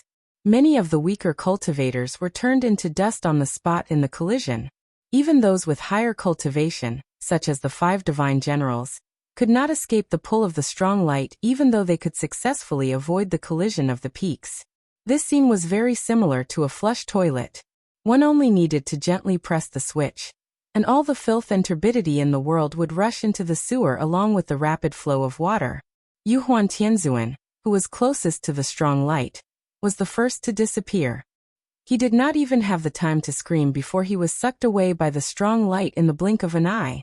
Immediately after, the Imperial Extreme Hall also turned into thousands of dust and debris and disappeared into the strong light. Then the flowers, trees, sand, and stones on Dragon Head Peak, whether it was birds, beasts, divine generals, or star lords, as long as they were enveloped by the strong light, they would be instantly sucked in and completely disappear. This strong light was like a white hole, crazily devouring everything in the great world. After swallowing Dragon Head Peak, it began to devour the surrounding floating islands, as if it would never be full. Chunxi bitterly resisted the strong gravitational force brought about by the strong light. He looked back at the square and found that it had completely turned into a white sphere of light. The strong light came from the central region of this sphere of light, and there was a strange black region at the edge of the sphere that looked like a ribbon in the void. In any case, Chunxi was someone who had seen big scenes. Therefore, after seeing such a scene, a term immediately popped up in his mind: a white hole. One must know that in the vast universe, In addition to the black hole that could even swallow light, there was also an existence with a completely opposite nature. This was the white hole. To put it simply, if the black hole was the entrance to a certain space, then the white hole would be the exit of this space. The black hole was responsible for swallowing, while the white hole was responsible for spitting. Once the Grand Pure Saint Ancestor's Sun-Moon star formation was activated, all the objects in the large world would be gradually wrapped up in an inescapable net and stuffed into a white hole. Then, through the white hole, these objects would be sent to another unknown world. Chen-Shi didn't want to be sent to some strange place again. Therefore, when he realized the true function of the formation, he used all his strength and began to struggle madly.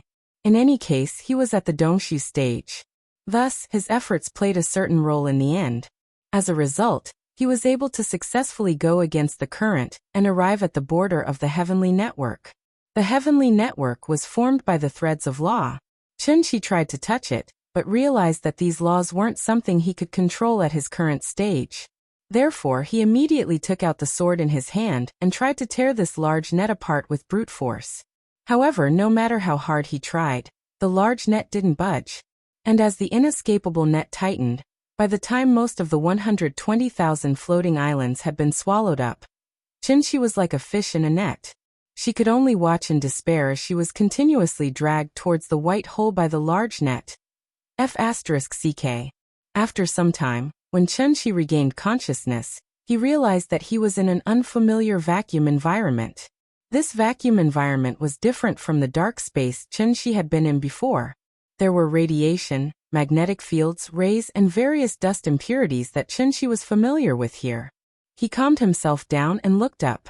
To his surprise, there was a gigantic planet beside him. Chen-Shi was shocked. He immediately flew out of the rubble and came to the star belt of this planet. Earthlings grew up looking at pictures of the 8 major planets in the solar system. Thus, Chen-Shi recognized it at a glance. This gigantic planet with a ring around it was none other than Saturn. Had he returned to the solar system?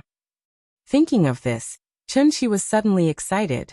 He quickly flew out of the star belt and went straight to the periphery of Saturn.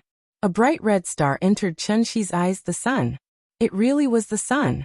The final trump card that the Taiching ancestor left for Heaven Capital was actually a teleportation array that led directly to the solar system. Chen-Shi looked back and saw that the 120,000 floating islands had all turned into ruins and were completely merged into Saturn's star belt. Yuhuan Tianzuan's aura was still there. Except for Taihua and the other 2 who were killed by Chen-Shi, the auras of the remaining 7 heavenly venerables were still there. They did not die because of the activation of the array. However, while the 10 heavenly venerables were fine, the residents of the great world were in trouble. Only those whose cultivation had reached the golden core stage and above could maintain their vitality in the universe and luckily escape this disaster. However, even in Heaven Capital, there were only a few people whose cultivation had reached the golden core stage and above. As for those unlucky people whose cultivation had not reached the golden core stage, right now, they had already turned into ice-cold corpses one after another. There was no pain or wailing. Just like that, they died peacefully the moment the array was activated. There were at least tens of millions of them. Seeing this, even Chen-Shi, who had long been accustomed to death, could not help but feel sad at this moment. After this battle, the vitality of the ancient cultivators was greatly damaged. It also almost shook the foundation of Heaven Capital that had been passed down for tens of thousands of years. Chen-Shi originally only wanted to go to the Great World to find the Soul Mirror and use it to get Ying back. Who would have thought that this trip would be so complicated? Perhaps, the Taiching ancestor had considered the instability of the Great World from the beginning, so he deliberately left behind such an arrangement of cutting off the tail to survive and abandoning the rook to save the king. After all, Earth was their home and where their roots lay. Chen-Shi's cultivation was the highest, so he woke up the fastest. Thus, he quietly floated in the void and began to seriously consider the next problem of how to deal with the aftermath. Right now, the core strength of Heaven Capital was gathered in the solar system.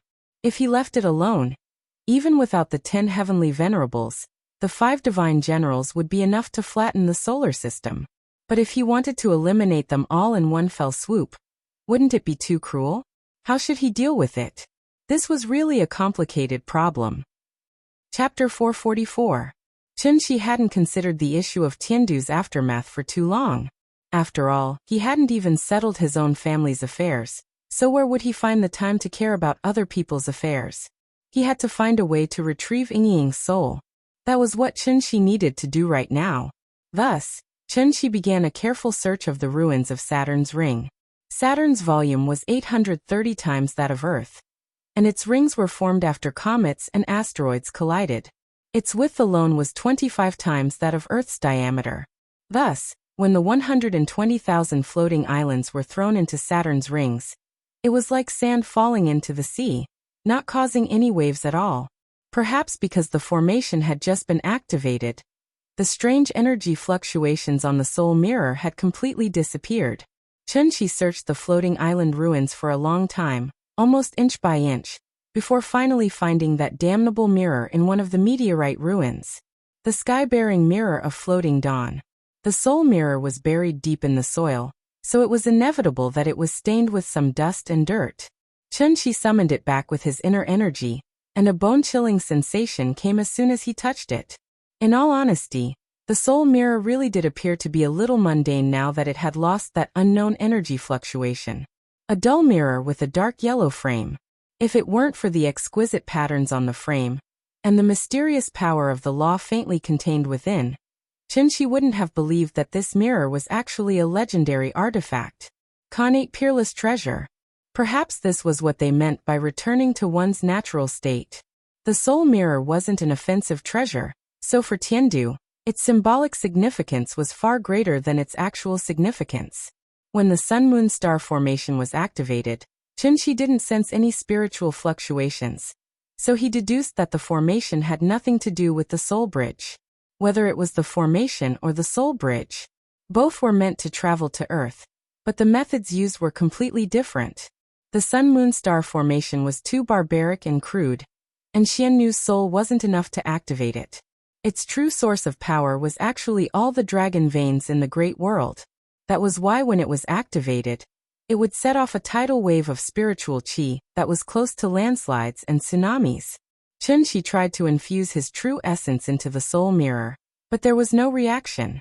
Thus, after a moment of hesitation, he separated a strand of his spirit from his heart aperture and carefully poured it into the soul mirror. Chunxi was already cautious enough.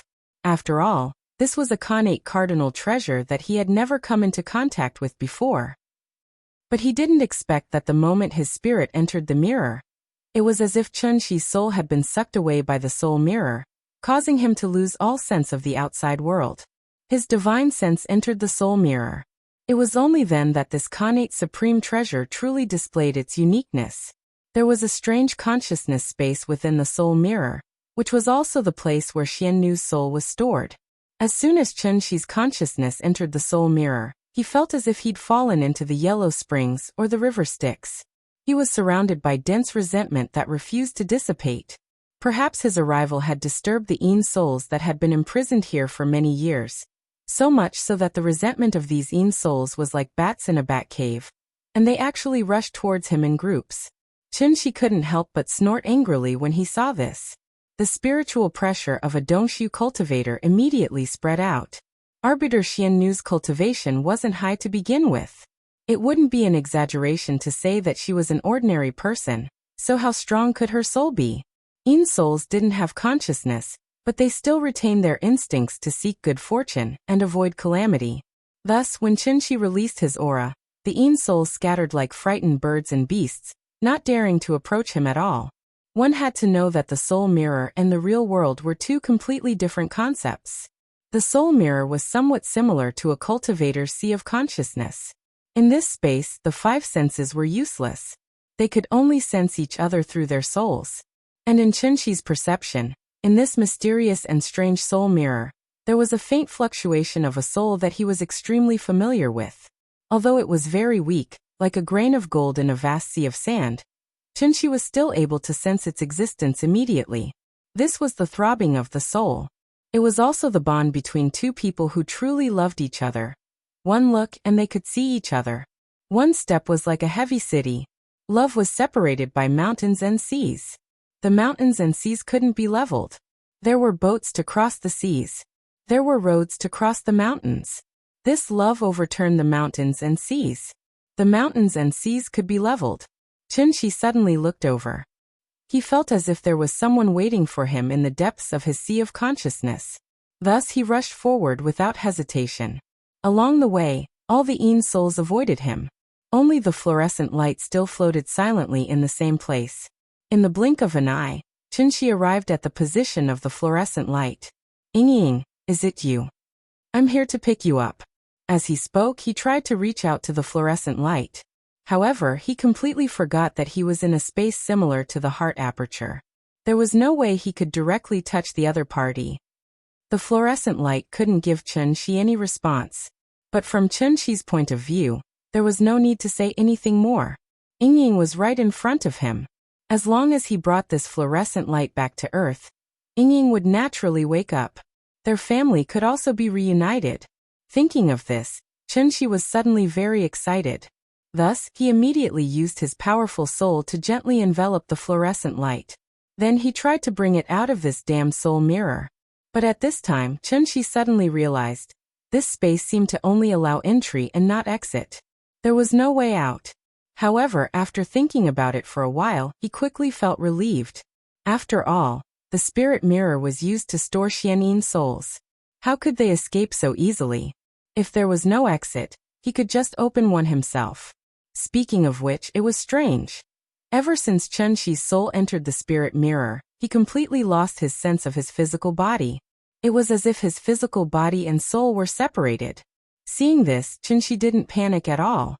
At this moment, he had already stepped into the paradise void stage and had grasped the essence of the word void. It was just an ownerless object. So what if it was a Khanate cardinal treasure? Could it be that they could really trap him to death here? Thus, Chunshi immediately abandoned all distracting thoughts and tried to establish a connection with his physical body. Perhaps it was his efforts that had worked. Not long after that, the physical body that he had left on the outskirts of Saturn sat down in midair with its legs crossed as if it were an electrified robot. At the same time, it began to inject its own energy into the soul mirror.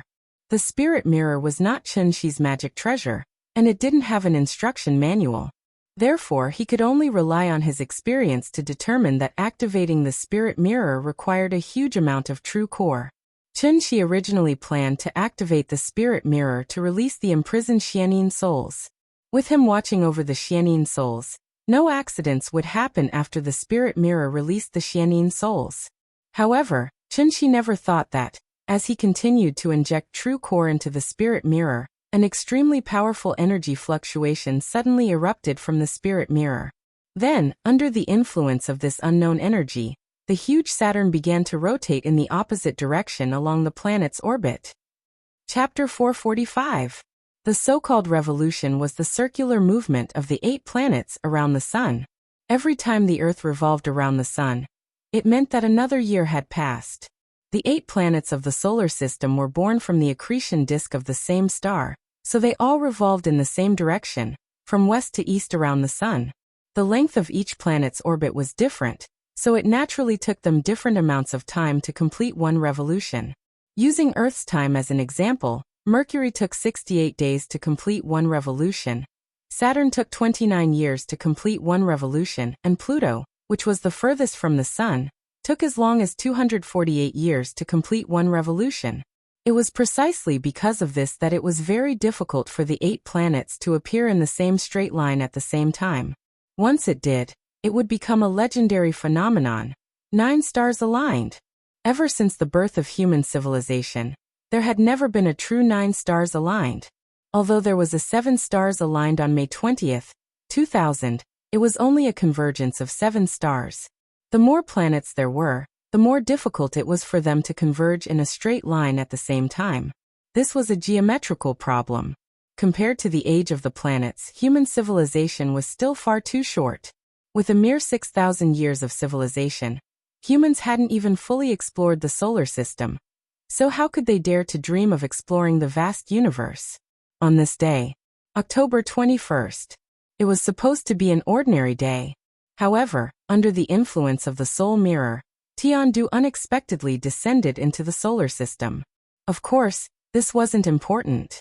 What was important was, after going through untold hardships, Chunxi finally obtained the soul mirror he yearned for day and night. Because of this, he also found Ying's long-lost soul. However, what he didn't expect was, in the instant that he activated the soul mirror and attempted to release the Yin spirits within, the soul mirror didn't activate as he had imagined. Instead, it suddenly erupted with an extremely powerful and unknown force. This force was so strong that it even pushed Saturn, which was revolving in its orbit, to rotate in the opposite direction. Chunxi sensed that something was amiss in the outside world. Just as he was feeling a little puzzled, an extremely powerful tremor also appeared within the soul mirror. It was like a bottle of water being violently shaken in someone's hand, and the thousands of Yin spirits within the bottle were instantly sent flying in all directions. Chunxi hastily protected Qin Ruoying's divine soul. However, immediately thereafter, his soul was instantly dragged out of the soul mirror by a burst of invisible power, as if it were a small boat caught in a whirlpool. After his soul returned to his body, Chunxi suddenly opened his eyes. He lowered his head and saw that the soul mirror was still in his hands. However, the previously dull surface of the mirror now faintly rippled with circles of ripples. Seeing this, Chunxi was shocked and quickly withdrew his true essence. He withdrew his true essence. But unfortunately, however, the soul mirror continued to operate. At this moment, Chunxi suddenly realized, in addition to Saturn, even Jupiter, Mars, Neptune, and Uranus began to rotate in the opposite direction under the influence of this unknown force. Among them, Venus and Mercury, which were closer to the Sun, suddenly accelerated their revolutions and converged with the Earth in a straight line. With the exception of Earth, the 8 planets all changed their respective orbital speeds and directions, converging into a straight line at a speed visible to the naked eye. In an instant, the alignment of 9 stars, a sudden phenomenon. After 10,000 years, this peerless formation set up by the Taiching divine ancestor was finally revealed to the world in its entirety.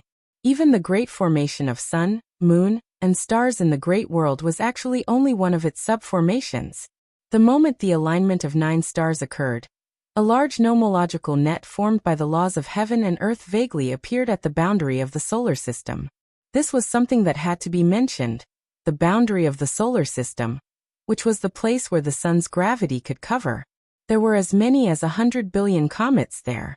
These comets were gathered together by the sun's gravity, thus forming a spherical cloud, which was also known as the Oort cloud by scientists. If one were to look at it in another way, the Oort cloud could be seen as the atmosphere, and the comets within it could be seen as droplets of water vapor in the atmosphere. The moment the nomological net appeared, Chunxi was completely stunned. This large net was somewhat similar to the inescapable net in the great world, but it contained nomological attributes that Chunxi could not understand at all. One had to know that Chunxi had already stepped into the insightful void realm. However, when he saw this scene, he still felt a sense of loss and helplessness in his heart. It was like a primary school student trying to solve a calculus problem in university mathematics. The moment he saw those densely packed numbers and symbols, Chunxi was completely stunned. These were all left behind by the Taiching divine ancestor. The solar system was not like the great world. The area of 120,000 floating islands added together was at most equivalent to the area of Asia. But what about the solar system? Even if one flew at the speed of light, it would take an entire year to fly to the boundary of the solar system. And this was only the radius of the solar system. The more you know, the more you can recognize your own insignificance. To the current Chunxi, this sentence had become the supreme truth. At that moment, Chunxi even began to suspect, had he returned to Earth from heavenly spiral? Before he had reached the insightful void realm, he naturally could not see the nomological imprints at the boundary of the solar system. And it was precisely because he could not see these nomological imprints that he, who was only at the soul formation stage, could fly into the solar system without any hindrance and then return to Earth without any hindrance. Now that he thought about it, Chunxi's heart was suddenly filled with a creepy feeling. It was too terrifying. He did not even know how he came back. He had originally thought that he would be able to roam the universe freely after reaching the soul formation stage. Who would have thought? Even in the periphery of a mere solar system, there was such a shocking net of laws.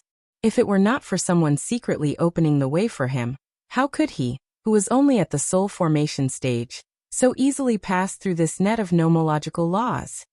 Everyone would more or less suffer from paranoia, and Chunshi was no exception. He was afraid. Although he did not know the true use of this net of nomological laws, Chunshi could still sense the supreme power contained in it, as long as he used his heart to feel it. This was an absolute power that was above the insightful void stage, and even the Tao integration stage. Perhaps only true immortals who had experienced the great tribulation of heaven and earth could control it. With this in mind, Chunshi felt as if the soul mirror in his hand was a hot potato that he could not throw away even if he wanted to. And it was very hot in his hand, but if he continued to use the soul mirror, Chunshi would not dare to do so even if he had 100 guts. After all, Ying's soul was still inside. Who knew how many secrets were hidden in this broken mirror? What if he caused some kind of trouble? What should he do then? Chunshi was stunned as he looked at the spectacular 9-star alignment in front of him. Chapter 446. With scruples in their hearts, they were no longer fearless. Most young people looked down on those mediocre middle-aged people. Little did they know that these middle-aged people were just like them back then. Fearless in life and fearless in death. Chunshi's fear did not originate from his heart, but from the outside world. This was because he had already become a middle-aged man from a young age. He had a lover, a child, and a family of his own. He was the sky of this family, the umbrella of this family, and the pillar of this family. So shouldn't he be afraid?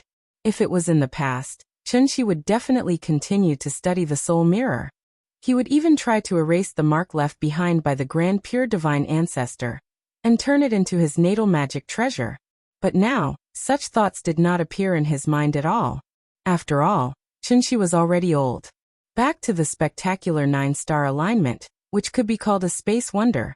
Under the push of the soul mirror, the 9 planets quickly converged into a straight line. From afar, it looked like a cannon was in place and ready to fire at any time. The 9-star alignment lasted for about 2 minutes. During these 2 minutes, Chunshi's mood was as tense as a string. He was afraid that the 9-star alignment would affect Earth, so he raised his essence, energy, and spirit to the highest point early on. If anything strange happened next, Chunshi would rush back to Earth immediately and take away Nianyan, Ying, and everyone else he cared about. He might not be able to stop the 9-star alignment, but it would not be easy to hurt his family in front of him. Chunshi had already prepared for the worst, but he did not expect. What happened next was completely different from what he had imagined. The 9-star alignment did not have any destructive impact on the solar system. The only thing that was affected was the large net of laws entrenched in the periphery of the solar system. He saw. The moment the 9 stars gathered, the large net that contained the unknown power of laws began to flicker faintly. If the 9-star alignment was a key, then the large net of laws was a door. All he needed to do was insert the key into the keyhole and twist it gently. This huge net of laws that had shrouded the solar system for over 10,000 years slowly loosened. The stars moved, and all living things were in the universe. The 9 stars returned to their positions, and the laws disappeared. After the invisible power from the soul mirror disappeared, the 8 planets and the degraded Pluto began to revolve in their original orbits. This rare spectacle of the 9 stars alignment was like an unreachable mirage. Apart from making Chunshi worry for a while, it didn't leave anything else behind. After a flash of white light, the soul mirror reverted back to its previous dull and lifeless state. At this moment, the large net of laws that made even Chunshi's heart palpitate completely vanished. Chunshi frowned as he looked at the distant Oat Nebula. That was the boundary of the solar system, and also the boundary between the solar system and the universe. He vaguely felt that he had accidentally triggered some sort of mechanism, so he could not help but want to go to the Oat Nebula to check it out. But after thinking about it, in the end, Chunshi suppressed the throbbing in his heart and flew toward Saturn's ring with the soul mirror in hand. The people from Celestial Capital were still unconscious. Once they woke up, these people would inevitably yearn for their former home, which would bring a huge impact to Earth. Chunshi did not want any external forces to interfere with the self-development of Earth's civilization, so he set up a large formation on Saturn's ring and imprisoned all the refugees from celestial capital in the formation. This was only a temporary measure. Ying had not woken up yet, and Nian was still waiting for him at home, so why would Chunshi waste too much time dealing with the refugees from celestial capital? It would not be too late to come back and clean up the mess in celestial capital after he dealt with the problems at home. Therefore, after hurriedly setting up the formation, Chunshi headed straight for Earth without looking back. Nian, I'm back. Chunshi did not know that at the same time he set off to return to Earth. Outside the distant Oat Nebula, a wooden boat was rushing into the Oat Nebula at an extremely fast speed. The Oat Nebula was made up of trillions of comets. Compared to it, the small wooden boat suddenly looked extremely small, like a microorganism under a microscope. Two teenagers of 15 or 16 years old sat on the boat. One of them sat at the bow, holding a magic weapon that looked like an oar in his hand. Every time the teenager waved the oar, the wooden boat would suddenly rush forward tens of thousands of miles in an extremely strange way. Changhua, what are you doing? The teenager sitting at the stern was busy cultivating, so he did not pay attention to the direction the wooden boat was heading. At this moment, he looked up and found that the surroundings were full of comets of different sizes. He was so scared that his face turned pale. He quickly grabbed the corner of the teenager's clothes and shouted, "This is the Tianshu ruins. Do you want to die? Turn around. Turn around. I don't want to die here with you." Hearing this, the teenager called Changhua seemed to have gone crazy. He did not care about his companion's dissuasion. Instead, he waved the oar in his hand wildly, so that the speed of the wooden boat instantly increased by 30%. Seeing this, the teenager sitting at the stern was not willing to wait for death. He immediately raised his hands and directly launched an attack at the teenager who was driving the boat. The boat of friendship really capsized so easily. Changhua seemed to have expected this. Seeing that his companion was attacking him, he did not panic at all. He directly used the oar as a weapon and fought back. The two of them were about the same age, so their cultivation was naturally similar. Therefore, while Changhua was dealing with his companion's attack, he still had time to laugh and said, "Yifei, didn't you always say that the universe is so big that although you can't see it all in your life, you have to set foot in 2 or 3 places? The Tianshu ruins are right in front of you. Don't you want to go in and have a look?" Hearing this, the teenager called Yifei's face turned cold. He said hatefully, "The Tianshu ruins is known as an ancient forbidden area.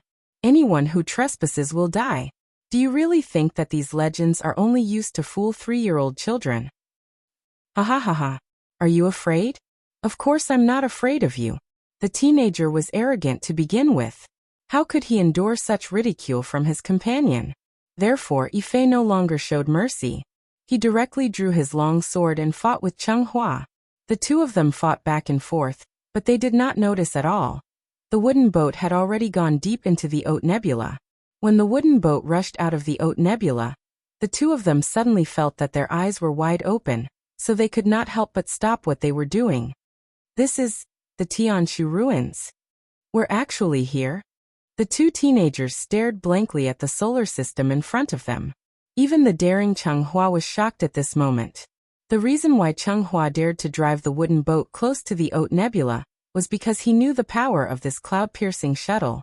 One had to know that this cloud-piercing shuttle was his father's most important treasure. It was personally made by a supreme being, and its speed was extremely fast. When the host was in danger, the cloud-piercing shuttle could even instantly turn into a defensive treasure to protect the host. This was also the reason why Changhua dared to go close to the Oat Nebula. He just wanted to scare Yifei. Who would have thought that the two of them would actually break into the legendary forbidden area without any hindrance? The Tianshu ruins. Chapter 447. Generosity should be rewarded, and arrogance should stop the youthful heart. According to Earth standards, Changhua and Yifei were still underage. However, relying on their extraordinary cultivation base, these two brats, who were still wet behind the ears, were actually more courageous than most people. They didn't understand how they could enter the Tianshu ruins so easily. However, after confirming that it really happened, even the cautious Ife didn't complain about going back. Instead, he became excited. The boat of friendship started moving again. The two youths squeezed at the front of the boat and watched the cloud-piercing shuttle enter the solar system at an extremely fast speed. There was no fear of the unknown in their eyes, only a strong yearning for the ancient legends. Chonghua, it's better to be careful. Rumor has it that the Tianshu ruins are the cultivation grounds of the ancient Almighty. Although there may be great opportunities hidden inside, there are also hidden dangers. Our cultivation levels are still low. Without this cloud-piercing shuttle, we wouldn't even be able to roam the stars freely. If there's some kind of formation on this planet, we'll probably die here today. As he spoke, Ife pointed at Pluto, which was not far away. Pluto was only 1/3 the size of the moon. From afar, it didn't give off any sense of visual oppression. Dwarf planets like Pluto were extremely common in the universe. However, Pluto was inside the Tianshu ruins.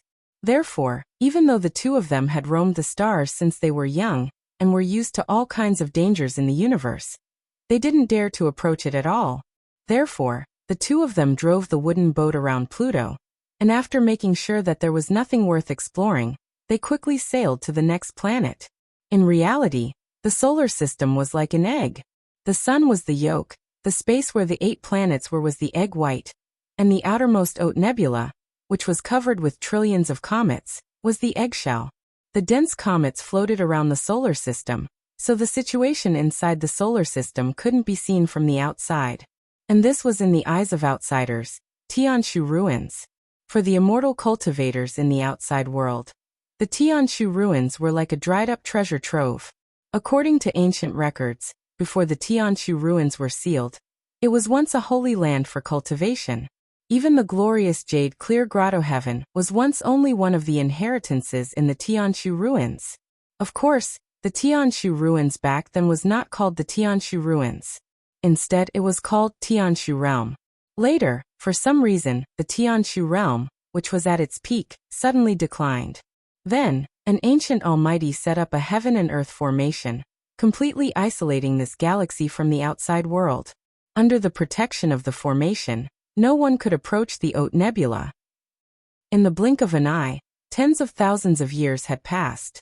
Everything about the Tianshu ruins gradually faded from people's minds as time passed. It wasn't until a few years ago that a brilliant genius appeared in the jade clear grotto heaven, that the Tianshu ruins returned to the public sight. This genius had cultivated for less than 1,000 years, but his cultivation had already stepped into the ranks of Empyrean. Because of this, he was known as the #1 cultivator below the Supreme Realm. He even had hopes of becoming the next Supreme Headmaster of the Jade Clear Grotto. But it was a pity, however, this young celestial lord was crazy for some unknown reason. He actually wanted to use the method of exploring the Tianshu ruins to make his name resound throughout the Supreme Palace enclosure. Yuan read. Yuan as in broken and ruined walls. Luoyang was known as the ancient capital of 13 dynasties, but after 2,000 years, it had become a third-tier city. The Tianshu ruins had been quiet for more than 2,000 years. Tens of thousands of years had passed. The immortal cultivators in the Supreme Palace enclosure had long forgotten its former glory. This Tianshu realm master wanted to use the Tianshu ruins as a stepping stone, but he never expected in front of the sun, moon and stars formation he was like a moth to a flame. He did not even cause a spark before he turned into a wisp of smoke and disappeared from the world. This was also the reason why no one dared to approach the Oat Nebula. The young man did not know the immensity of heaven and earth. He was not afraid of the slightest thing. Thus, the two daring brats piloted the cloud-piercing shuttle and hurried in the direction of Earth. Back to Chenxi. After imprisoning the people of Tiandu in Saturn's ring, he rushed back to Earth. Shangjing City, which he had not seen in a long time. The courtyard, which he had not seen in a long time. It was late autumn. The old locust tree in the courtyard had already shed its leaves. The withered leaves were piled up on the bluestone floor. When the autumn wind blew, a few leaves drifted out of the courtyard. It was not the courtyard that was deserted, but the people's hearts. Chenxi did not like this feeling. Thus he frowned and looked around the courtyard. After confirming that his restrictions were not damaged, he immediately waved his hand and used his supreme cultivation to forcefully reverse the flowering of the plants in the courtyard. In an instant, it was as if spring had returned to the earth. Hundreds of flowers bloomed. Even the old locust tree in the courtyard suddenly grew lush green leaves. Accompanied by the overflowing fragrance of the flowers, Chunxi strode toward the west wing. It was now 4 o'clock in the afternoon in Shangjing. Nianyan was not at home. Qin Yongyan and the big cat should be waiting for her at the school gate. Thus, in the huge courtyard, there was only a fish that could only roll its eyes all day long. Chunxi pushed open the door. Qin Ruoying's figure came into view. A year was enough time for the brand new quilt to be dyed a little dark yellow. However, it did not leave any trace on Qin Ruoying's face. She lay quietly on the bed as if she was asleep. Chunxi came to the bedside. After smoothing out her hair that was messed up by Nianyan, he gently held his lover's hand. "Ying, I'm back. I'm sorry. I've kept you waiting." As she spoke, Chunxi took out that damned broken mirror from her bosom. This was the first time he looked at a magic treasure so carefully. It was as if he was not looking at himself in the mirror, but Qin Ruoying in the mirror. This was a Khanate treasure. Not only did it involve the soul of Xiannu, but it also involved the great formation of sun and moon and stars. Thus, Chunxi did not dare to activate it lightly. He had found the soul mirror. Ying had not woken up yet. So what was he waiting for? Chunxi hesitated for a long time. Then, as if he had finally come to a decision, he gently kissed his lover's forehead. Then he silently sat cross-legged next to Qin Ruoying. He prepared to let his soul enter the soul mirror again. Then, like last time, he would imbue the soul mirror with vital essence in order to activate it. This time, whether it was the explosion of the sky or the 9-star alignment, he must bring Ying's soul out. Please remember the domain name of this book. 9 Heavens Divine Emperor Mobile Version Website.